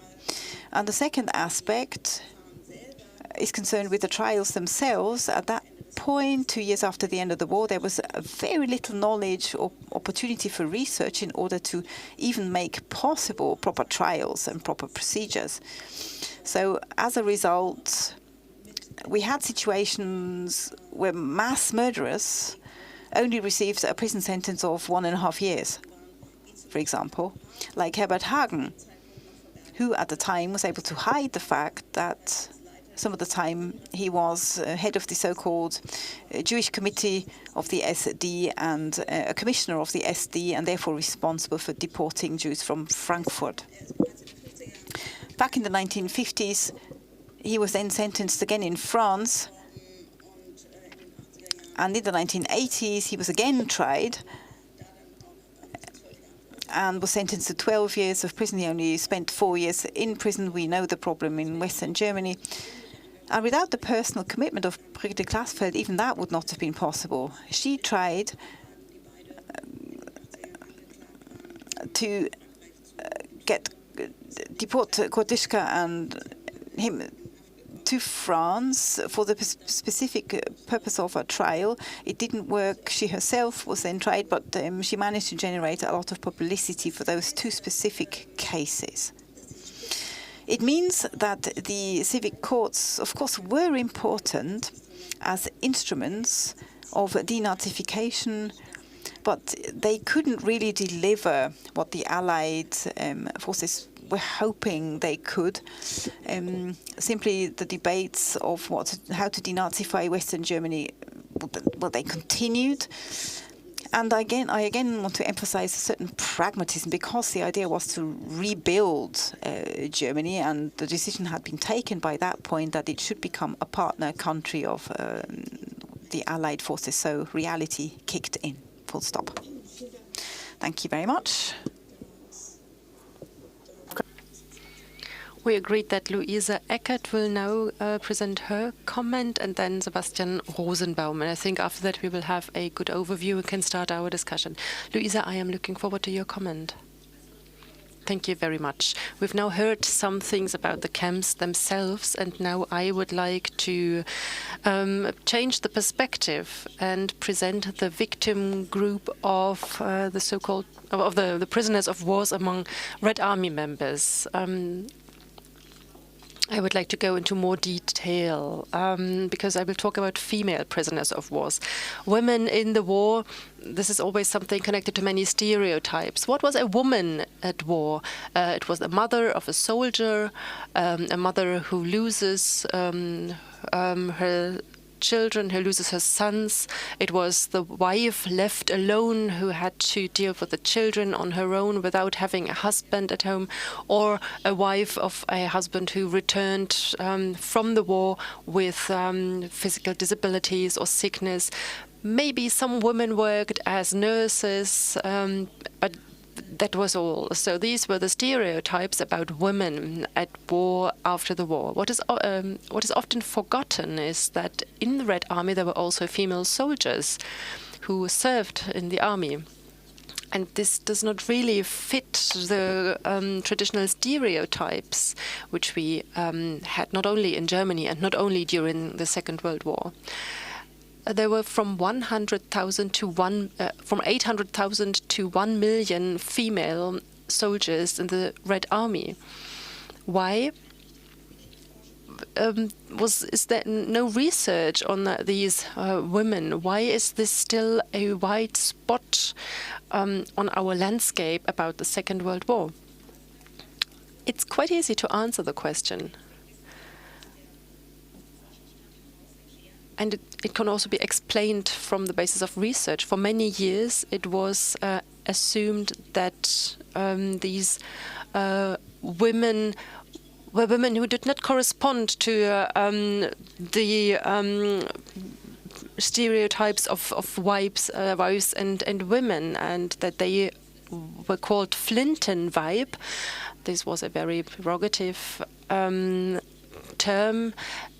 These were women who did not deserve any imprisonment, and that is why they had to be liquidated right away. If we look at the sources, then this is absolutely not convincing, because there were many female Red Army members, and they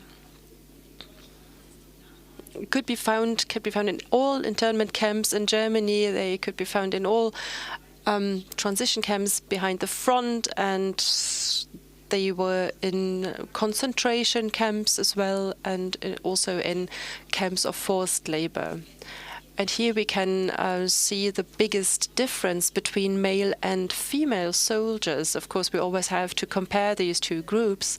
While the male prisoners of wars from the Soviet Union usually kept their status of POWs and were then often forced to do forced labor in the different camps, the female POWs did different things. At the beginning, these women were, of course, also brought to the different camps, but then their way became much more unspecific.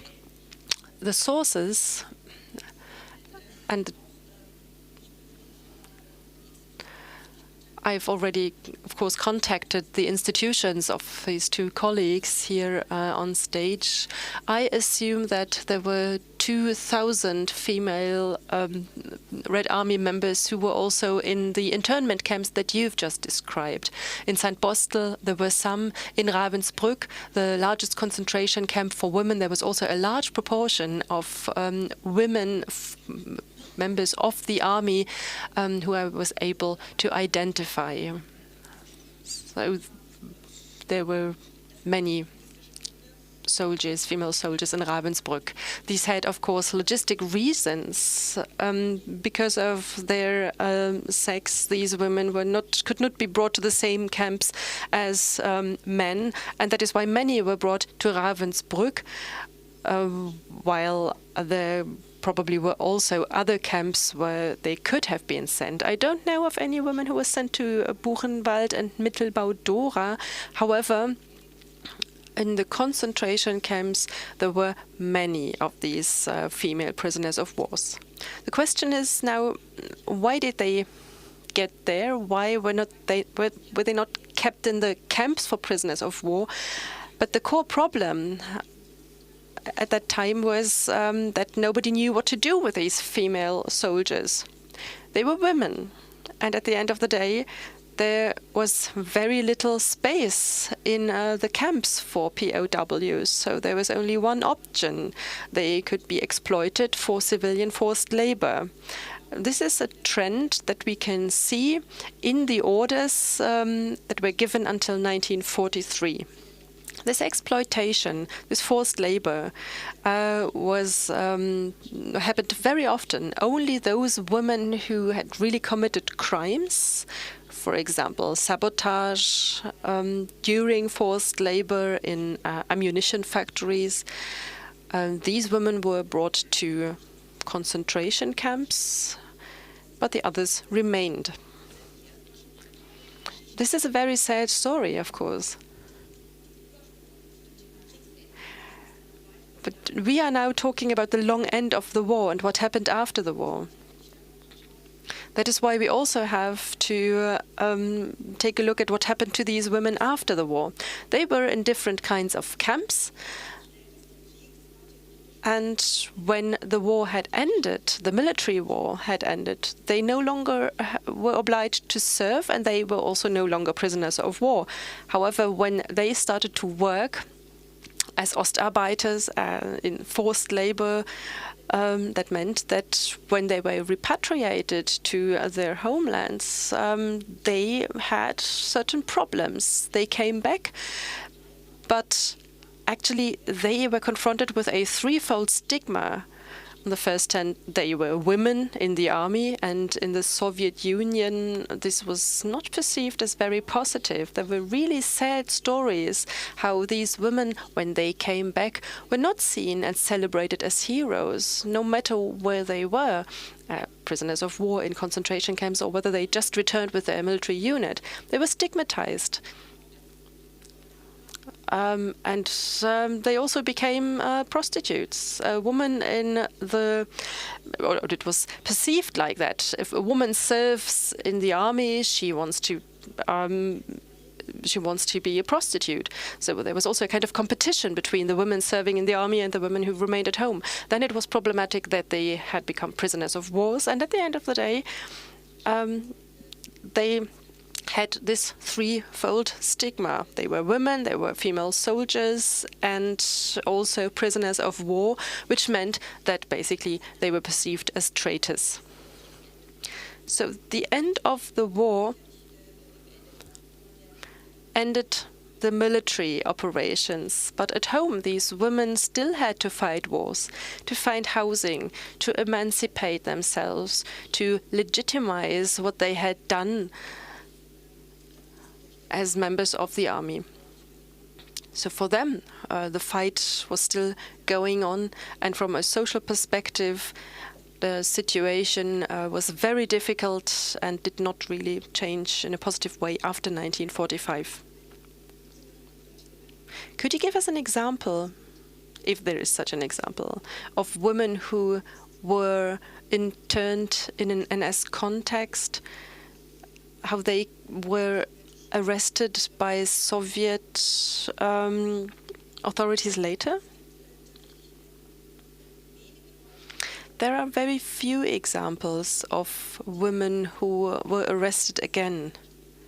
The case studies that I've dealt with, about 400 women, I probably do not know about the fate of all women who were arrested. Some were arrested, but I already mentioned the threefold stigmatization.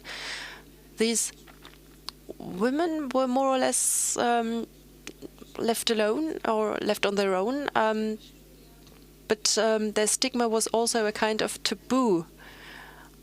And this taboo also existed among the Soviet authorities. Women were meant to go back to their home country, to marry, to have children. However, very little is actually known about the fate of these women.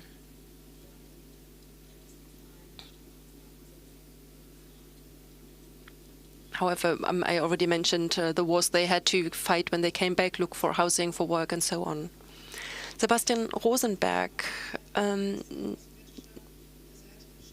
you probably know that there were a lot of stereotypes and repression and stigmatization measures after the end of the war.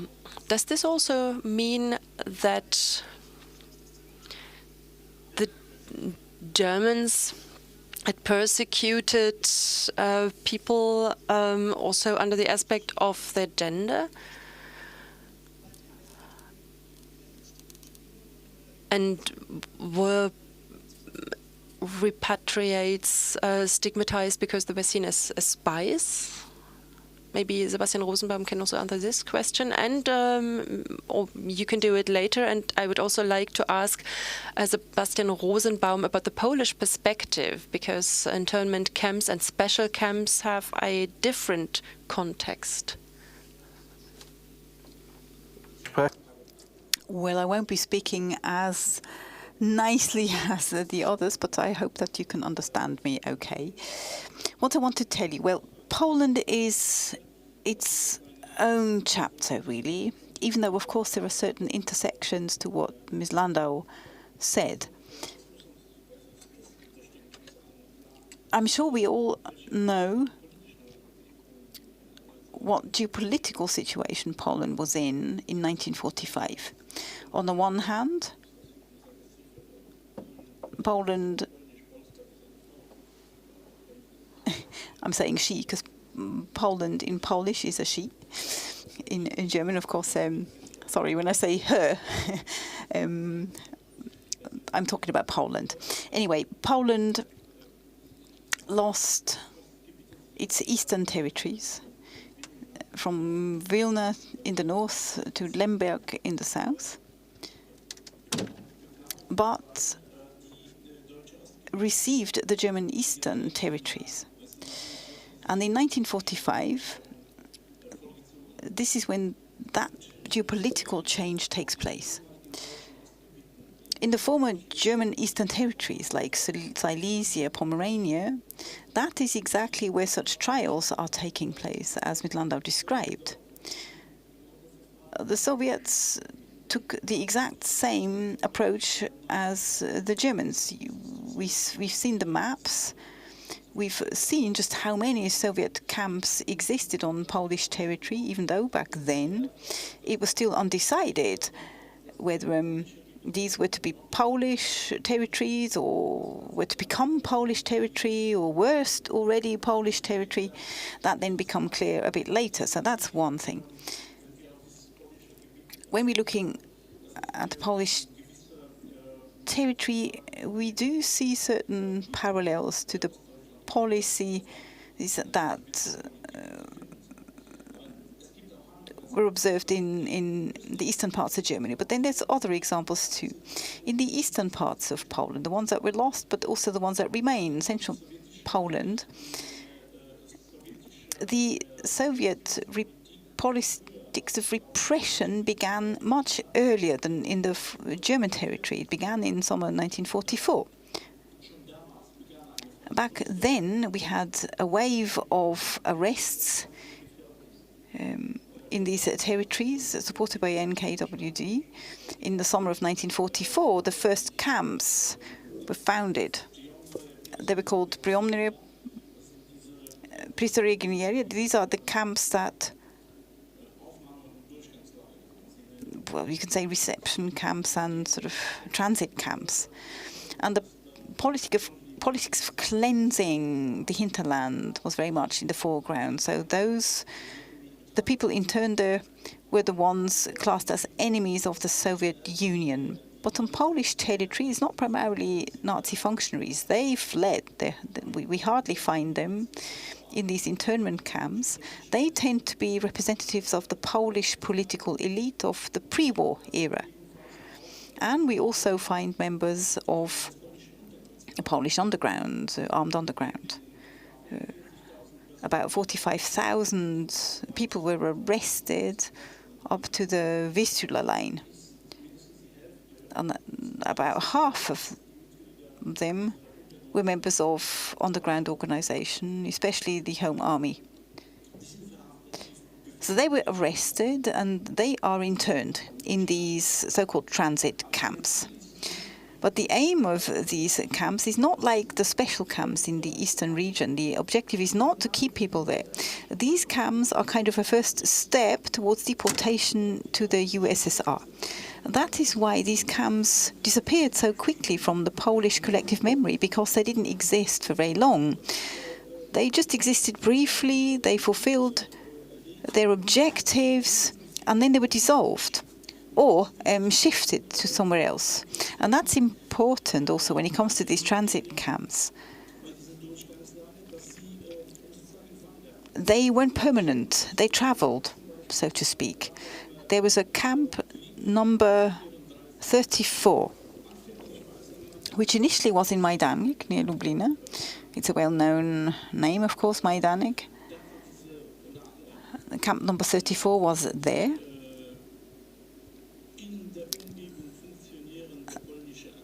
So Polish activists, members of the underground and so on, of the vicinity, were arrested and interned there. Then they were sent to the USSR, and in parallel to the shifting front line, the camp also shifted. So since mid-January 1945, it moved to Lodz. And so it continued up to other places. And then it shifted to the USSR entirely. So we see the sort of traveling camp, so to speak. And with that, of course, we also see a shift of inmates. In the eastern parts, it was primarily Polish people. In Landsberg an der Warthe and in Lodz also, which is a city in central Poland, it was mostly Germans. Reichs-Germans, but also the group of the so-called folk Germans, so the ethnic Germans, the ones that lived in Poland before the war, so Polish nationals, but with German roots. So that's one aspect concerning these camps. Another aspect is another intersection to what Ms. Landau talked about, which is the significance of these camps for forced labor in the USSR. I'm thinking of Western Prussia and parts of Eastern Prussia. About 15,000 people were arrested and interned for the explicit purpose of sending them to the USSR for forced labor through the camp in Soldau, for example, or Graudensau, as you mentioned, especially Soldau. And in Upper Silesia, about 50,000 people were interned and mobilized in order to again be deported to the USSR. And these are all German citizens. These are all people who lived on German soil in the German Reich, within the borders of 1939, and they were treated as Germans by the Soviets. Whilst in the in Poland, we don't see this mobilization activity. That would not work. And that has consequences when you think about today's contemporary remembrance policy in Poland of that time. In Upper Silesia, remembrance of these facts is very strong and focuses on the 50,000 people that were interned and sent to the USSR. That's a large group of people. A large number never returned from these camps that are mostly in the Donetsk basin. Donbass, yes, in the Donbass region. People didn't really return from those, and that is a very strong part of remembrance in that particular region. Whereas if you ask people in Warsaw, nobody knows about this. Quite the opposite when you go to Lublin or to Przemyśl and ask people there about the Soviet period after 1945 and Soviet policies. What is said is, soldiers of the Home Army were arrested and deported, but they don't really know anything about the Upper Silesian German citizens. So you can say that the culture of remembrance breaks apart in smaller sort of regional ways of remembering the past. The special camps are really not a topic in Poland because they didn't exist in Poland. That sort of thing didn't work there. These camps were not prepared. I don't know whether there even was a division of the NKWD for VD for special camps. Did it even work on the territory of Poland? I don't think so. All the Soviet camps that arose on Polish territory in 1944, for example, they were up and running in 1945. Polish research assumes that there were about 220 such camps with about 150,000 prisoners. I doubt these figures very much. Let's say there's some uncertainty surrounding these figures, but all these camps were managed by the Gupfni of the NKVD. This is an abbreviation. It's the main division for prisoners of war and civilian internees. So Archipel Gupfi is the abbreviation, really, for that. So they administered these camps, and they have nothing to do with special camps. They have nothing to do with gulags either. But they were camps. But of course, again, there are certain commonalities. And that's the case in Tost. But also Landsberg and Erwarte and others, other camps like in Auschwitz, for example. Jaworzno in Grauden, Soldau, in Silesia, Ratibor, others. These were camps that weren't really camps, though. In the Soviet documents, they've been classed as Tjurma, which is really a prison. So a prison camp, that again is a specific category. So why am I saying there are commonalities with the special camps? Okay, last sentence. Okay, last sentence. Everyone took a deep breath there. The example of Tost, which is a Tifi in Upper Silesia, a prison, or rather a prison camp, where the inmates came from Saxony and Brandenburg. From the prison in Bautzen, in Gelbesheim. That prison was too full, so people were sent to Upper Silesia instead. And what's important in that context, Upper Silesia, just like the other German territories, even at the time when the prison in Tost was founded, or opened rather, in May 1945, Upper Silesia was already under Polish administration. Nonetheless, Soviet camps were still opened and run. Thank you very much for these very diverse comments and perspectives on the topic of camps and special camps after 1945. What I take from the first part of the discussion and comments is that the memory is fragmented for different reasons. At the beginning, we listened to the keynote of Julia Landau, but also at the end, we heard that many people remained silent. We learned about mass burial sites on the territory of the camps. And I think this leads us to an answer to the question why the topic became so problematic after 1990. There was, and this probably also holds true for Poland, the majority remained silent about what happened, also the GDR and in Poland. And this makes a reappraisal of the topic of internment also of perpetrators, but also reappraising of crimes was very, very difficult. And in Poland, as I've now understood,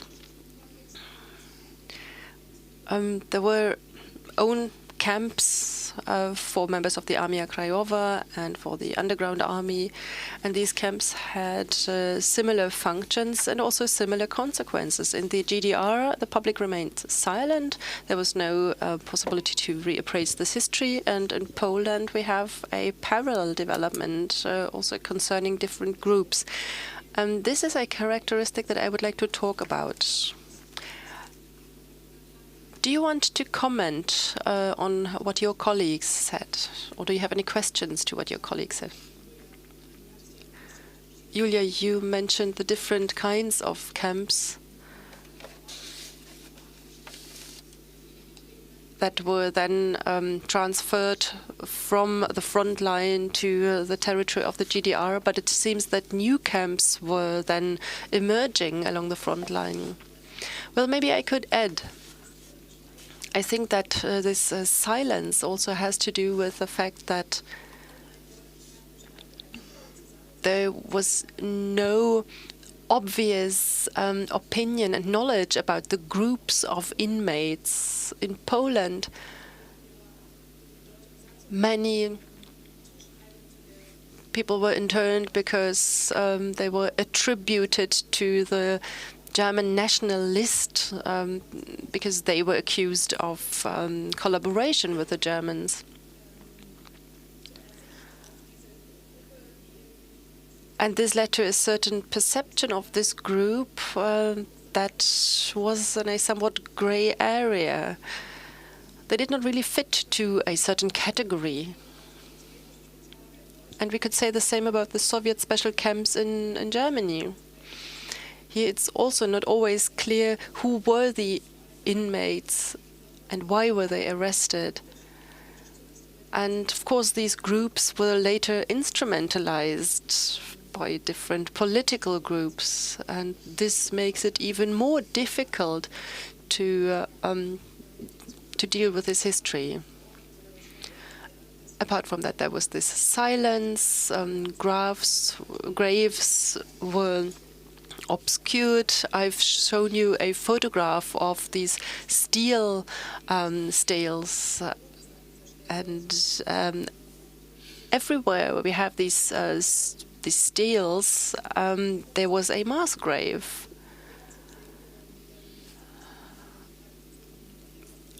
And there were also hollows in all of the places where the mass graves were located. But this only became known after the 1990s, and this led to a very controversial debate.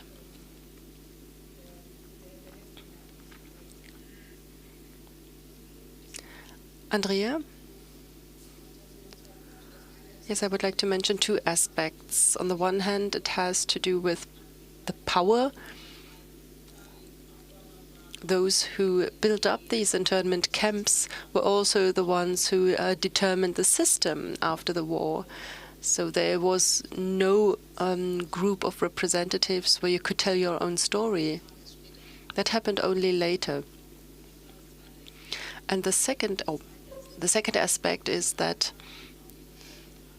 camps and internment were not seen as something that was unjust or something that you could survive, but it was rather seen as a prison. And if somebody was sent to a camp, then probably there was also a reason for that. So in the Soviet narrative, the fight of the army was something heroic, but being imprisoned in a camp was absolutely the opposite. And a third aspect, when we compare the camps to the concentration camps, for example, Ravensbrück, where a large group of Polish women was, I know that many former prisoners applied to the Red Cross after the imprisonment. And there they only stated that the reason why they were in Germany was imprisonment, but they never said where they were or why they were imprisoned, because this also led to a lot of stereotypes and problems. This is a really complex situation. How can we open the debate? Why is it so difficult and so controversial to speak about special camps? In 1990, but also now, there seems to be a certain resistance. People were imprisoned there for no reason. They were arrested, although they were not guilty. They were arrested by the NKVD. They were taken from home and brought to other places. This is a tool and also a Soviet practice that we've known from the 1930s, from other contexts as well. And this is the complete opposite of the myth of the Soviet liberation army that liberated Germany from Hitlerite fascism. Why is this so complex? Why is it so difficult to talk about these camps?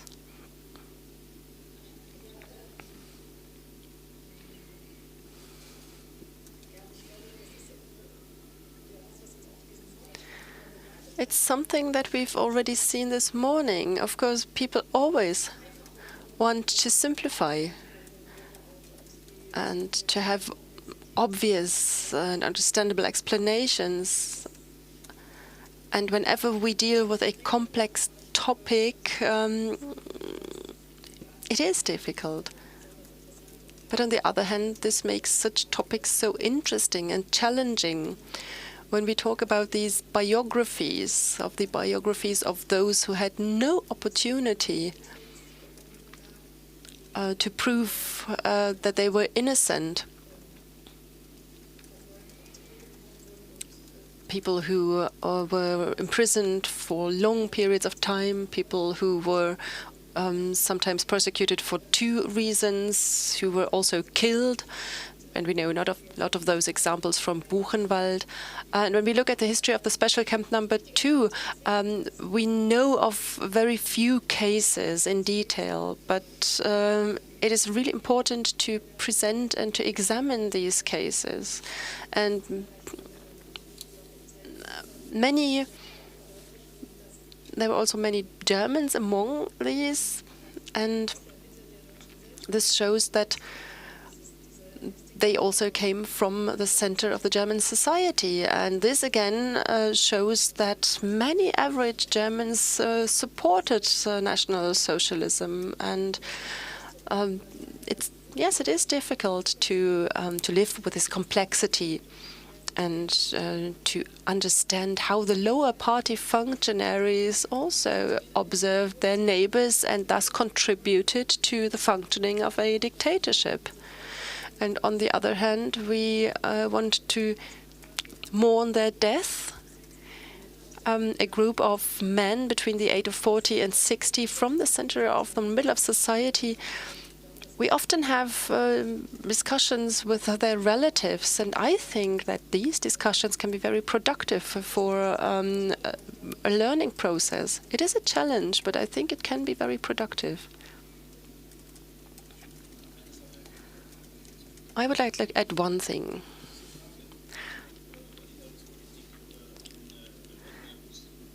On the culture of remembrance in Poland. the camps where ethnic Germans were interned, and the camps that are located in Poland, in today's Poland. The Polish public is not interested in these camps for one simple reason, because Germans were interned there. It does not concern us. They were Nazis. And it was okay that they were there.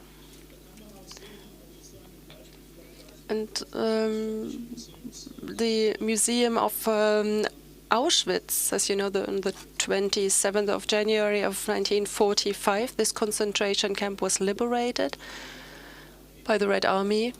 And right after that, they set up a Soviet camp on that territory for all kinds of categories of people who were seen as enemies on the territory of the women's camp. And then, next to the Soviet camp, there was also a camp of the Polish state security apparatus. And in our today's in the today's policy of the museum, these camps are not mentioned. I understand that. It belongs to the principles of this museum. The museum reminds of the crimes of National Socialism. But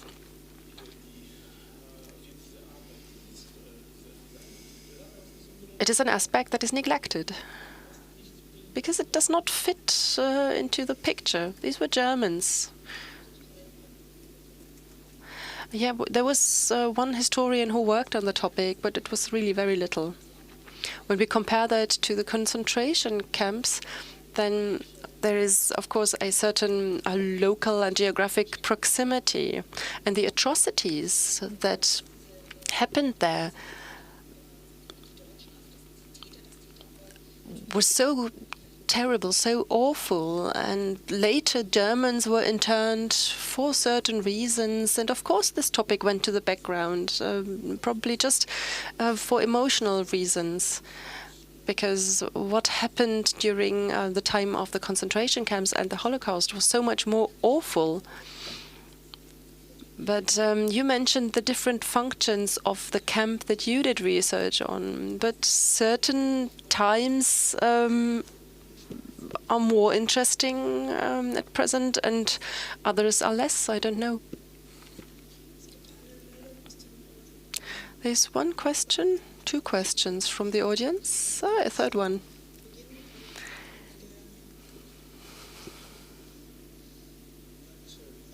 Thank you very much. My name is Vasco Kretschmann. I work at the German War Graves Commission. Thank you very much for the interesting panel and the different contributions. I would like to add to the topic that you have been talking about, the places with double meaning. Concentration camp memorials as places of what Germans persecuted, but also as places of later internment of Germans.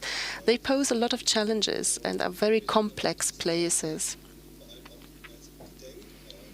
Now they function as memorials. What kinds of challenges were there, particularly in the 90s, when historians started to research the history of the special camps? Here we have two very different groups who were interned and also who want to remember. On the one hand, people want to remember the victims of the concentration camps, and on the other hand, there is the victim group of the inmates of the special camps. Could you answer, Julia Landau? Well, in the 1990s, of course, there were a lot of disputes between the representatives of the different groups of victims. The group of former concentration camp prisoners was very cautious against representatives of those arrested in the special camps. They saw them as perpetrators, although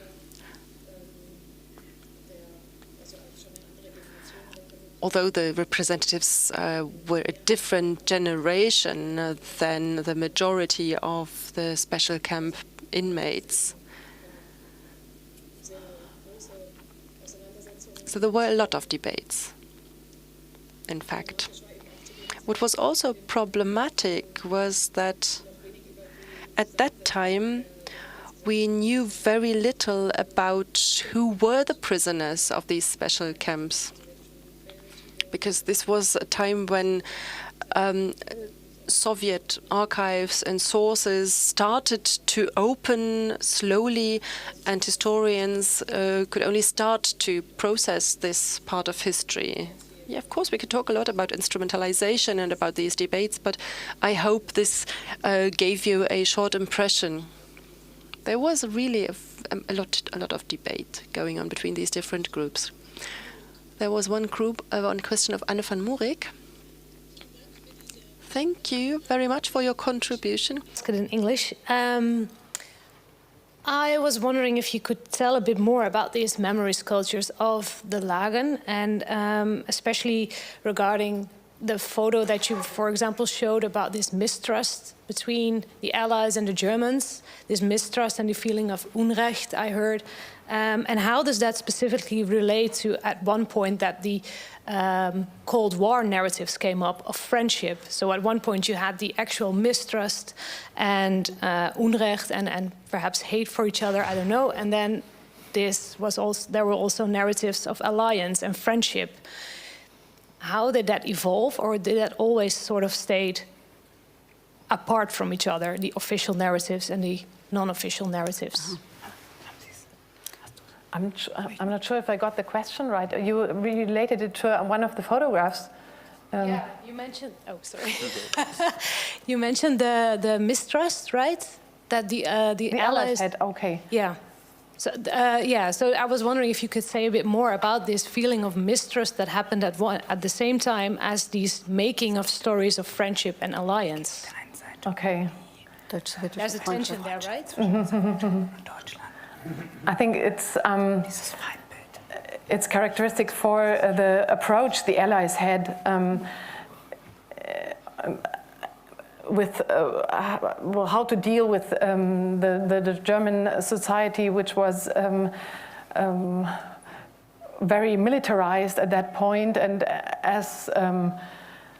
and there were these uprisings of young people, mostly so-called werewolves, very what commonly known as the murder of the mayor of Aachen in 1944, and when diaries were found of young people really militarized and supporting the Nazi regime in a very emotional way, I think all the Allies were quite alert with this problem, how to deal with these young people, who were militarized and so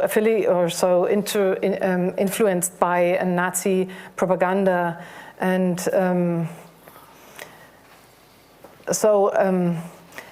I quoted Padova to make clear that the original approach of security policy was common among Western and Eastern allies in the beginning. But it then changed in the following Cold War to stronger cooperation even, and for the Western allies the re-education policy played a bigger role, and it was directed to the younger people at first. Yeah. Wir haben jetzt noch eine Frage. Now we've got one more question of Enrico Heitzer, and then I would like to conclude, because actually our time is already over. Enrico, one more question. I would like to thank you all. I've learned a lot, and I've got one more question. because I've got certain doubts about the theory of remaining silence. I think when it comes to the special camps in the early years of the Federal Republic, a lot was reported, and often there were reports about them. And I would like to ask you,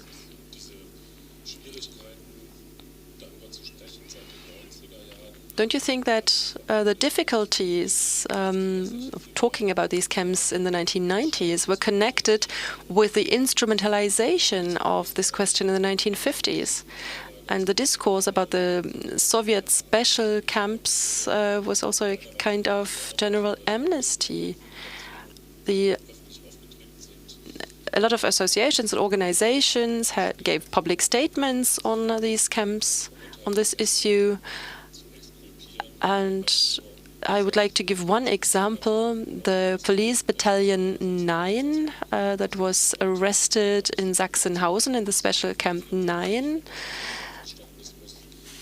And in 1945, there was a petition of a Stalinist organization to the British occupiers, to the British administration. And this petition said that they were actually all victims and just fulfilling orders. And I think that history was very strongly instrumentalized. Yes, I also see this instrumentalization, but I think in East Germany, little was talked about that. I agree with Andrea Gennis, because this remaining silent, this is particularly true for the GDR territory. And in the West, there was a debate about these camps, and certain camps were also really instrumentalized, but in the GDR, nobody talked about them, and nobody was able to talk about them. The topic just didn't play any role. Andrea Gennis? You just mentioned one thing that I found really interesting when we compare the political instrumentalization in the 50s and the 90s. Actually, this would really help us in our debate about competition between victims 2.0 that we are having at the moment. Now we've come to the end of our discussion. What would be important questions that we should deal with concerning special camps in the future? That's my last question to the panel. Eine Einordnung vorwegnehmen von. So that we can evaluate the internment camps, but then also transport it to the contemporary period. What does Allied internment mean, so that we just overcome old patterns of the debate? Gosh, so many open questions. I think the comparison with Western internment practice is really fruitful. I think we have advanced a little bit in that respect. So initial commonalities, but also differences have become clearer. And then also what Mr. Rosenbaum just briefly sketched and presented, those connections and differences, I think, are worth exploring. Especially, the sort of special camps, how are they different from prisons, and how did all that change and shift with the advances of the Red Army? I think that's a really interesting topic. And also, how did the Polish post-war society deal with that group of people? So those are things that I'll certainly take from this panel. Very interesting. And of course, I've got plenty of questions myself. And also including filtration and repatriation camps. Yeah, exactly. I fully agree. And also, as far as the Red Army women are concerned, that's really, really interesting. Again, we'd have to look at sources for repatriation. There are some sources, I think, that we can look at that show how the whole thing went, also from the perspective of the Red Army women. Again, a comparative approach might be quite fruitful to see whether they were dealt with differently in any way. Of course, this is a very small, narrow perspective, but that is really what I know best. So That's what I can comment on mostly, whereas the special camps don't quite fall in my area of expertise, but certainly a comparative approach is always interesting. Maybe just to add, often the camps, and well, I had a problem myself when looking into my own research, there are often studies on individual camps and individual groups of victims and internees. I think it would be good to think things a little bigger somehow and to draw connections. An event like this here today is the first step in that direction, because that leads you to recognizing commonalities, and you might find more new avenues of collaboration.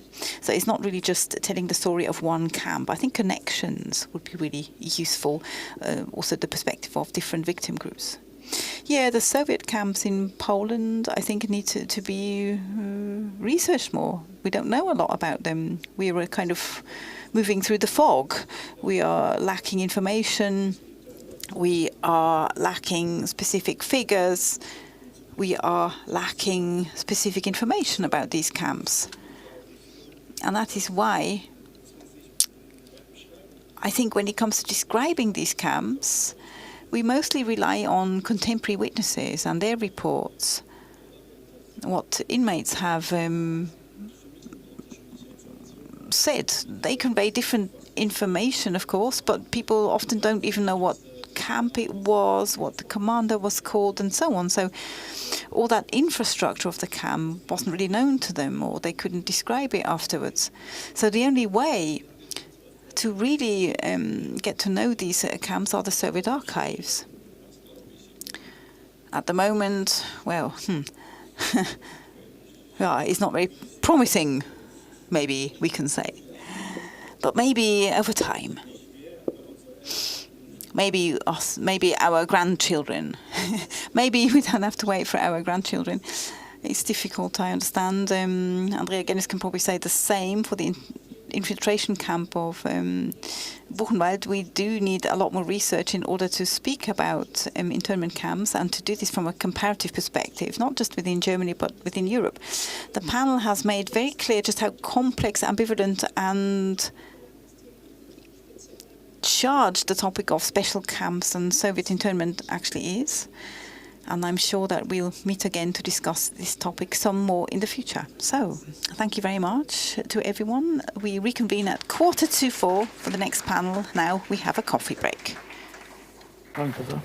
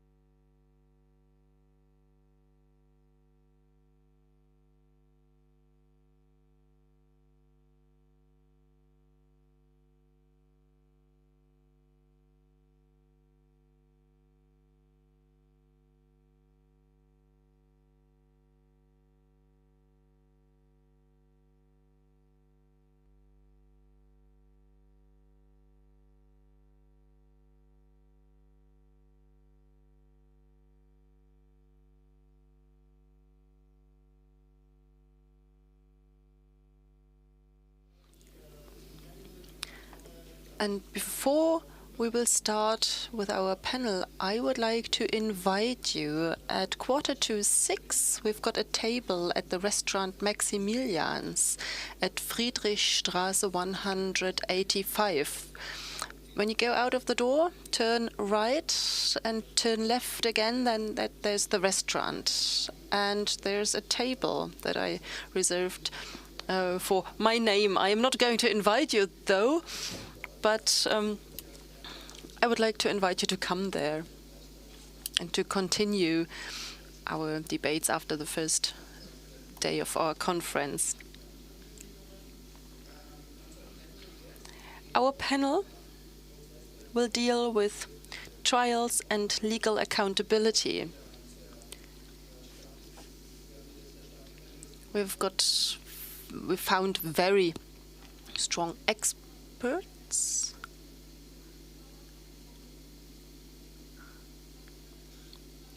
Oh, the windows are closing, and that is a bit noisy, so maybe we should wait a little bit.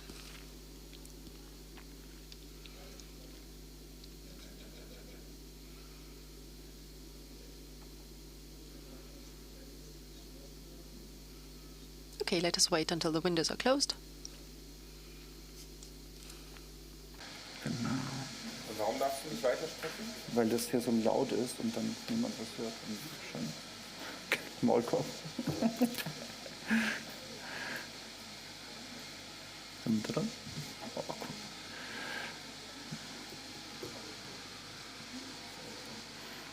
cool. Okay. So.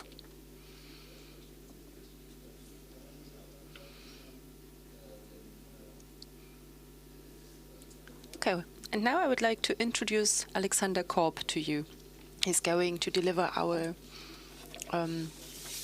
keynote, and when we met via Zoom before the panel, we realized that we had already met 20 years ago in Sachsenhausen, and it was really nice to meet again and to see that at least he has had a really good career. He is the director of the Memoriam of the Nuremberg trials. In 2011, he completed his doctorate with a study on mass violence in Yugoslavia. From 2010 to 24, he was an associate professor of modern and contemporary history and director of the Stanley Burton Center for Holocaust and Genocide Studies at the University of Leicester.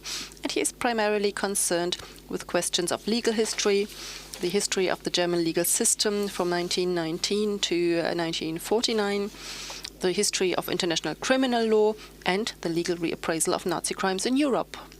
Mr. Korb, the floor is yours. Well, thank you very much, Robert. Our panel is the only one that's between you and dinner. So as someone who hails from Munich, I swore that I'd never visit a Bavarian restaurant if it's not actually in Bavaria, but of course I'll make an exception tonight so that we can continue our conversation this evening. Another thing we noticed when we prepared the session on Zoom is that we have actually presented a wholly male panel. I just wanted to say that this was not our natural choice, because thematically, of course, it makes sense to bundle expertise, and this is how the panel was chosen. And of course, the previous panel was almost entirely female. Nonetheless, we do our best to represent different perspectives, East and West, in our panel. So that brings me to the actual panel itself and my brief introductory presentation on the beginning of the legal reappraisal of the Second World War and National Socialist and Fascist crimes, which of course follows on very nicely from the previous topic and the previous panel, the camps. The previous keynote began with the Moscow Declaration, and I can follow on straight from that. Plans for legal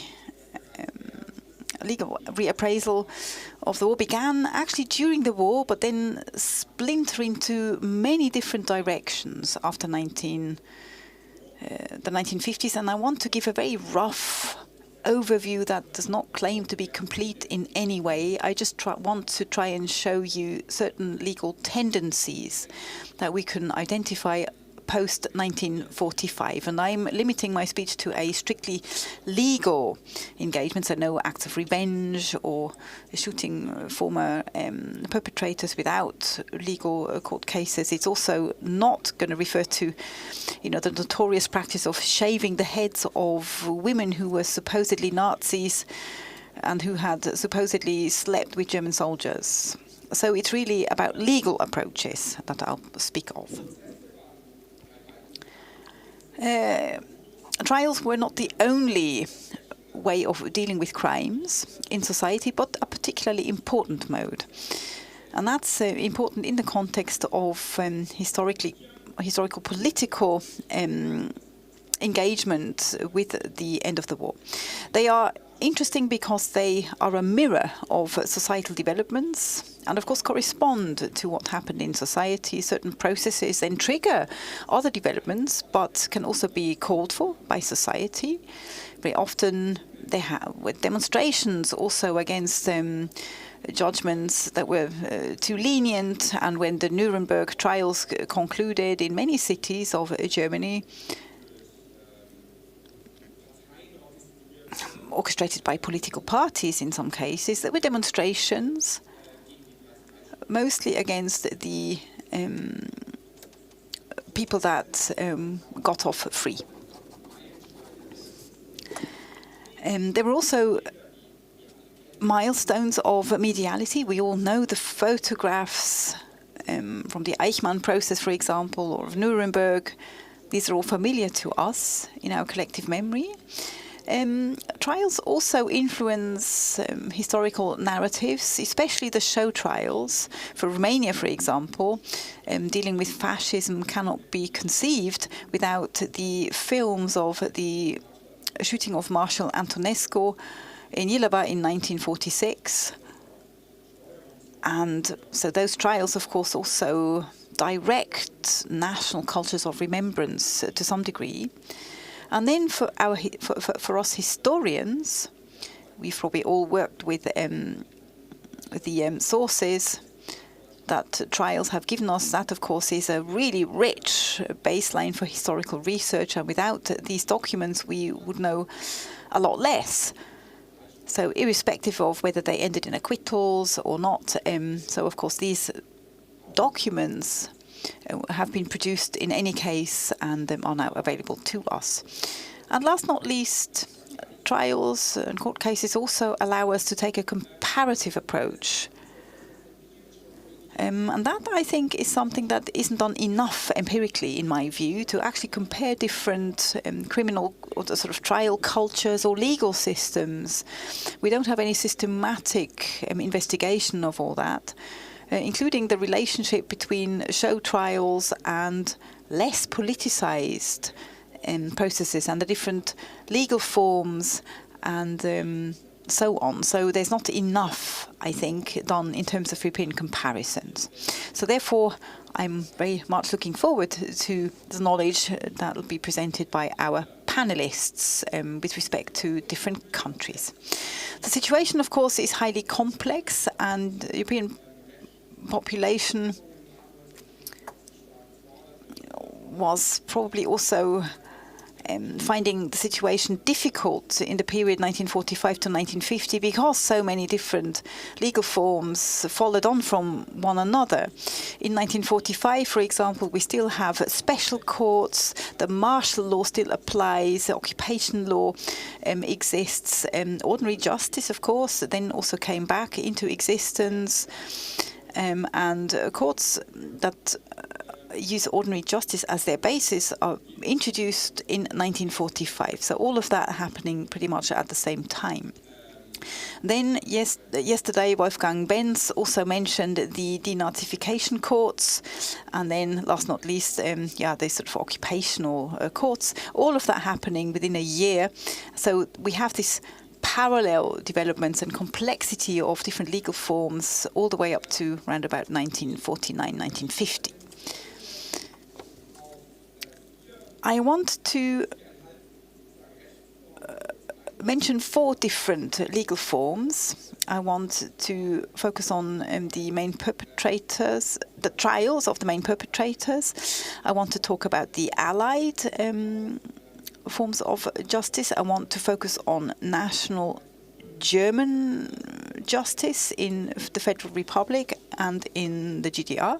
And then I want to briefly mention a European dimension.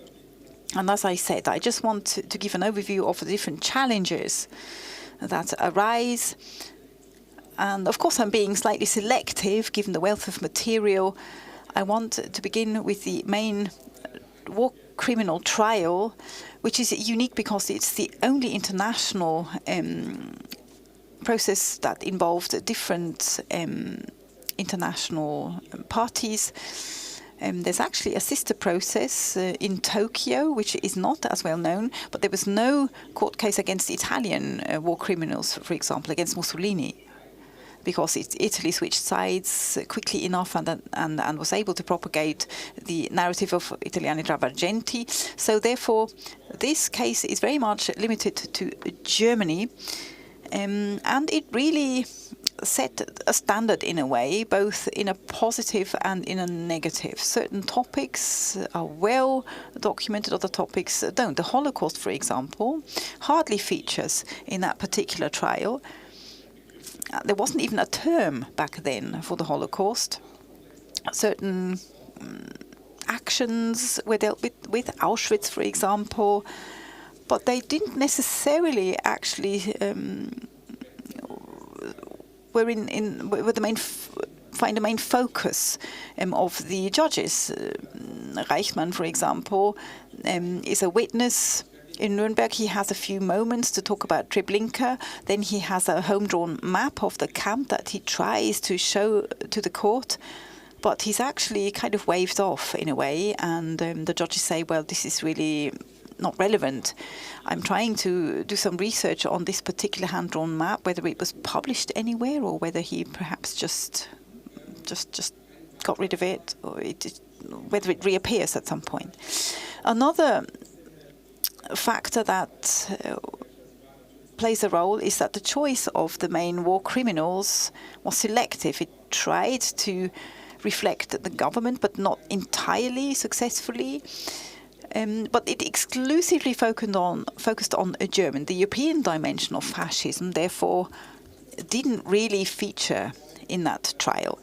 We heard earlier that a decision was made that major war criminals would be internationally tried, whilst otherwise perpetrators were sent to courts in areas where the crime was committed, but that, of course, left room for interpretation. So collaborators like Pavlich or Klasić, of course, they could have been tried in Nuremberg. And that would have resulted in a different picture, a European picture. I think it was a decision that historiography will have to struggle with for a while to come, because to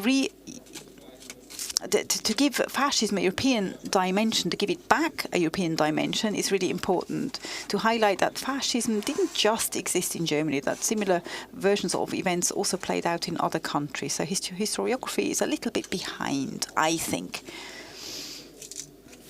Another factor is to try and use this trial to present an image of a greater event and to draw in persons from other governments, and that actually was something that the trial did well, I suppose, to really make it visible that these major war criminals were now being tried.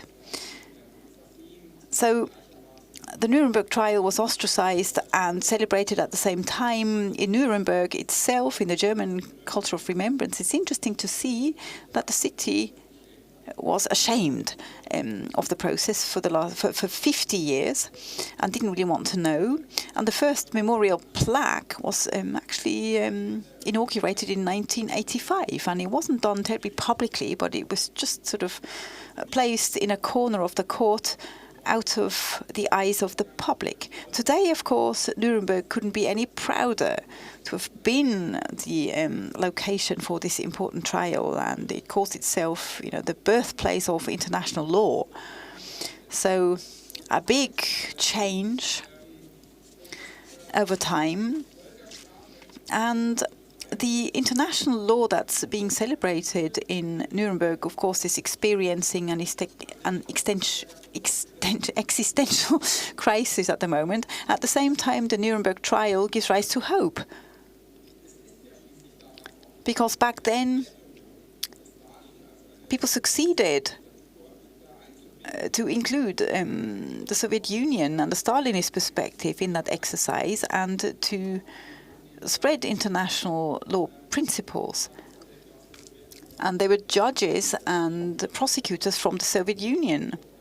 So it was good to see that in the Nuremberg context this worked well. Whereas in the 30s, all of these took part in Stalinist show trials with masses of death penalties. So these judges were able to function quite differently in different contexts. So I'm hopeful, in a sense, that this crisis of international law can be overcome, and that countries like China can be reintegrated, brought back into the fold. But the year 1945, 1946 shows, just like the 1990s, that the windows of time when international law can push its boundaries are rather tight. International collaboration doesn't really work all that well as a rule, because interests tend to be too different. That brings me to the trials done under Allied responsibility. So that was sort of occupational law. These, as a rule, were military tribunals. When we look at the United States, all 12 successor trials of Nuremberg were American military tribunals, as we also find in the British and French zones. These trials are very numerous in all 4 occupied zones, and colleagues engaged in concentration camp research will know just how important the Ravensbrück trials or the Neuengamme trials conducted by the Allied forces actually were, in terms of the knowledge they generated, not least. What's interesting in their case is this desire to investigate, and a certain consequence in terms of the sentencing. There's a number of death penalties. There's also a certain process-based pragmatism, I would say. Also a certain ethical pragmatism, one could call it. The Allied forces don't shy away at all from hanging Nazis or to behead them even. Johann Reichherzer, for example, the Munich executioner who executed the Scholl siblings, is used also for executing war criminals in 1946. The Brits also aren't shy. They use old Nazi guillotines, for example. So there's a certain degree of pragmatism when it comes to all of that. All in all, though, there's a pretty detailed and broad-based legal work that we can observe in the various occupied zones. Even though there are differences in the British and American zone, we find particularly many court trials. There's also trials of women, especially female overseers and guards. Very often these trials then have a certain sexist element because they generate headlines like the bitch of Buchenwald, or there's a certain sexualized presentation of female violence, which is kind of born there, that sexualized representation. But also French military courts investigate many things and I'll refer you to Tomáš and the discussion. We might be able to learn more about Soviet criminal practice. And all in all, the sentences of Soviet military courts are different in terms of their quantity and in terms of the sentences. So they're quite different. The only comparable thing is the quality of the judgments. That brings me to the German judicial system after 1945. German courts are reinstalled pretty soon after 1945, usually with fresh sort of judges that have not been in that position before. Initially, they are limited to criminal justice. The death penalty still exists, so German courts also actually lead to death sentences that are then also carried out. One exception is Dortmund. Criminals are sentenced to death there. The last person that was sentenced to death is in 1949 in Tübingen. And also in West Berlin, 9 death penalties are executed proportionally. That's actually quite a lot compared to the remaining West German regions. And again, it's Nazi and NS judges that are carrying out these sentences until the death penalty is abolished. The West German justice system is gradually gaining pace, but again is restricted to crimes committed on German soil, in particular crimes that were committed in 1933 and 1934. The murder of Erich Mühsam, for example, or crimes committed in the context of Kristallnacht, but nothing that was committed outside of German borders.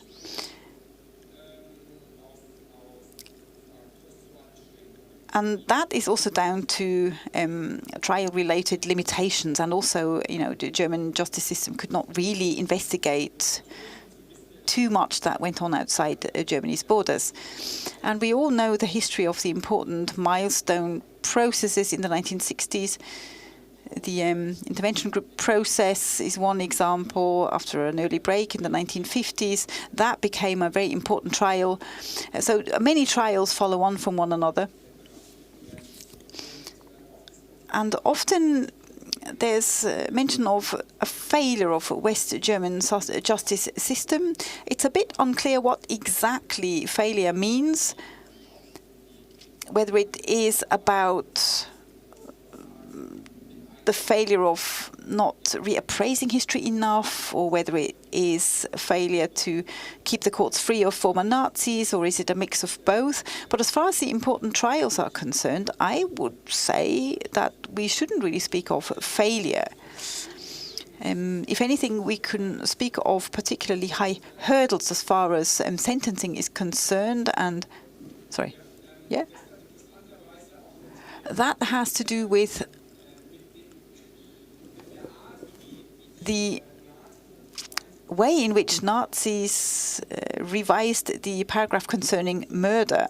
That particular cruelty, for example, had to be part of a murder or something to be recognized as murder, which made it harder, of course, later on to sentence Nazis for murder, at least in the interpretation of the law back then. As far as the GDR is concerned, researchers often note that the moral stance was that the GDR was the better Germany, really. Very often there wasn't very much sensitivity when it came to places of the past, whether it was special camps, for example, or Munich Square in Dresden, for example, where the GDR actually executed people up to 1968 using guillotines that originated in Nazi Germany. Czech nationals, for example, were executed there through NS courts. So that was maybe one of the many differences between the legal way of dealing with the past in the GDR and West Germany. So that the death penalty in the GDR continued to be applied for much longer. The last NS perpetrator who was executed in Leipzig, Johannes Kindler, a murderer, an Einsatzgruppe, he is actually executed in October 1976 in Leipzig. But many other death penalties showcase how the GDR dealt with the past legally. The trials are actually clean when we look at them now and done well. The point was to do research on what people did in the wars of Prussia.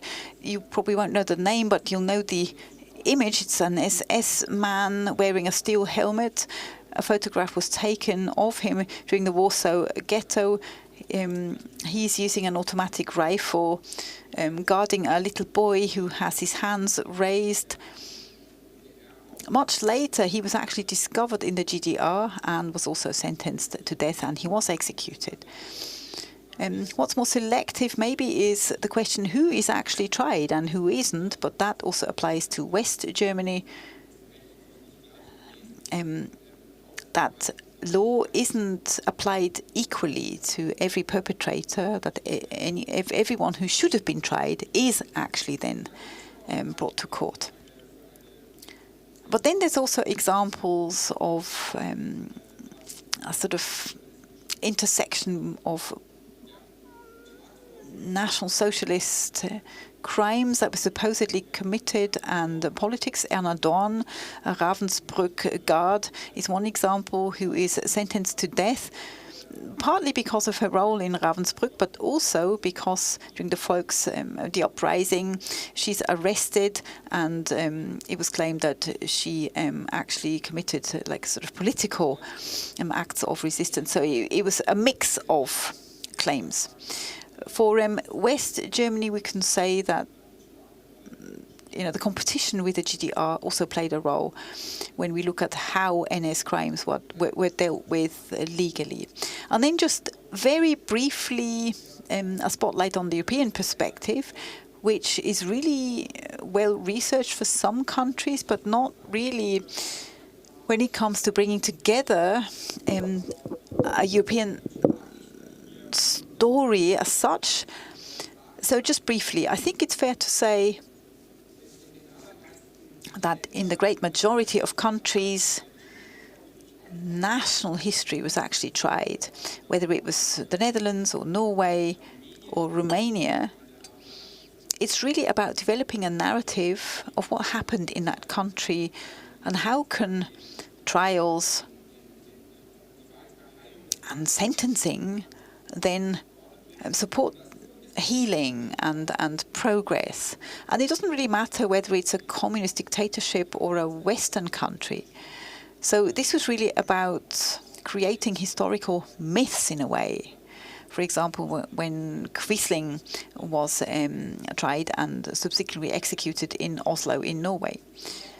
And executions are an important symbol, are maybe an attempt to draw a line on the history. And indeed, in many countries, in Austria, Netherlands, Norway, where up to the Second World War, the death penalty didn't exist or wasn't executed.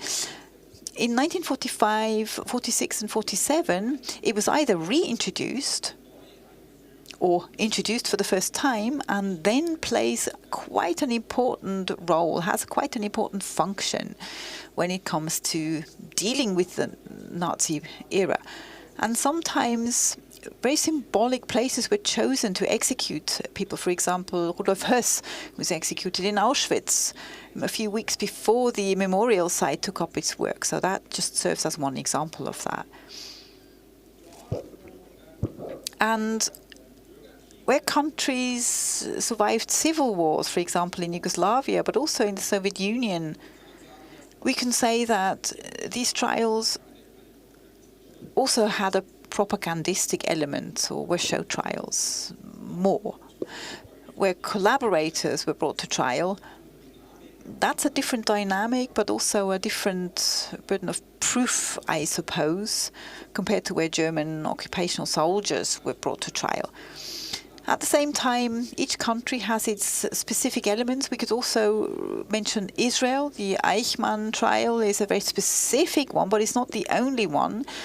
And so, or let me put it differently, in Israel, there was a trial against Rudolf Kastner, who was sentenced because of supposed collaboration with the Germans during the Holocaust.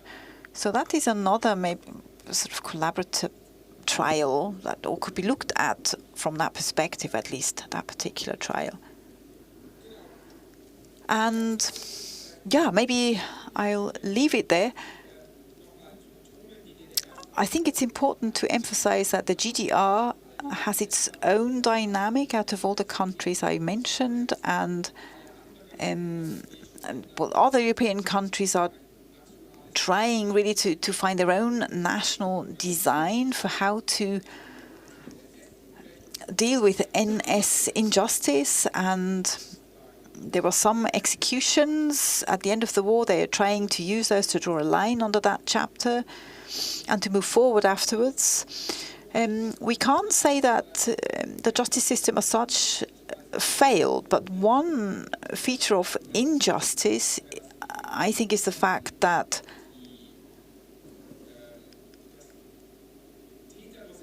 perpetrators were only brought to trial very selectively. And perpetrators couldn't be sure whether they would have to answer for their actions or not. And that depends really on when they were brought to trial. Also, it depended also whether they would maybe sentenced to death or had a much milder sentence. But that really depended very much on when the trial took place and where. Thank you very much.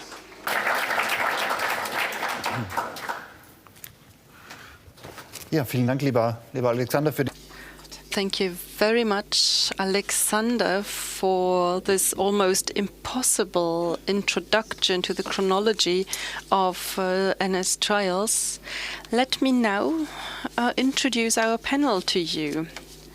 To my left, we have Philip Ganczak. He holds a doctorate in political science and he works at the Institute of National Remembrance in Warsaw. He is the editor of a journal there.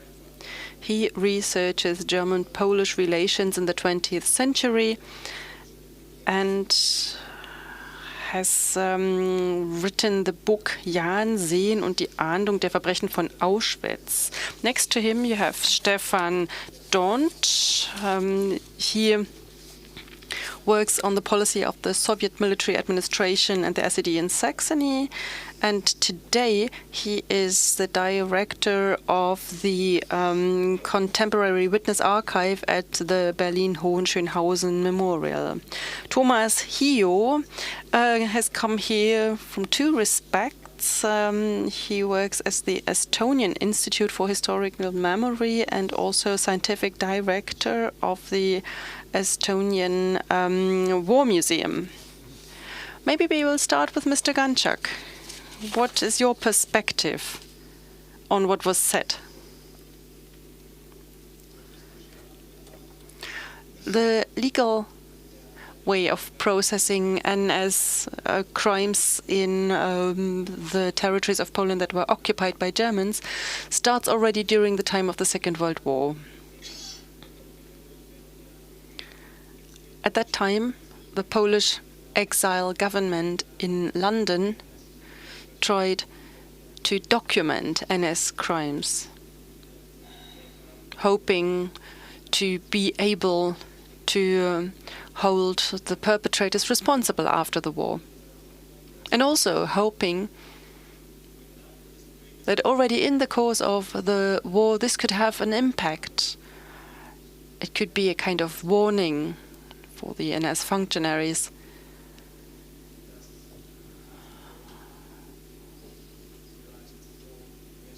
But maybe this did not work.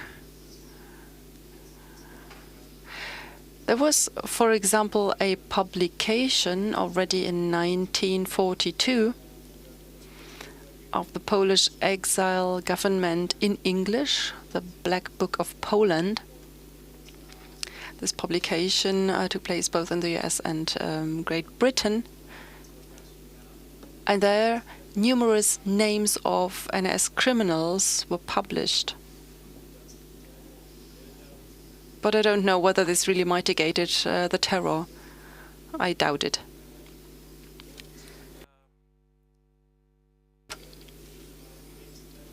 At the end of the war, the Polish exile government sent liaison officers to the British and the American troops in Germany with the task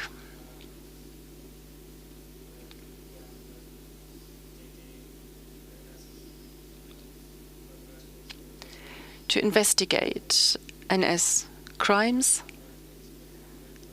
and to cooperate with the Brits and the Americans. In summer 1945, the Polish exile government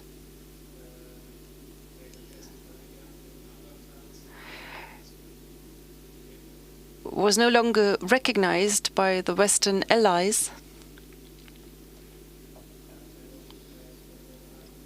and from then on they recognized the communist government in Warsaw.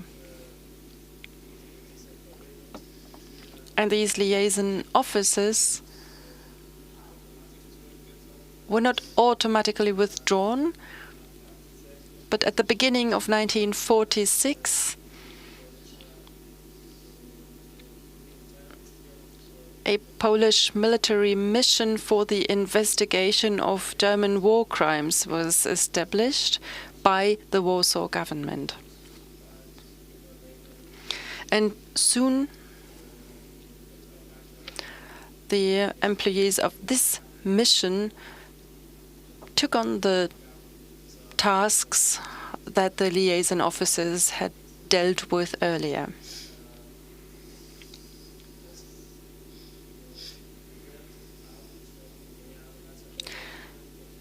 In 1945, in Poland, a commission to investigate the German crimes was established, with some special commissions in many of the big cities.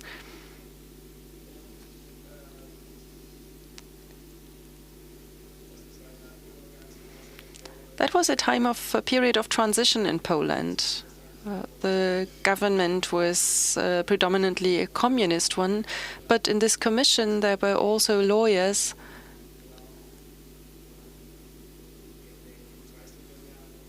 who in the 30s had been working in the Polish legal system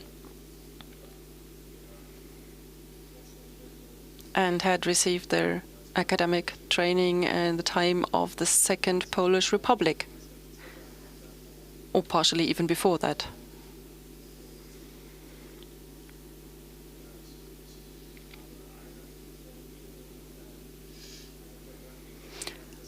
I've dedicated a biography to one of them. That was Jan Sehm, who was of German origin, but already before the Second World War he worked as an investigative lawyer in Krakow.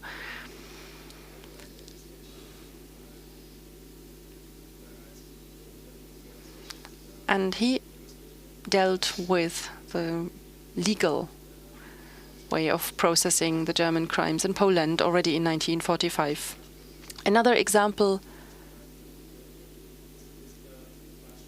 is Józef Skorzyński, a lawyer from Warsaw. Maybe he's less known, but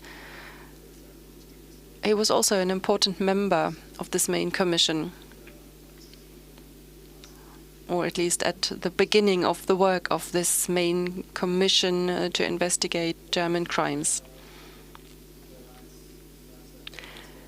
In 1946, members of the Polish military mission started traveling to Germany to the Western occupation zones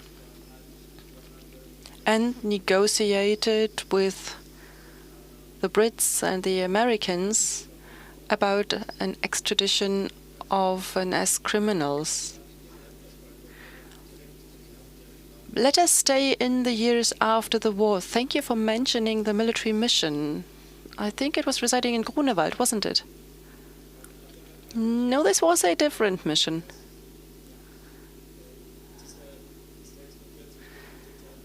The military mission that was established in 1946 was meant to investigate German war crimes. It worked in Wiesbaden and also in the British occupation zone. There were also requests for extradition to the Brits and the Americans, and in the initial phase, the Western allies were also willing to follow these requests.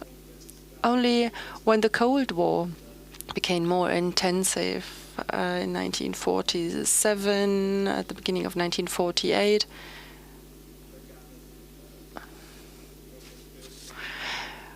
a lot of difficulties started to happen. But there was a mission that was residing in Berlin, wasn't it? But that was something different, a different military mission.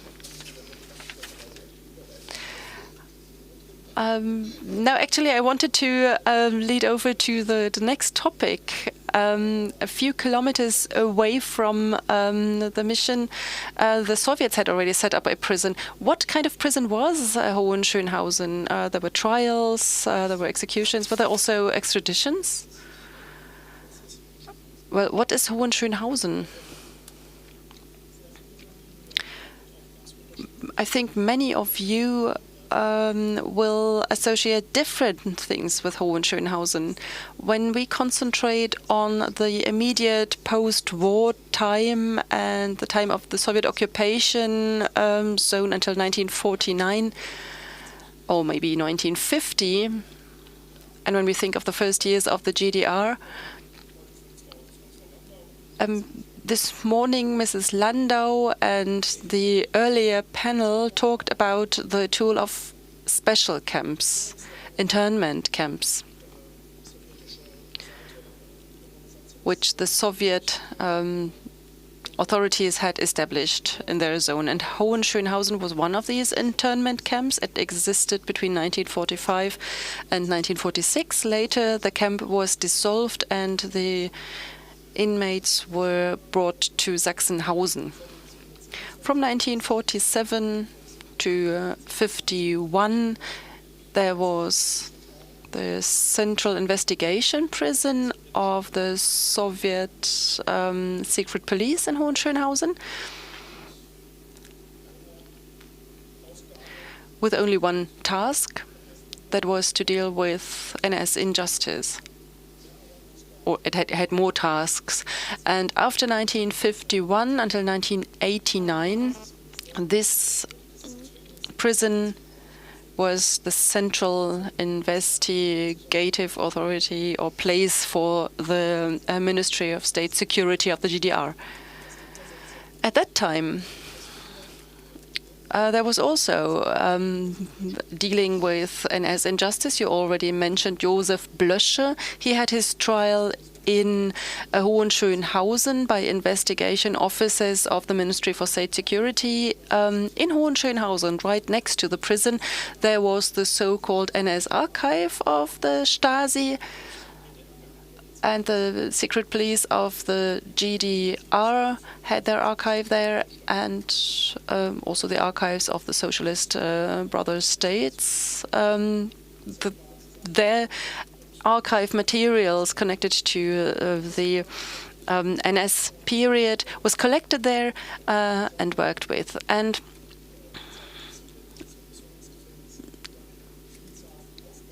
this institution also had manifold tasks. Of course, one of the tasks was to punish the perpetrators. We've heard the dimensions of Mr. Zimmermann this morning. Mrs. Landau showed it. The this burning of a Ukrainian village. These were crimes against humanity which Germans had committed all over Europe, not only out of the former Reich borders, but also in Germany after 1939. And these crimes in Germany since 1933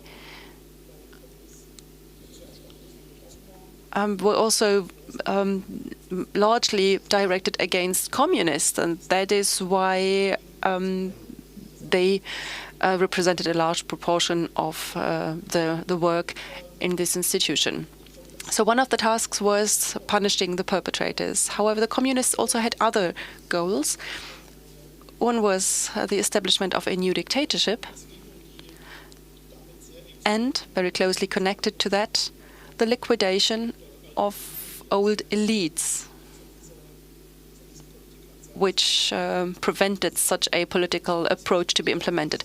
In the communist understanding, what were the causes of National Socialism or fascism, as it was said? These were bourgeois property structures.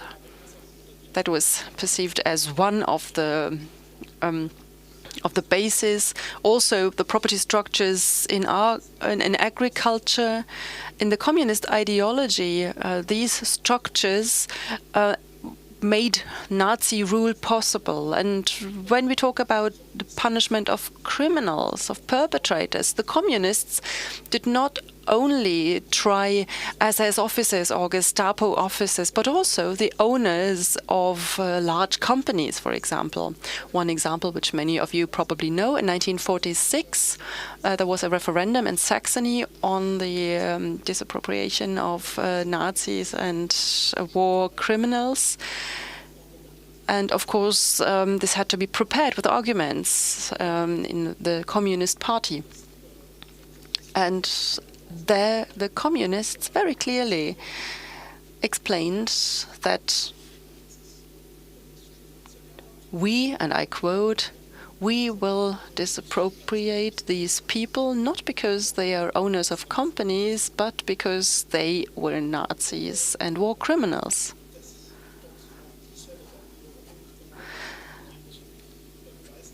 And if these people were able to prove that they didn't have to do anything with Nazi crimes and partially were even engaged in resistance, this didn't help them. So we see a lot of conflicts, and the interests of the Soviet occupying force were above everything, and of course also the interests of the Socialist United Party of Germany. This also had a certain propaganda function towards the West. The GDR saw itself as the better Germany, and I suppose that there are many aspects where this was already dealt with, but these were all aspects that a communist party had to combine and to work with. So the legal aspect was not the only one. It was embedded into a whole situation. Well, thank you for pointing out the many different functions these trials could have. Mr. Hiu, I think we know little about Estonia, and Estonian trials are not well known at all. Maybe you can just very briefly give us some pointers to functions and the processes that went on in the context of Estonian trials, especially in the context of, Soviet history. Okay, ladies and gentlemen, well, everything has its sort of prerequisites and previous history, and of course every crime has perpetrators and victims. I can't really go into too much detail of any of it. Nonetheless, we can say for Estonia and for other Baltic states, the war began on 17th of June 1940, when all three Baltic states were occupied by the Soviets, and then very quickly and very cruelly also were Sovieticized. So the Estonian population was around about 1 million, 3 times less than Berlin today. And during the first red year, so-called red year, 7,000 people were sent to Russia for political reasons or shot dead. And 1 week before the German attack on the Soviet Union, 10,000 people were deported. 10,000 in Estonia, that's about 1% of the population. And the same applied to Latvia and Lithuania. And that is why there was pretty good motivation for many Estonians to collaborate with the Germans initially. During the German occupation, 8,000 Estonian citizens were killed.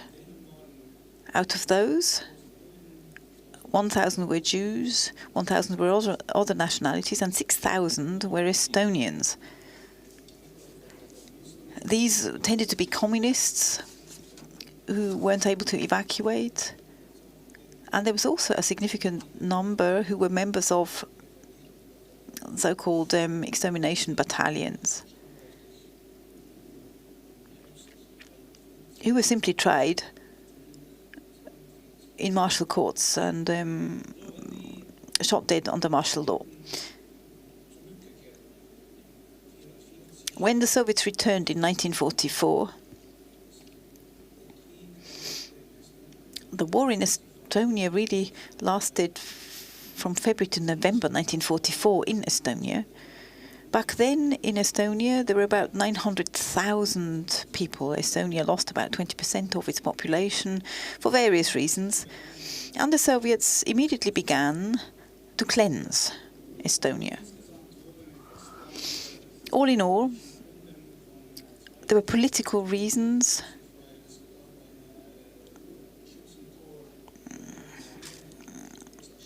There was a Red Corps of Estonian soldiers, and hundreds of those were arrested in the period in the period 42 to 54, about 400,000 people in Estonia were arrested for political reasons, sent to Siberia or shot dead. And then the grand finale was in 1949, when about 20,000 people, that's 2% of the population, were deported to Siberia. So what was the judicial basis for this? It wasn't really arbitrary justice. In the Soviet state, everything was precisely regulated. Realization then was a different matter. But the foundation was the criminal acts of the Russian Federation, because this was a matter of the unionist republics. Estonia did not have its own criminal act, criminal justice act, so they took on that of the Russian Federation dating back to 1926. So that criminal code had the infamous paragraph 58, Article 58. This was really 14 different articles brought together and different sections. You can find it online in many languages. It's been translated. So I won't go into detail. But one common thread running through Article 58 is that crimes against the Soviet state, against the workers' movement, against the Communist Party, and so on are dealt with. So these are really crimes against the state. And punishment was particularly harsh, starting with 10 years of forced labor, all the way to the death penalty. The death penalty was abolished for a short period in the summer of 1947. Instead of the death penalty, we found the so-called 25 plus 5, that was really forced labour as a form of punishment. But that wasn't all. There was also a special act with a very long title. In 1943, the Red Army had liberated the first regions from the Germans. Back at the time, there was a problem for Soviet propaganda and also for the NKVD and all the other security personnel. The people who had lived under German occupation and partly also collaborated with the Germans, not just in Estonia, Latvia, Lithuania. It was widespread also in Russia and, of course, in Ukraine and Belarus. So on 19th of April 1943, a law was passed by the Presidium of the Supreme Soviet on the punishment of German fascist crimes who took part in the murder and torture of captured Red Army personnel. And it also included anyone suspected of spying on Soviet citizens and their helpers. It's a very long title.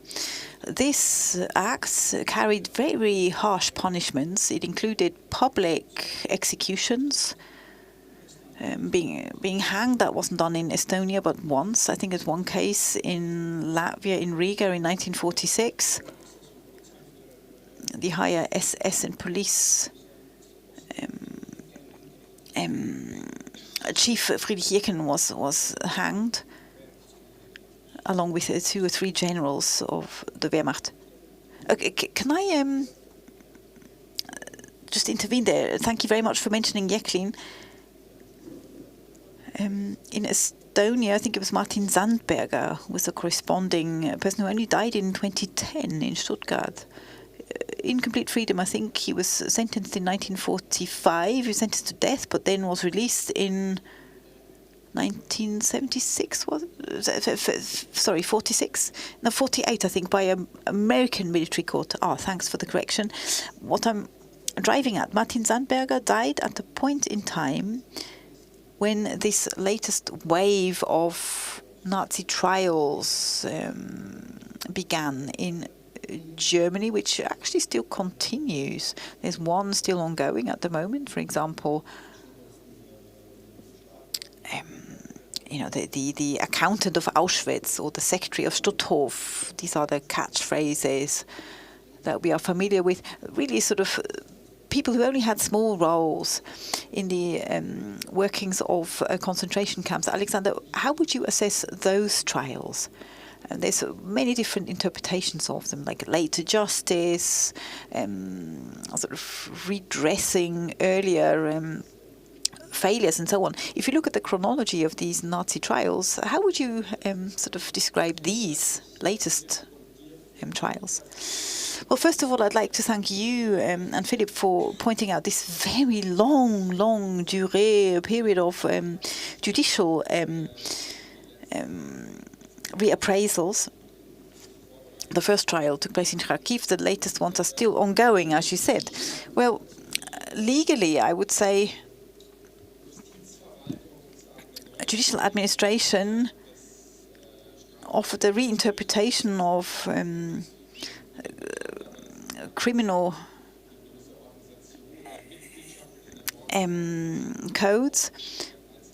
Like, for example, membership in a certain organization was also classed as a murder. I'm reminded a little bit of the payments made to former forced laborers by the organization dealing with remembrance and responsibility. And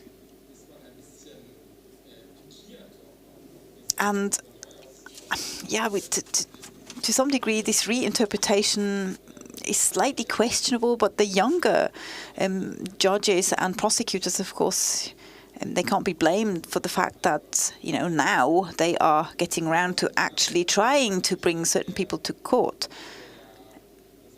But there's still an element of selective justice, I believe, because those people who just happen to live a long life suddenly have to answer for what they did. But that is what law is all about. If you are brought to court, you have to answer that court. Some people die early, some people live a long life, and in classrooms in the UK we often discuss this, what sort of justice this is, this late justice, because other than the British and US legal system, these people who are now very old, they no longer have to actually go to prison as such. It's really just about the negotiations, the trial as a process, so to speak. So nonetheless, these are attempts, I believe, to bring justice, and I support that. As far as the generation of knowledge is concerned that I emphasized, I don't know really. I haven't looked at the court transcripts, for example, so whether anything new was brought out by the Neuengamme trial, I don't know, to be fair. And then, because the timing is close, you also wonder, how do we deal with communist injustice or GDR injustice in other countries? Because all of a sudden there are trials going on in parallel, and that is also very enriching, I think, and interesting to look at. Thank you. Mr. Ganczak, in Poland, everything that is happening in Germany, with how Germany is dealing with its past is observed very closely. I'd like to ask for your perspective on these late trials. What's the Polish perception of these trials? Well, in particular, the first of these late trials, the Demianuk trial, that was observed very closely in Poland and generated a lot of interest.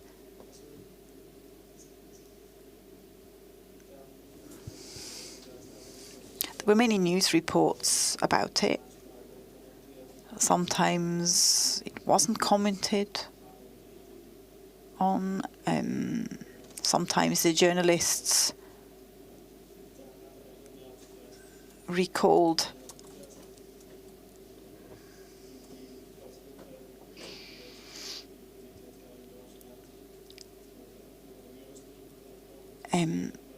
that attempts to now bring perpetrators to justice were maybe coming a little late,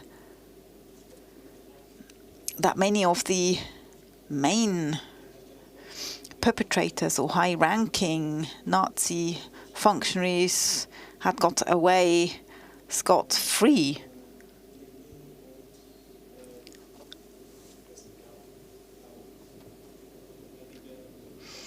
And there were some examples that were mentioned often. One is Heinz Reinefahrt, who was part of the bloody crushing of the Warsaw Uprising in 1944.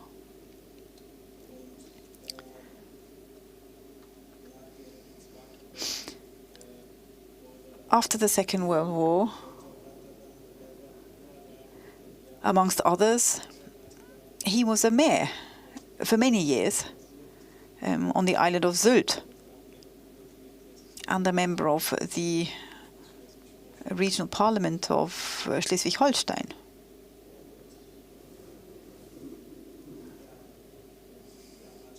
So,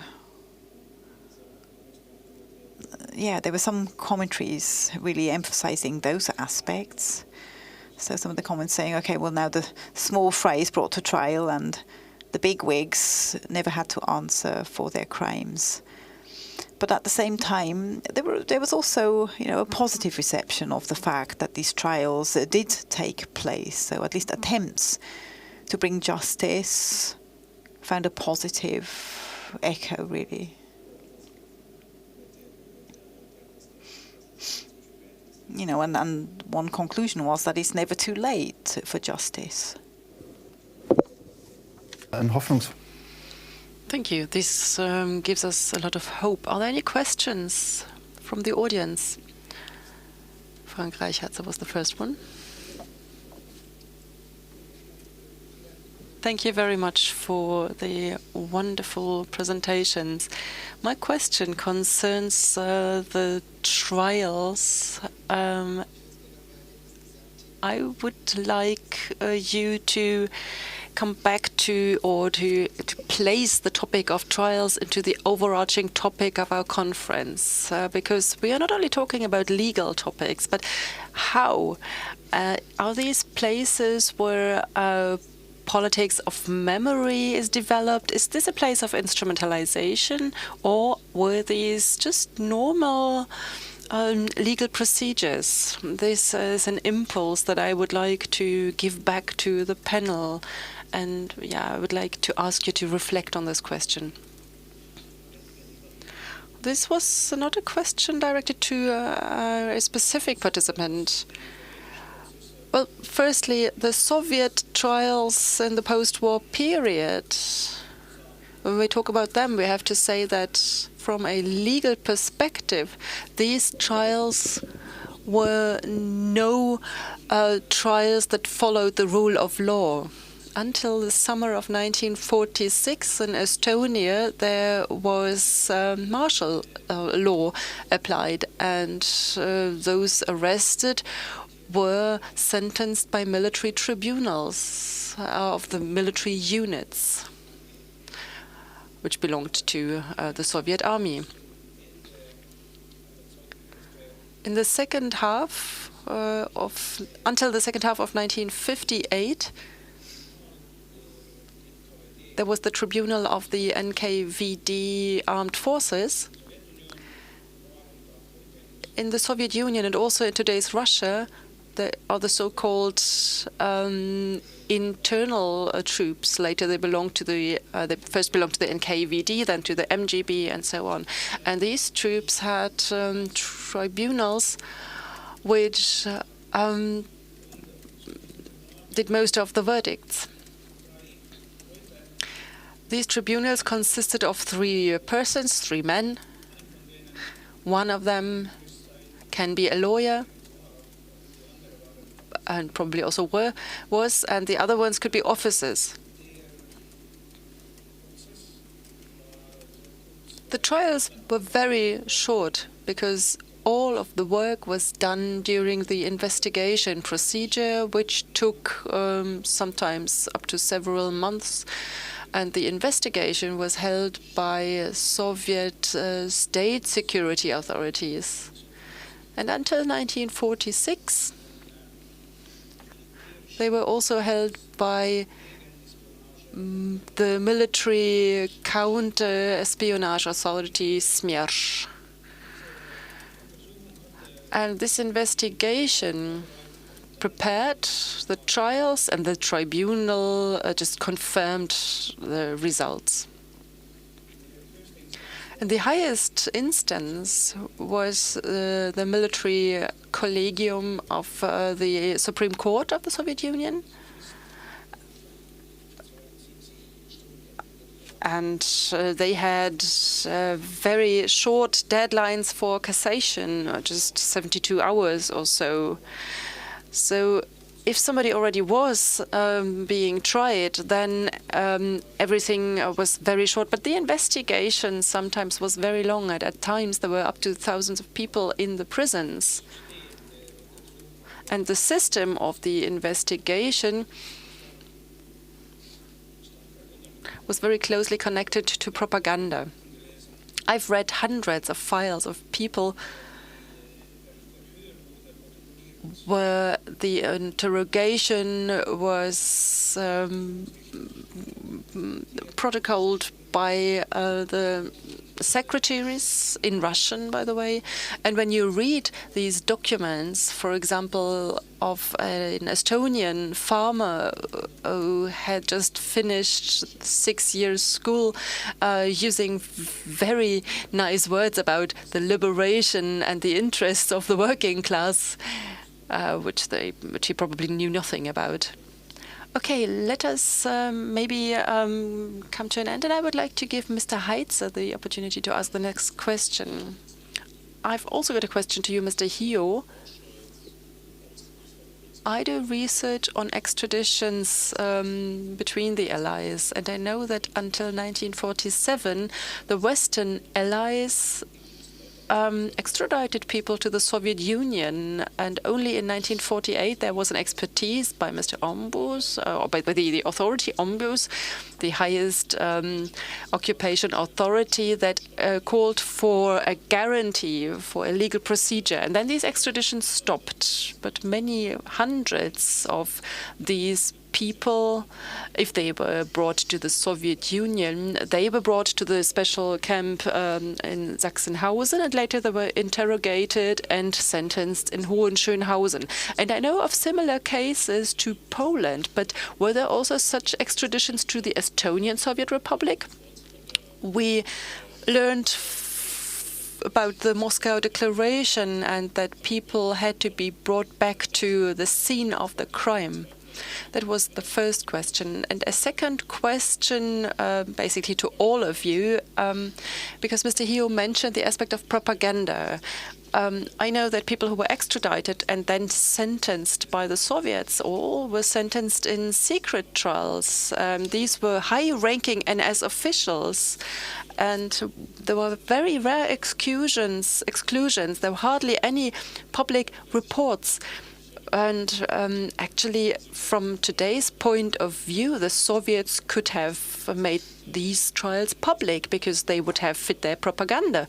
Were there such trials in Estonia, or does this not play any role?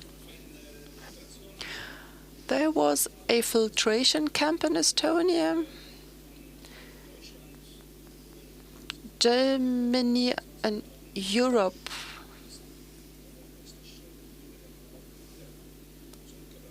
brought about 20,000 Estonian citizens back.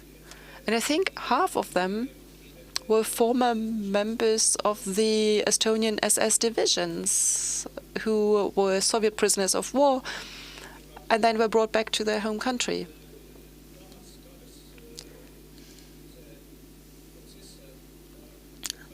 And these trials were all secret trials.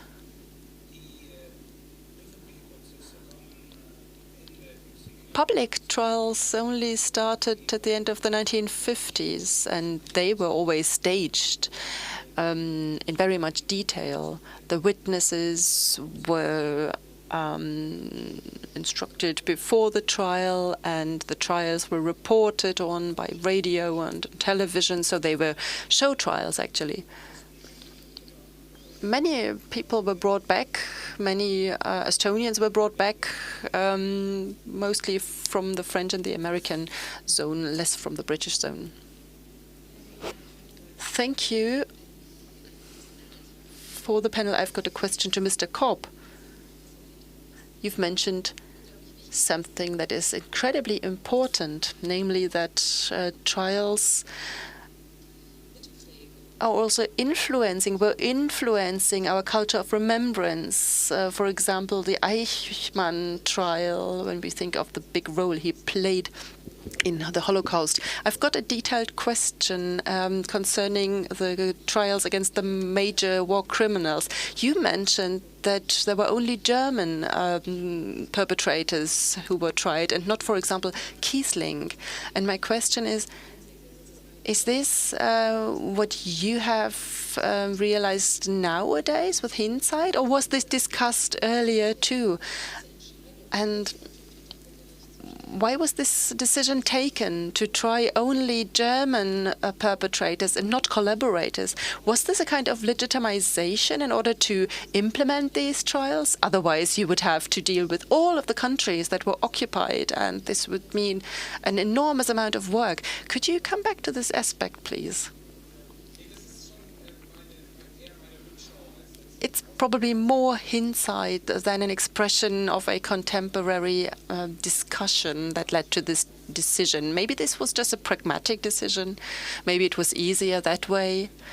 And maybe it was just decided that the other countries should deal with their perpetrators themselves. But on the other hand, the question who will be tried and who won't was probably a more or less arbitrary one. And some countries just threw some names to the pool. And Julius Streicher, for example, was tried as a major war criminal. Well, actually, yes, he was a very bad guy, but he was definitely a different category than Kaltenbrunner or Göring.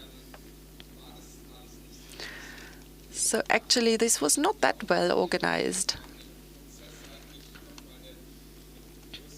However, I think the trials would have been much more influential if they had also included heads of state, for example, but this was not that often discussed. There was this Moscow Declaration, only the major war criminals and local crimes were to be dealt with in the countries where the crimes took place.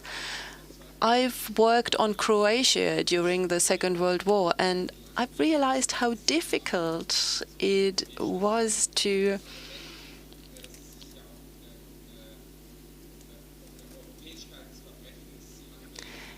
bring about an understanding that there was also a European dimension to these crimes.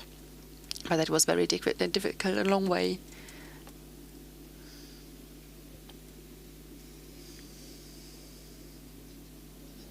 Korina Kukurolev, Center for Contemporary Research, Potsdam. I've got a question. I know that it's a very sensitive one, but I think it has to be asked.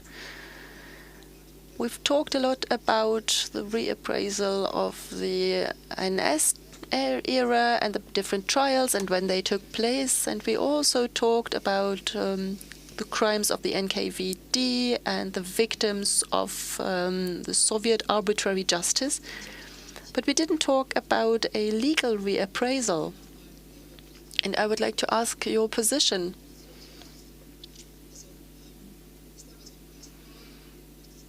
Did we miss anything? Should this be done? Is it enough if only scholars deal with the legal way of processing with the crimes of National Socialism? Or is it a way of processing that should be done more in public? I've got a question to the two German colleagues. Mr. Korb, in your talk you mentioned how important process files are when we talk about sources. Alexander Dalhousie was meant to participate in the discussion. He comes from Belarus and researches on the trials from Rileka. And I know that he's dealing with some files that are in Munich, or in Münster, sorry, but that was not where the trial took place. But my question would be, do you think there is a research potential in files that we could find in German regional or local archives in terms of German war crimes committed in the occupied areas? Because at the moment we cannot work with Soviet archives. But maybe there is some field of research where we could access other files and other documents and learn new things about the occupied territories. Mr. Dont, would you like to answer the question about the Stalinist crimes? Well, the Stalinist crimes, when we talk about Stalinist crimes in Germany or the Soviet occupation zone, this is certainly a topic that the German legal system should think about. That's very difficult. Also because of the German-Soviet treaties. The treaty on the German reunification in 1990 put an end to these treaties, but we've also got a second problem. When we talk about legal procedures, we can try individual people, but most of these people have already died. Nevertheless, this is probably an important topic, and it's a topic that contemporary research should deal with. But of course, always asking themselves the question, why did these crimes take place in Germany? Because they did not take place in a vacuum. They all have a prehistory. We talked about this prehistory earlier this day. And the second question, archives and local archives, whatever. The NS archive, the archive of the state security, the archive of the state security of the GDR was dissolved in 1990, and the files went back to the main archives, and only those files that were added to by the Stasi, they are still in the archive of Stasi documents. The Stasi has investigated a lot of files, but they did not implement trials for all people. So I think there is a lot of potential to show how, maybe manifold is the wrong word, but to learn about the dimension of crimes that were committed on behalf of Germany and by Germans. We are talking about how we deal with the perpetrators, but at the end, we are talking about a rather small number of trials. Today, we learned about some examples. There was a village in Ukraine that was burnt down by Germans, thousands of dead people, and I think this was done by units of the army that consisted of maybe up to 500 people. And when we look at the map with the places where the German crimes took place, then of course we know that these crimes were committed by people. And if we then look at the overall number of trials that were implemented, then we'll see a large discrepancy.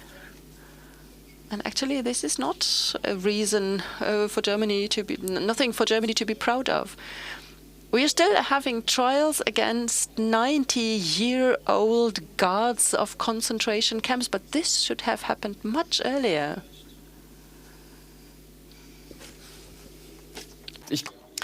As far as the generation of knowledge is concerned, I think the trials are pretty well known, what they were and what the crimes were. If anyone's looking for details on Minsk, you'll be looking at the corresponding trial and you'll probably know about it. What, however, or rather where files are worthy of further investigation is really when we deal with new questions or changing questions, for example, sexual violence. I could imagine that a lot of these files haven't been read from that perspective or from that angle. So, you know, if you're researching sexual violence during the Holocaust, I'm sure that'll give us a lot of new insights. Okay, we have time for one more question and then we'll conclude this day. Yes, thank you very much. I have a question to Mr. Ganczak. During the time of the Cold War, were there any attempts to extradite people from Germany to Poland? Were there any requests from Poland to extradite people to Poland? And if so, what was cooperation like? Were these perpetrators really extradited then? Even before the Federal Republic of Germany and the GDR were founded, more than 2,000 suspected NS perpetrators were extradited to Poland. That was done by the British and the Americans. And I think it was on account of the constitution of Germany and because of the added issue of the Cold War, well, for a long time there weren't any diplomatic relations between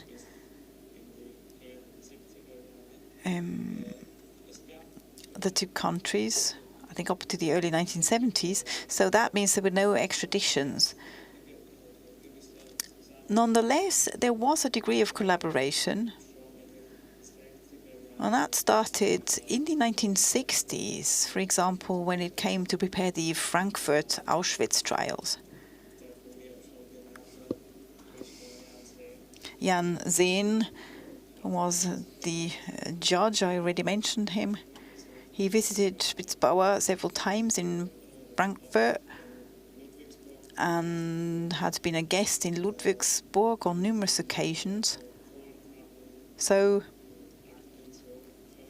the Polish made available files and also witnesses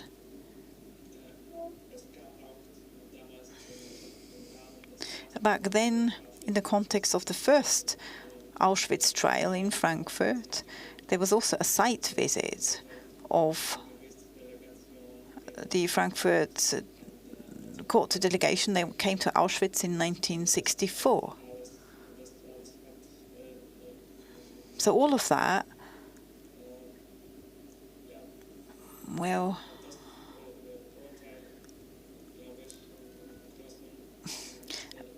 I think it actually made it possible that a conviction was achieved. The media in Poland, on the one hand, at the time, praised this collaboration, but, well, there was a dilemma. Because in the communist propaganda, the Federal Republic was one of the main enemies.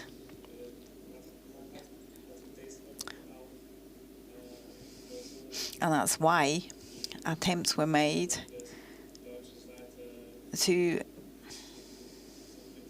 criticize the Federal Republic for not doing enough to sentence Nazi criminals. Yes, may I add to this?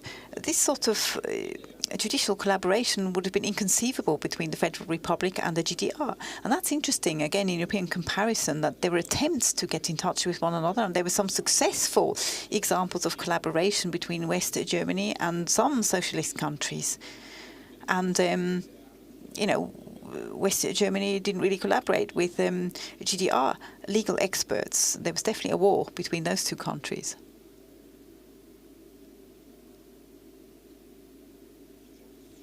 Okay. Sorry, that comment could not be translated because we couldn't hear it in the booth. Okay, I don't think the two are mutually exclusive.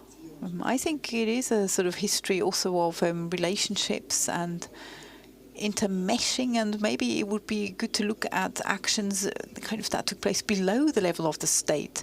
In 1960, a certain Thomas Hallan sat in the German Ministry of the Interior, and Fritz Bauer in particular, which is many pointers towards potential perpetrators. I think it's worth looking at the actions of individuals who during the times of the Cold War are doing the impossible, namely to look for files and information in enemy territory.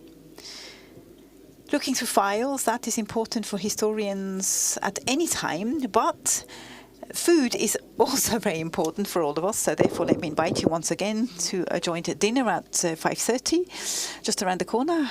I'd like to thank all of you for being on our panel. I'd like to thank all of the audience for listening and for your many questions. I wish everyone a very good evening, and we'll see you back here at 9 o'clock tomorrow morning. Thank you.